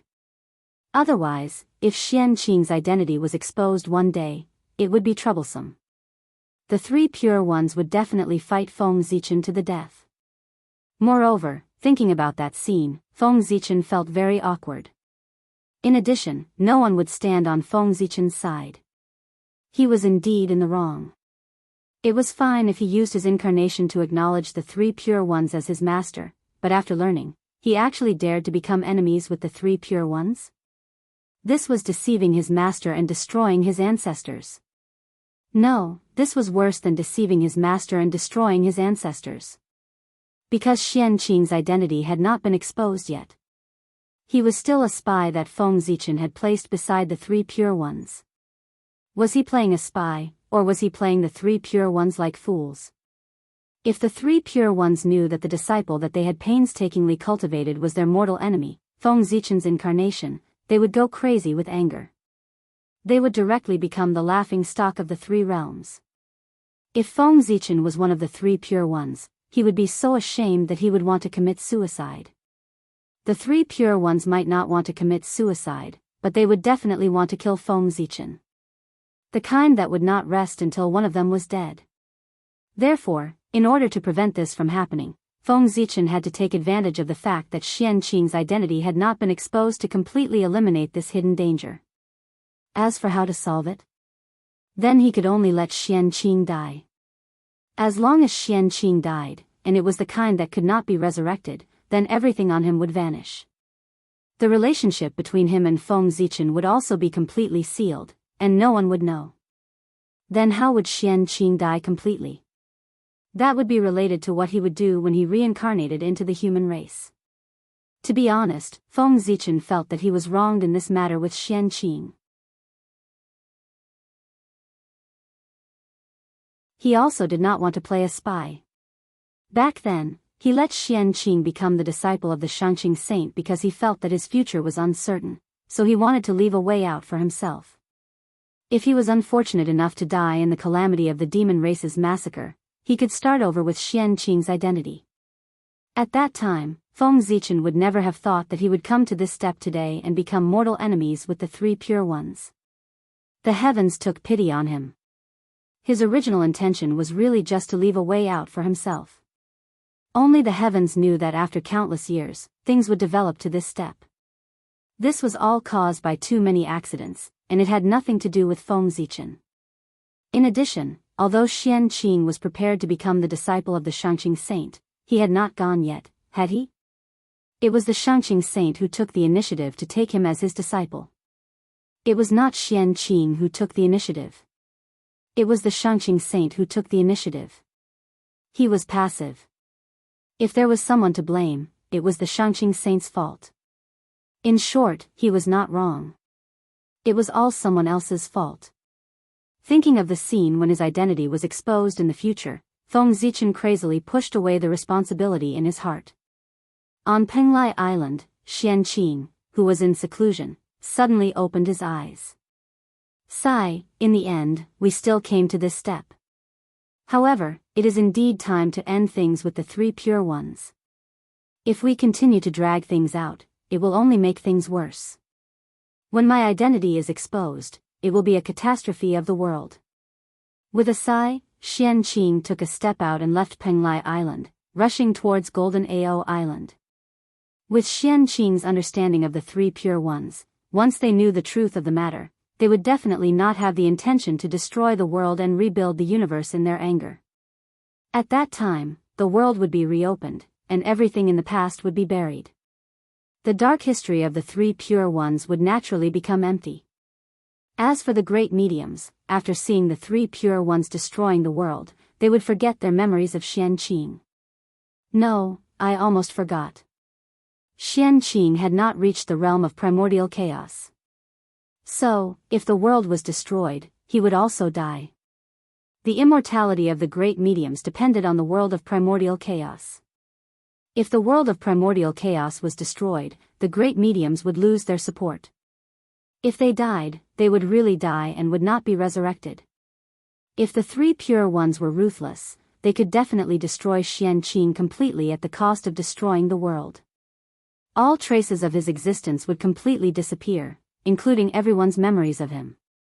Only the existence of primordial chaos could vaguely remember that there was once a great medium called Xianqing in the primordial chaos.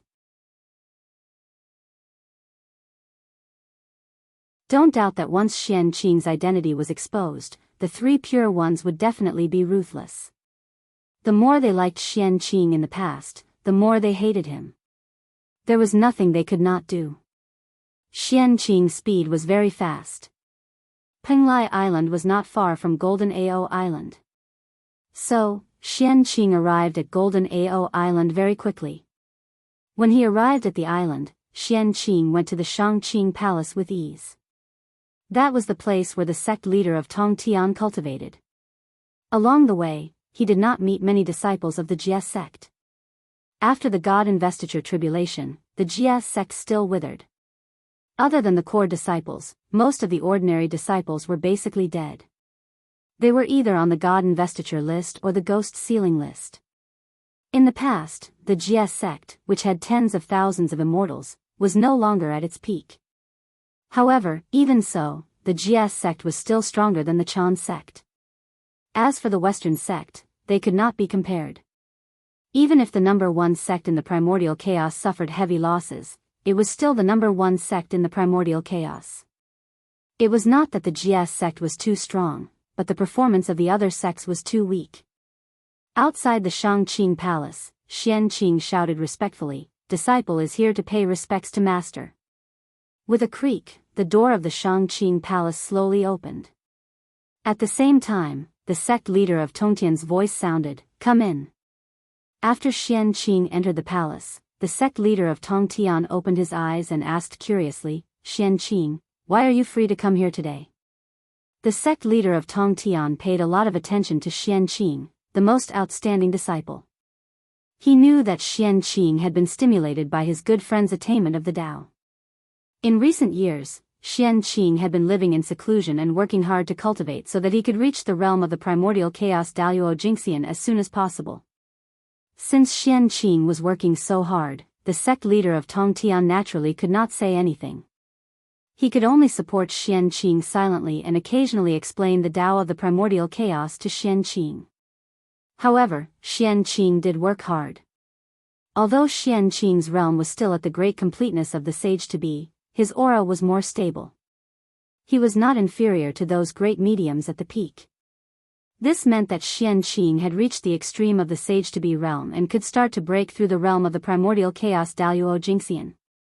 Yes, after the sage-to-be great completeness, Xianqing could break through and become the primordial chaos Daoist Jingxian. This was the real cultivation sequence. After the sage-to-be realm was the primordial chaos. There was no such thing as a half-step. When Xianqing's realm reached the great completeness, he could break through.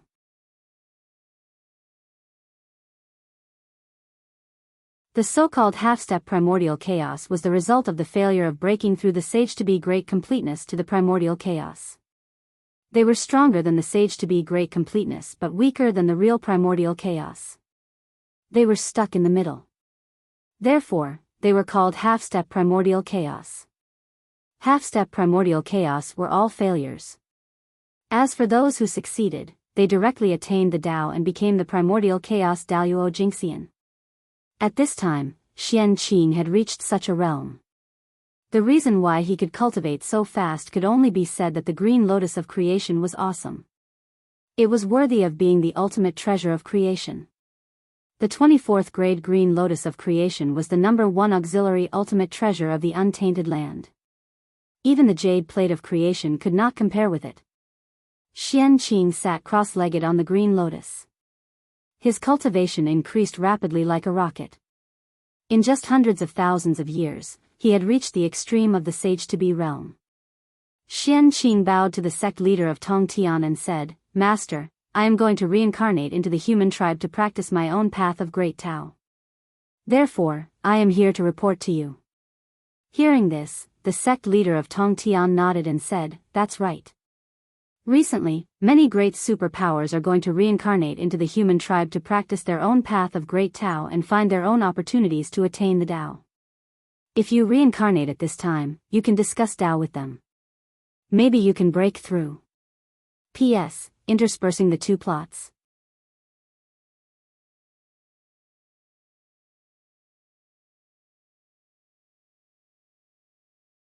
Chapter 861.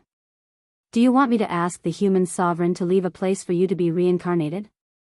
Xianqing shook his head and said, "Master, you have forgotten that I am an immortal master of the human clan. I have been worshipped by the human clan for generations. If I want to be reincarnated into the human clan, even the human sovereign can't stop me." Tongtian smiled and said, "Indeed, I have forgotten that you have a high status in the human clan. You have the destiny of the human clan.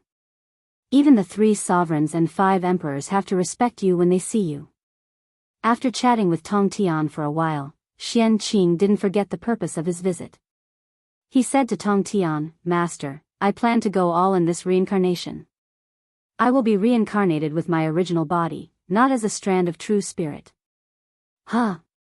Suddenly, the prime of Tongtian widened his eyes in shock. This expression shouldn't have appeared on Tongtian's face, but it still appeared.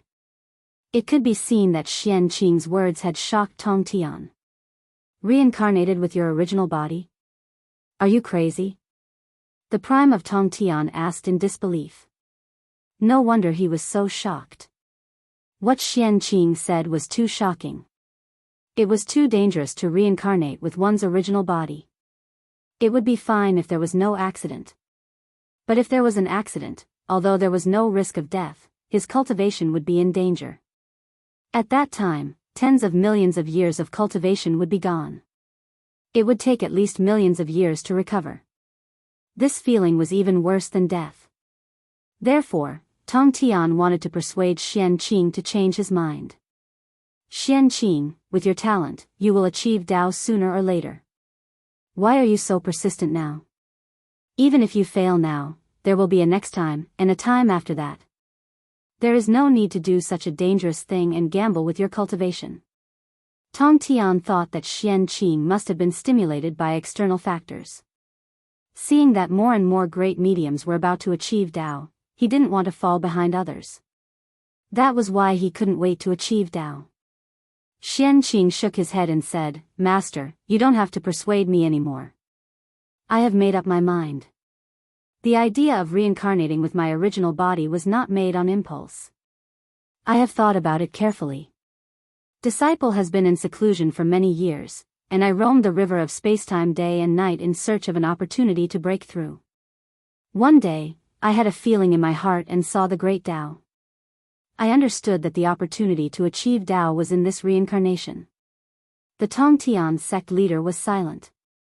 Since Xianqing said that this was his chance to achieve Tao, it meant that he had already made up his mind and would not change it easily. Since things had already come to this, the Grand Master of Heaven should not continue to persuade him.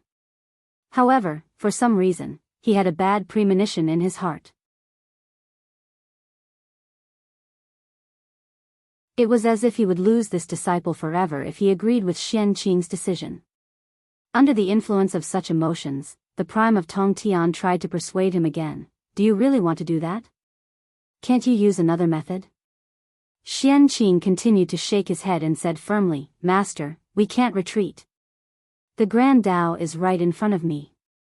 If I retreat, a flaw will appear in my Tao heart. I'm afraid I'll never be able to attain the Tao. Disciple, there is no way out. I can only fight with all my might. Attaining the Tao was a very mysterious thing. If you didn't see the opportunity to attain the Tao, nothing would happen. However, if you saw it, you would give it up because of fear. This fear would be imprinted in your Tao heart. The next time you attain the Tao, it would be magnified infinitely, making you unable to attain the Tao in this life. On the road of Tao, there was no retreat. This was how it was. As soon as he said this, the Tongtian sect leader knew that he could not persuade him. He could only say, forget it. It's all up to you. Seeing the Tongtian sect leader's expression, Xianqing could not help but laugh and say, Master, look at what you're saying. It's as if I will definitely fail. Since I dare to put all my eggs in one basket, I naturally have full confidence. Besides, I'm a great medium. I'll always exist with the heavens and the Tao. I'll never die. So what if I fail? I won't die anyway. At most, I'll start over. But Master's expression makes it seem like you're going to be separated forever. You. The Tongtian sect leader, who was still sulking, was angered by Xianqing. He picked up the horsetail whisk in his hand and was about to hit Xianqing. However, Xianqing smiled and dodged. Master, you're busy. I have something to do. I'll take my leave first. As he said this, Xianqing left quickly as he was afraid that the Tongtian sect leader would continue to hit him. After Xianqing left, the smile on the Tongtian sect leader's face disappeared and was replaced by a serious expression. Although what Xianqing said was the truth, there was still a haze lingering in the Tongtian sect leader's heart. If there was really no problem with this matter, why would he have a bad feeling in his heart? The reincarnation of Xianqing was not that simple. After thinking for a while, the Tongtian sect leader could not think of a reason. In the end, he could not help but sigh, forget it. The poor Wei will spend more energy to keep an eye on Xianqing's reincarnation for a while. See what's going to happen to him. If there's really someone who wants to hurt the disciple of the poor Wei, don't blame the chimping sword in the poor Wei's hand for being ruthless. In the end, the Tongtian sect leader's voice could not help but have a strong murderous intent. Being accompanied by the four immortal slaying swords day and night, how could the Tongtian sect leader not have a murderous intent?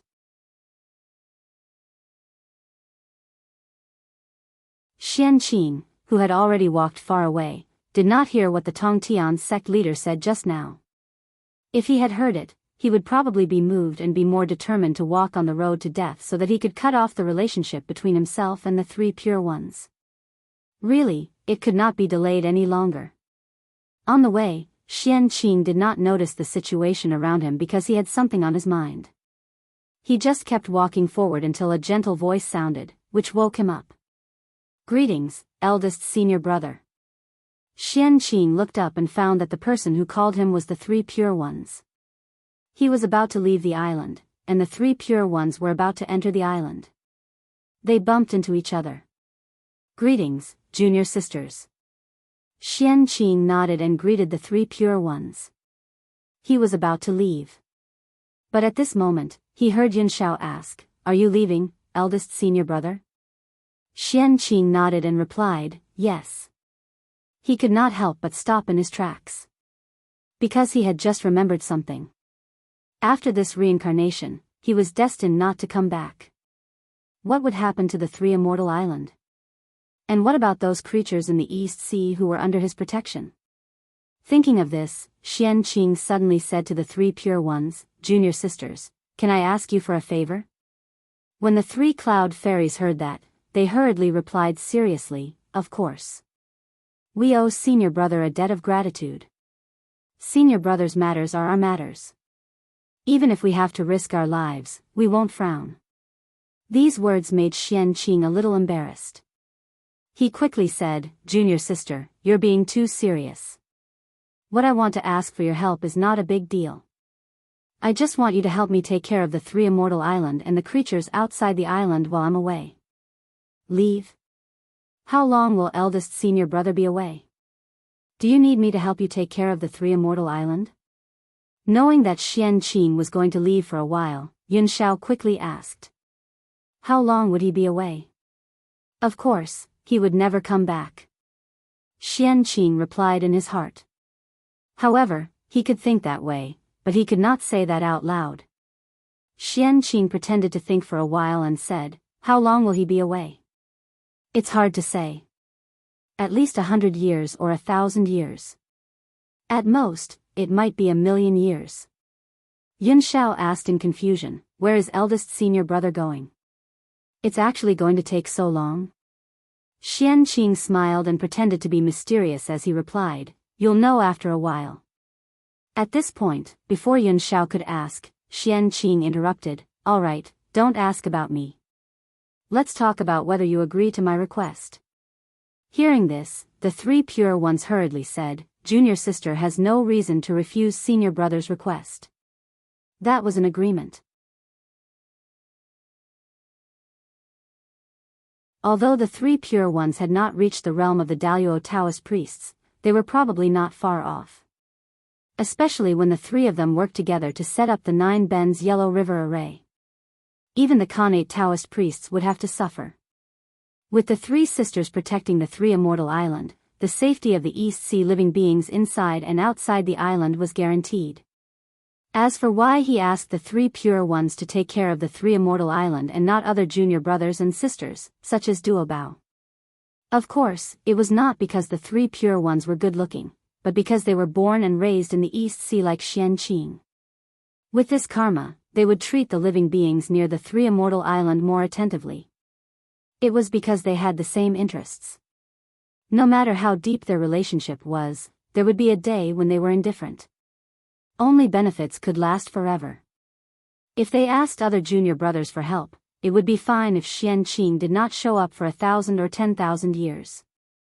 However, if this time was extended to 1,000,000 or 10,000,000 years, and Xianqing did not show up for a long time, no matter how great their relationship was, it would be over. As such, they would abandon these living beings in the East Sea sooner or later if they had no interest in them. However, the three pure ones were different. The East Sea was their natural base, and these living beings in the East Sea would become their subordinates. Therefore, they would be more attentive to the living beings in the East Sea and would not become estranged because of the passage of time.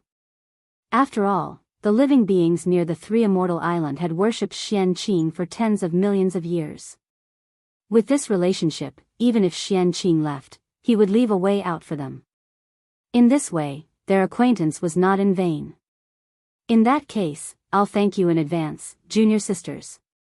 Xianqing nodded and thanked the three purities before taking his leave. Just as Xianqing was preparing to arrange the reincarnation matters, some of the great mediums were already fully prepared. They separated a strand of divine sense and set off to the central divine prefecture to meet the human emperor and obtain the qualifications to reincarnate from him. This was not difficult.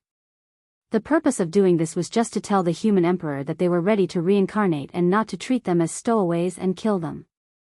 At the same time, it was also to let the human emperor know who had reincarnated into the human race.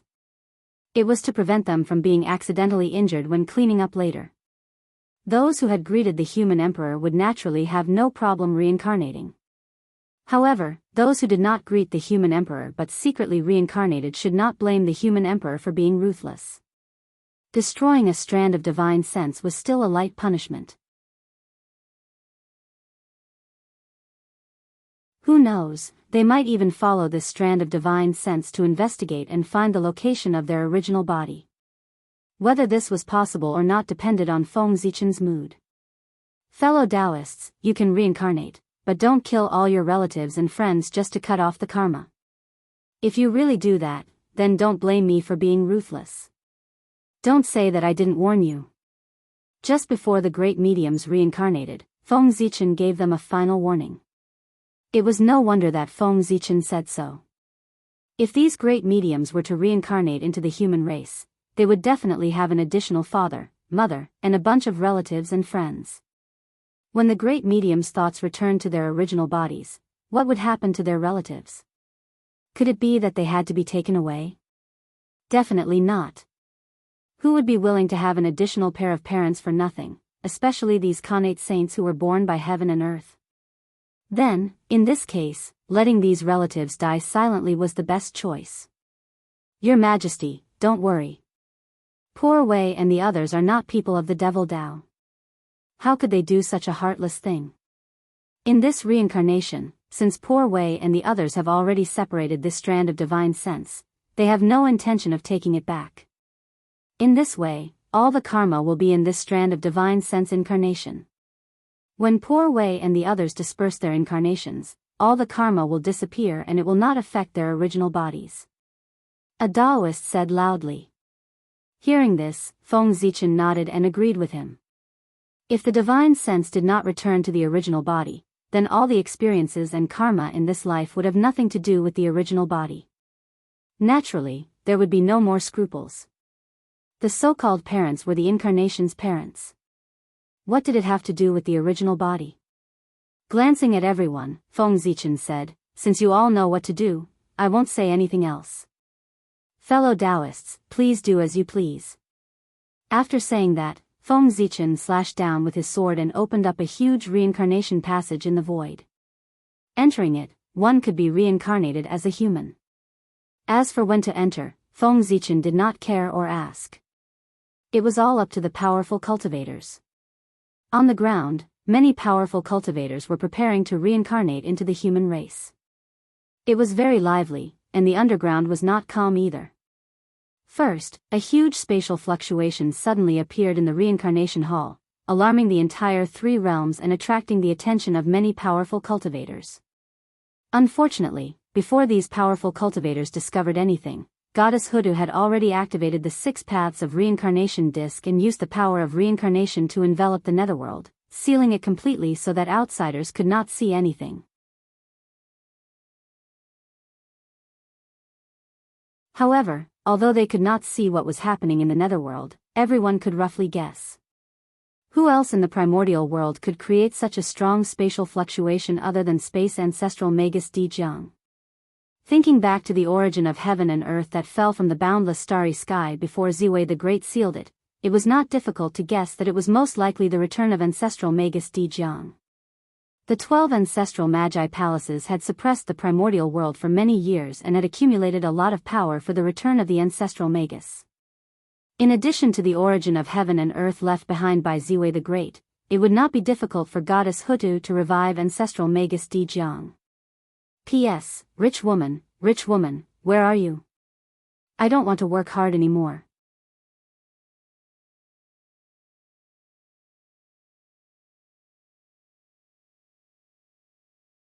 Chapter 862. He just didn't know how much strength Di Jiang had left after his resurrection. How long would it take for him to recover to his peak? Was it 100 years, 10,000 years, or millions of years? Also, since Di Jiang had returned, would his old enemy, Di Jun, return be far away? The two of them were old enemies. Their luck would naturally be tied together. If one side was resurrected, the other side would most likely be resurrected and returned in a short period of time under the guidance of the aura. It was chaotic. It was all chaotic. Di Jiang and Di Jun had suddenly resurrected. No one knew what kind of changes their resurrection would bring to the current three realms. At this moment, the group of powerful beings still didn't know that Di Jun had actually been resurrected and returned long ago. It was just that he was training in the ancient Baron's continent and didn't appear in the 5 continents. If they knew this news, the powerful beings of the primordial world would most likely not be shocked. Because the present was different from the past. In the past, Di Jun was the primordial chaos Daoist Jingxian. His realm was higher than everyone. But now, everyone was about to step into this realm and stand at the same height. As such, they weren't as afraid of Di Jun and Di Jun as before. In short, they had become stronger, and they had confidence in their hearts. The news of Di Jun and Di Jiang's return was like a huge rock suddenly thrown into a calm lake in the current 3 realms. Not only did it cause huge ripples, but it also stirred up the lake water. It caused unknown variables to occur in the established future. These were all irresistible. Although everyone felt helpless, they could only silently adjust their plans to deal with the changing situation in the future. The fluctuations of Di Jiang's recovery also covered up the movements in another place in the Nether Realm. Just as Goddess Huda used the power of reincarnation to seal the entire Nether Realm, the Lord of the Blood Sea, Nether River Patriarch, suddenly walked out of the Blood Sea and came to Fengdu City to visit the Emperor of Fengdu. Nether River Patriarch came to Fengdu City because he had something to ask the Emperor of Fengdu. It seemed that those great masters who were inferior to him had all found their way to Dao and were preparing to ascend to primordial chaos Daoist Jingxian. However, he had been standing at the half-step primordial chaos Daoist Jingxian for many years. He was known as the existence closest to the primordial chaos Daoist Jingxian in the primordial chaos. However, he had been stuck at the half-step primordial chaos realm and could not advance. The Nether River Patriarch couldn't help but panic. How could he not be anxious? Aside from Di Jun and Tai, the Nether River Patriarch was the first among the 3,000 guests of the Purple Cloud Palace to reach half-step origin creation realm. He was far ahead of everyone else. Not too long ago, the Nether River Patriarch had witnessed the heavenly Dao with his own eyes, which allowed him to take a small step forward in his cultivation. He was now only a hair's breadth away from Daoist Jingxian. The Nether River Patriarch had thought that he would be able to break through the gap with just a simple seclusion. However, reality slapped him hard in the face. No matter how hard the Nether River Patriarch tried, this gap was like a natural chasm that he could not cross. When the 10 primordial chaos Dao masters preached, the Nether River Patriarch went. When the Daoist Heavenly Dao preached, he also went. They all gained something, but he just couldn't break through. Now, all his fellow Daoists had found the opportunity to break through to the primordial chaos realm. Only the Nether River Patriarch was still at a loss. He didn't know when he could break through. His cultivation was about to fall from the first to the last. How could the Nether River Patriarch not be anxious? Also, the fact that he couldn't break through for a long time was about to become a sore point for the Nether River Patriarch. It shouldn't be. Logically speaking, he should have broken through long ago, but he just couldn't. The Nether River Patriarch had also deduced the reincarnation verification method, but it was useless to him. He had used all his methods, but he couldn't break through. He checked himself, but he couldn't find the problem. The Nether River Patriarch was worried sick. He couldn't be stuck at the half-step primordial chaos realm for the rest of his life, right? That wouldn't do. If he couldn't break through to become the primordial chaos Daoist Jingxian, he would die. If Zenyuanzi successfully became the primordial chaos Daoist Jingxian, he would definitely not let him go.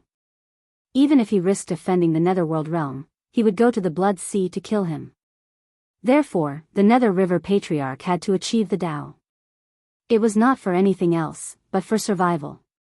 It should be so. At the bottom of the Blood Sea, the Nether River Patriarch thought about it and finally walked out of the Blood Sea and went to Fengdu City. He planned to ask the Emperor of Fengdu if he had a way to solve his problem. It had to be said that Fengdu's acting skills were still good. In addition, with the cooperation of Goddess Hudu, the Nether River Patriarch didn't see any flaws over the years. He still thought that the Ghost Emperor of Fengdu was an old antique from the primordial world. Therefore, in the Nether River Patriarch's opinion, the Ghost Emperor of Fengdu, an old antique, was experienced and knowledgeable. He might be able to find the reason why he didn't understand. Under the guidance of the unseen, the Nether River Patriarch came to Fengdu City. The Ghost Emperor of Fengdu was still at the half-step primordial chaos realm. In terms of strength, he might not be as strong as the Nether River Patriarch.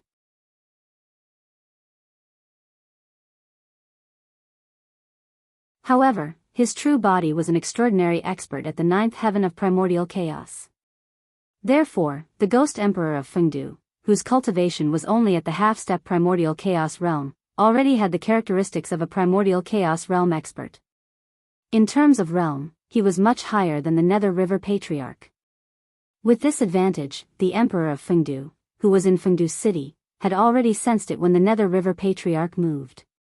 He sent his disciple, Tongyu, out in advance to welcome the Nether River Patriarch. Netherworld Hierarch, Master has been waiting for you in the Netherworld Hall for a long time. When the Nether River Patriarch approached Fengdu City, Tongyu took the initiative to say. The Nether River Patriarch was shocked when he heard that. He came to Fengdu City on the spur of the moment without any warning. Even so, the Ghost Emperor of Fengdu was still able to calculate his itinerary. This cultivation was truly astonishing. It was definitely not something an ordinary primordial chaos Daoist Jingxian could do. The Nether River Patriarch was confident that even a saint would find it difficult to calculate his itinerary. However, the Ghost Emperor of Fengdu could calculate it. This was very shocking. Although this did not mean that he was stronger than a saint, it was enough to prove that in some aspects, the Ghost Emperor of Fengdu was better than a saint. Thinking of this, the Nether River Patriarch could not help but be more certain that the Emperor of Fengdu was definitely the incarnation of a senior expert. At the same time, he was more confident about the result of this trip. Perhaps, the Emperor of Fengdu could really solve the doubts in his heart. At this point, the Nether River Patriarch calmed down. He looked at Tongyu and said unhurriedly, "You are Tongyu? Fellow Daoist Fengdu's new disciple?" Tongyu was not afraid of being stared at by the Nether River Patriarch. He replied respectfully, "Yes, I am." Seeing that Tongyu's expression did not change under his gaze, the Nether River Patriarch's eyes could not help but reveal a hint of admiration. Not bad, not bad. As expected of fellow Daoist Fengdu's disciple. Just this courage has already surpassed many living beings in the three realms. Who was the Nether River Patriarch? He was an innate saint born from the killing intent of heaven and earth. He cultivated the innate Tao of slaughter. His eyes contained boundless killing intent. There were images of mountains of corpses and seas of blood, blood floating in the air, and the corpses of gods and demons lying on the ground. Ordinary Taoist priests would tremble in fear if they were stared at by him. However, Tongyu's expression did not change. It was clear that he was extraordinary. You are the first innate god and demon born from the Ghost Tao. If there are no accidents, it will not be difficult for you to become a great divinity in the future. It is also not impossible for you to strive for the supreme primordial chaos Tao realm. After praising Tongyu, the Nether River Patriarch took out a blood-colored lotus seed and handed it to Tongyu. The sea of blood is so filthy that it is difficult to breed treasures. Therefore, I don't have anything good in my hands. Only this red lotus seed can be taken out. I will give you one as a meeting gift. Although Tong Yu was born later and was a living being of the three realms, he was also a person who was well-read. Therefore, he was not unfamiliar with the few precious treasures of the Nether Realm. In the Nether Realm, apart from the Chaos Supreme Treasure, the 6 Paths of Reincarnation Disc, the most precious treasures were the 4 great spiritual treasures in the Nether River Patriarch's hands. They were the Supreme Grade Connate Merit Numinous Treasure, the Northern Mystic Origin Water Control Flag, the 12th rank Red Lotus of Hellfire, and the 2 Connate Killing Swords, Yuan-Tu and Abi. In the Emperor of Feng Du's handwriting, he held the 12th rank Red Lotus of Hellfire in high esteem. It was said that its power was comparable to Connate Absolute Treasures, and was a rare treasure in the world. Therefore, Tong Yu, who had read the Emperor of Feng Du's handwriting, was very familiar with the 12th rank Red Lotus of Hellfire even though he had never seen it. The Red Lotus seed was the seed of the Red Lotus of Hellfire. It was divided into the first, second, and third generations, corresponding to the superior grade, medial grade, and inferior grade Connate spiritual treasures. Tong Yu identified it with the method written by the Emperor of Feng Du, and found that the lotus seed given by the Nether River Patriarch was the first generation lotus seed. In other words, if the red lotus seed was nurtured properly, it would at least be a superior grade Connate spiritual treasure. It was even possible for it to be a supreme grade Connate spiritual treasure. What was a great gift? This was it. The Nether River Patriarch was indeed the richest person in the Nether Realm. It was hard to refuse such a great gift. Tong Yu also knew that a big shot like the Nether River Patriarch would not go back on his words. If he said that he would give the red lotus seed, then he would definitely give it away. Therefore, Tong Yu did not pretend to refuse. He accepted the red lotus seed and thanked the Nether River Patriarch. "Thank you for the gift, Martial Uncle." At this time, the Nether River Patriarch laughed. The poor way likes you more and more. You are much better than those idiots from the Ashura tribe. It's also because you have already taken fellow Daoist Feng Du as your master. Otherwise, I would have snatched you over to be my disciple. At this point, the Nether River Patriarch could not help but complain. It's also the poor way's luck has been bad recently. There are Connate god fiends being born everywhere in the 3 realms. Only my blood sea has not shown any signs of activity. It's really infuriating. With that, the Nether River Patriarch shook his head and followed Tong Yu into Fengdu City to meet the Emperor of Feng Du at the Nether Hall. Nether Hall. If the Hall of Reincarnation was the sacred ground of the Nether Realm, the Nether Hall was the center of power in the Nether Realm. It was named after the Nether Hall, which showed its status. After leading the Nether River Patriarch to the Nether Hall, Tong Yu consciously retreated. The Nether River Patriarch, on the other hand, stepped into the Nether Hall alone. Looking at the Nether River Patriarch who stepped into the hall, the Emperor of Feng Du smiled and said, "Fellow Daoist Nether River, why do you have time to come to the poor way's place?" Hearing that, the Nether River Patriarch smiled bitterly and said, "Fellow Daoist Feng Du, why do you ask when you already know the answer? The matter of achieving the Tao is really difficult for the poor way." The Nether River Patriarch did not hide his purpose since he had a favor to ask. He directly stated his purpose of coming. At the same time, he also knew that since the other party had predicted his return, he naturally guessed his purpose of coming. In that case, there was no point in hiding his purpose of coming. It was better to say it openly. Hearing the Nether River Patriarch's words, the Emperor of Feng Du immediately fell silent. It was not that he did not know the crux of the Nether River Patriarch's problem. On the contrary, it was because he knew the crux of the Nether River Patriarch's inability to achieve the Tao that he could not say it. It was not that the Nether River Patriarch could not achieve the Tao, but that he had missed the opportunity to achieve the Tao. At the end of the Primeval Age, before the 5 continents were established, the Primeval Age had 2 earth-shattering battles with the Chaos Demon Gods in the Primeval Age. Nearly 20 Chaos Demon Gods were involved in this. And these 2 battles with the Chaos Demon Gods were the opportunities for the Nether River Patriarch to achieve the Primeval Age of Chaos Daoist Jingxian. However, he did not realize it himself, so he missed 2 opportunities in a row.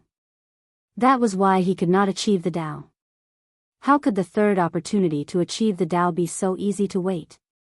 As for why the Emperor of Fengdu did not remind the Nether River Patriarch at that time, it was not that he had a problem with the Nether River Patriarch, but he did not realize it at that time.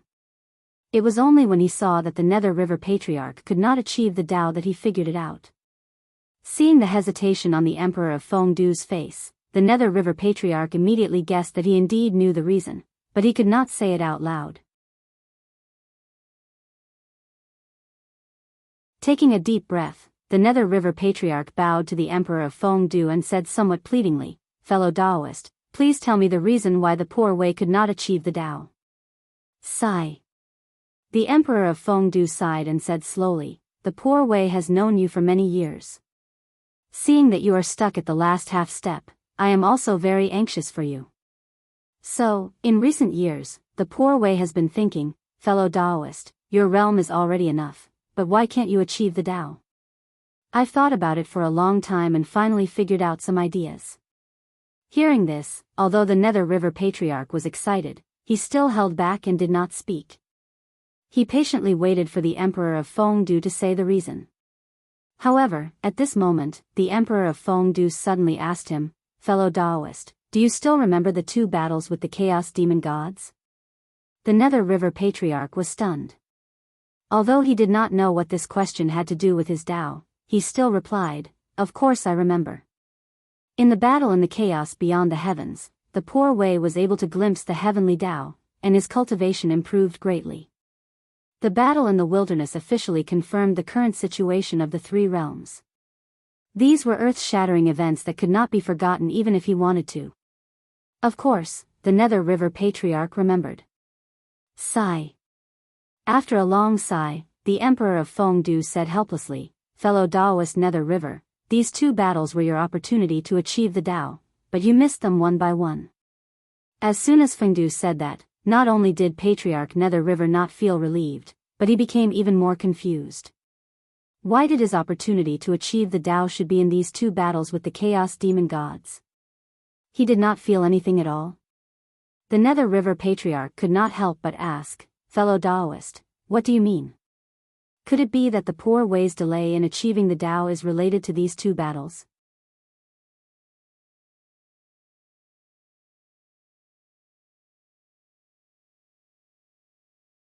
Chapter 863. Instead of answering Nether River Patriarch's question, Fengdu asked, "What Tao do you cultivate?" Nether River Patriarch blurted out, "The Tao of Massacre and the Khanate Blood Tao." Nodding, Emperor Fengdu replied, "How about these 2 great Taos?" This time, Nether River Patriarch thought for a while before replying, "The Tao of Massacre is unparalleled. In terms of lethality, it should be in the top 3 in the primordial world. That's why the Tao of Massacre harms the harmony of heaven and earth and is difficult to achieve. The Khanate Blood Tao uses blood to trace back to the beginning of all living beings. Comprehending the true drop of life can also transform all living beings with blood. It's also the most superior great Tao in the primordial world and is difficult to cultivate." Fengdu Ghost Emperor agreed, "Yes, both the Tao of Massacre and the Khanate Blood Tao are top-notch great Taos in the primordial world with unparalleled power. Once they achieve Tao, they will definitely bring you an unimaginable transformation. However, as you said, these 2 great Taos are too harmful to the harmony of heaven and earth. Therefore, the heavenly Tao doesn't want anyone to achieve this Tao, which makes the conditions for achieving Tao extremely harsh." Speaking of this, Fengdu Ghost Emperor suddenly stood up and looked at Nether River Patriarch, saying in a deep voice, "According to the results of the poor Wei's many years of deduction, those who cultivate the Tao of Massacre have to kill a primordial chaos Daoist Jingxian to achieve Tao. Similarly, those who cultivate the Khanate Blood Tao have to devour the blood of a primordial chaos Daoist Jingxian to achieve Tao. In this case, do you understand why I said that the 2 battles with the Chaos Fiend God were your opportunities to attain the Tao, fellow Daoist?" Emperor Fengdu's words were like a bolt from the blue, exploding in Nether River Patriarch's heart, making him speechless for a long time. It was indeed too shocking. Nether River Patriarch had never thought that the 2 Khanate Taos he cultivated were so difficult to achieve. If he had known this, he would have, yes, he would have still chosen to cultivate the Khanate Blood Tao and the Tao of Massacre. Don't ask why, because they were too strong. After a while, Nether River Patriarch smiled bitterly and said, "I see. No wonder you said that the two battles were my opportunities to achieve Tao." Yes, it was an opportunity to attain the Tao. It was also an opportunity to pick up scraps. At that time, nearly 20 Chaos Fiend gods had been beaten to the brink of death by a group of primordial chaos experts of the Untainted Land. As long as the Nether River Patriarch had hardened his heart and seized the opportunity to give the Chaos Demon God a final blow at all costs, he would have attained Tao by now and would not be stuck at half-step primordial chaos like he was now. After an unknown period of time, the Nether River Patriarch suddenly said in a daze, "Fellow Daoist, do you think the poor way still has a chance of attaining Tao?" At this moment, the old master Nether River was truly in despair. He felt that the future was bleak, without a single bit of light in sight. The Nether River Patriarch was confident that he could defeat a primordial Daoist Xianxia, but he could not kill a primordial Daoist Xianxia. It was not that easy to kill a primordial chaos expert. Even if he fought at all costs, he could only determine victory and defeat, not life and death. Not to mention primordial Daoist Xianxia, the Nether River Patriarch might not even be able to kill a primordial chaos expert of the same level. The higher the level, the harder it was to kill. That was true. The Emperor of Fengdu was speechless as he looked at the despairing Nether River Patriarch. No one had missed 2 opportunities to attain Tao in a row.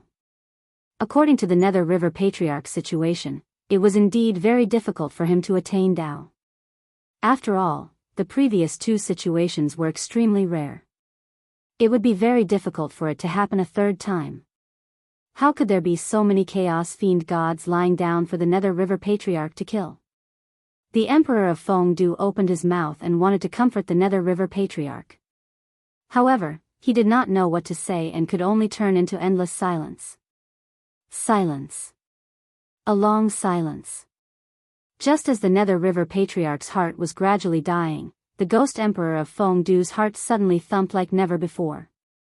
At the same time, scenes of the future appeared in the Emperor of Fengdu's mind one after another. It was an extremely tragic battle, and the location of the battle was in the Nether Realm. At some point in time, large patches of brilliant golden light suddenly appeared in the dark Nether Realm. The golden light was peaceful and domineering. Wherever it passed, all living beings that were illuminated by it, no matter what kind of expression they had before, would have a peaceful expression afterwards. Although this golden light had never appeared in the primordial chaos, the Ghost Emperor of Fengdu recognized its origin at first glance. It was the light of Buddha, the purest light of Buddha. Why would the light of Buddha appear in the Nether Realm? The Ghost Emperor of Fengdu suddenly looked up and saw that at the end of the Nether Realm, several figures shrouded in bright light of Buddha were besieging an emperor wearing a crown. That emperor had the appearance of the Fengdu Ghost Emperor. Turning his head to look in another direction, the Ghost Emperor of Fengdu saw the Nether River Patriarch, but his situation was not good. He was fighting with Xin Yuanzi, who had already attained the Tao, and was firmly suppressed by the other party. It would not be long before he would end up being suppressed. As he continued to observe the battlefield, the Ghost Emperor of Fengdu realized that almost all the Nether Realm experts were targeted. Wait, no, not all of them. Goddess Hoodoo and Ancestral Witch Xian Ming were not there. Thinking of this, the Emperor of Fengdu scanned the battlefield. Then, he saw the figure of Goddess Hoodoo in the depths of the 6 paths of reincarnation. However, at this moment, Goddess Hoodoo's situation was not good. The Taiji diagram, Pangu's banner, and the Bell of Chaos, these 3 great heaven-opening treasures were summoned at the same time. They turned into the shape of a giant axe in the sky and suppressed the 6 paths of reincarnation, so that Goddess Hoodoo could not help the Nether Realm. As for Ancestral Witch Xian Ming, the Emperor of Fengdu also saw him. He was in the Nanzhan Department continent, leading a group of grand shamans to invade the demon race. The current situation was very obvious. The Buddhist sect was invading the Nether Realm on a large scale. They wanted to suppress all the experts of the Nether Realm so that they could take the Nether Realm into their own sphere of influence. As for why the Buddhist sect wanted to invade the Nether Realm, the reason was very simple. It was written in the teachings of the Buddhist sect. Boom, just as the Emperor of Fengdu was thinking, he heard a shocking explosion. The Emperor of Fengdu, who was surrounded by several figures shrouded in Buddhist light, was smashed into pieces. At the same time, with the death of the ghost Emperor of Fengdu, all the images shattered. Humph. Suddenly coming back to his senses, the Emperor of Fengdu's expression was very ugly. That's right. Anyone who knew that they were besieged to death would be in a bad mood. Although he was just an incarnation, it was not a big deal if he died. Moreover, the future shown in the images might not come true. However, the Emperor of Fengdu was still unhappy. In the images of the future, the human race did not intervene in this battle. It was not that the human race and the sorcerer race had become enemies, but the future shown in the images had many limitations. It could not be done in all aspects. It could only predict the future that was most likely to come true. This was foreseeing the future. It was an ability that Feng Zichen naturally possessed after he reached the 9th heaven of Hunyuan realm. As long as anyone whose cultivation was lower than Feng Zichen's, as long as they had the intention to scheme against him, Feng Zichen would be able to sense it. Feng Du and Feng Zichen were at the same time, so they naturally had this ability. However, the strength of the two saints, Zhuandi and Zhuandi, was far inferior to Feng Zichen. Therefore, when the two saints of the West had the intention to scheme against the ghost emperor of Fengdu, he had sensed it. The Buddhist sect is invading the nether realm on a large scale? Very well, Zhuandi, I haven't gone to find trouble with you, but you have come to find trouble with me first. You are really courting death. Let's have a good time. What CG saw just now was that the anger in the Emperor of Fengdu's heart could not stop rising. With other incarnations around and the imminent resurrection of Jianghu, the future scene that the ghost Emperor of Fengdu had seen just now was almost impossible to realize. However, the fact that the two saints of the West had schemed against him was real. It could not be faked at all. This made the Emperor of Fengdu very angry. In order not to expose his identity, he had already suppressed his anger and did not go to find trouble with the two saints of the West. But even so, the other party dared to take the initiative to come to him.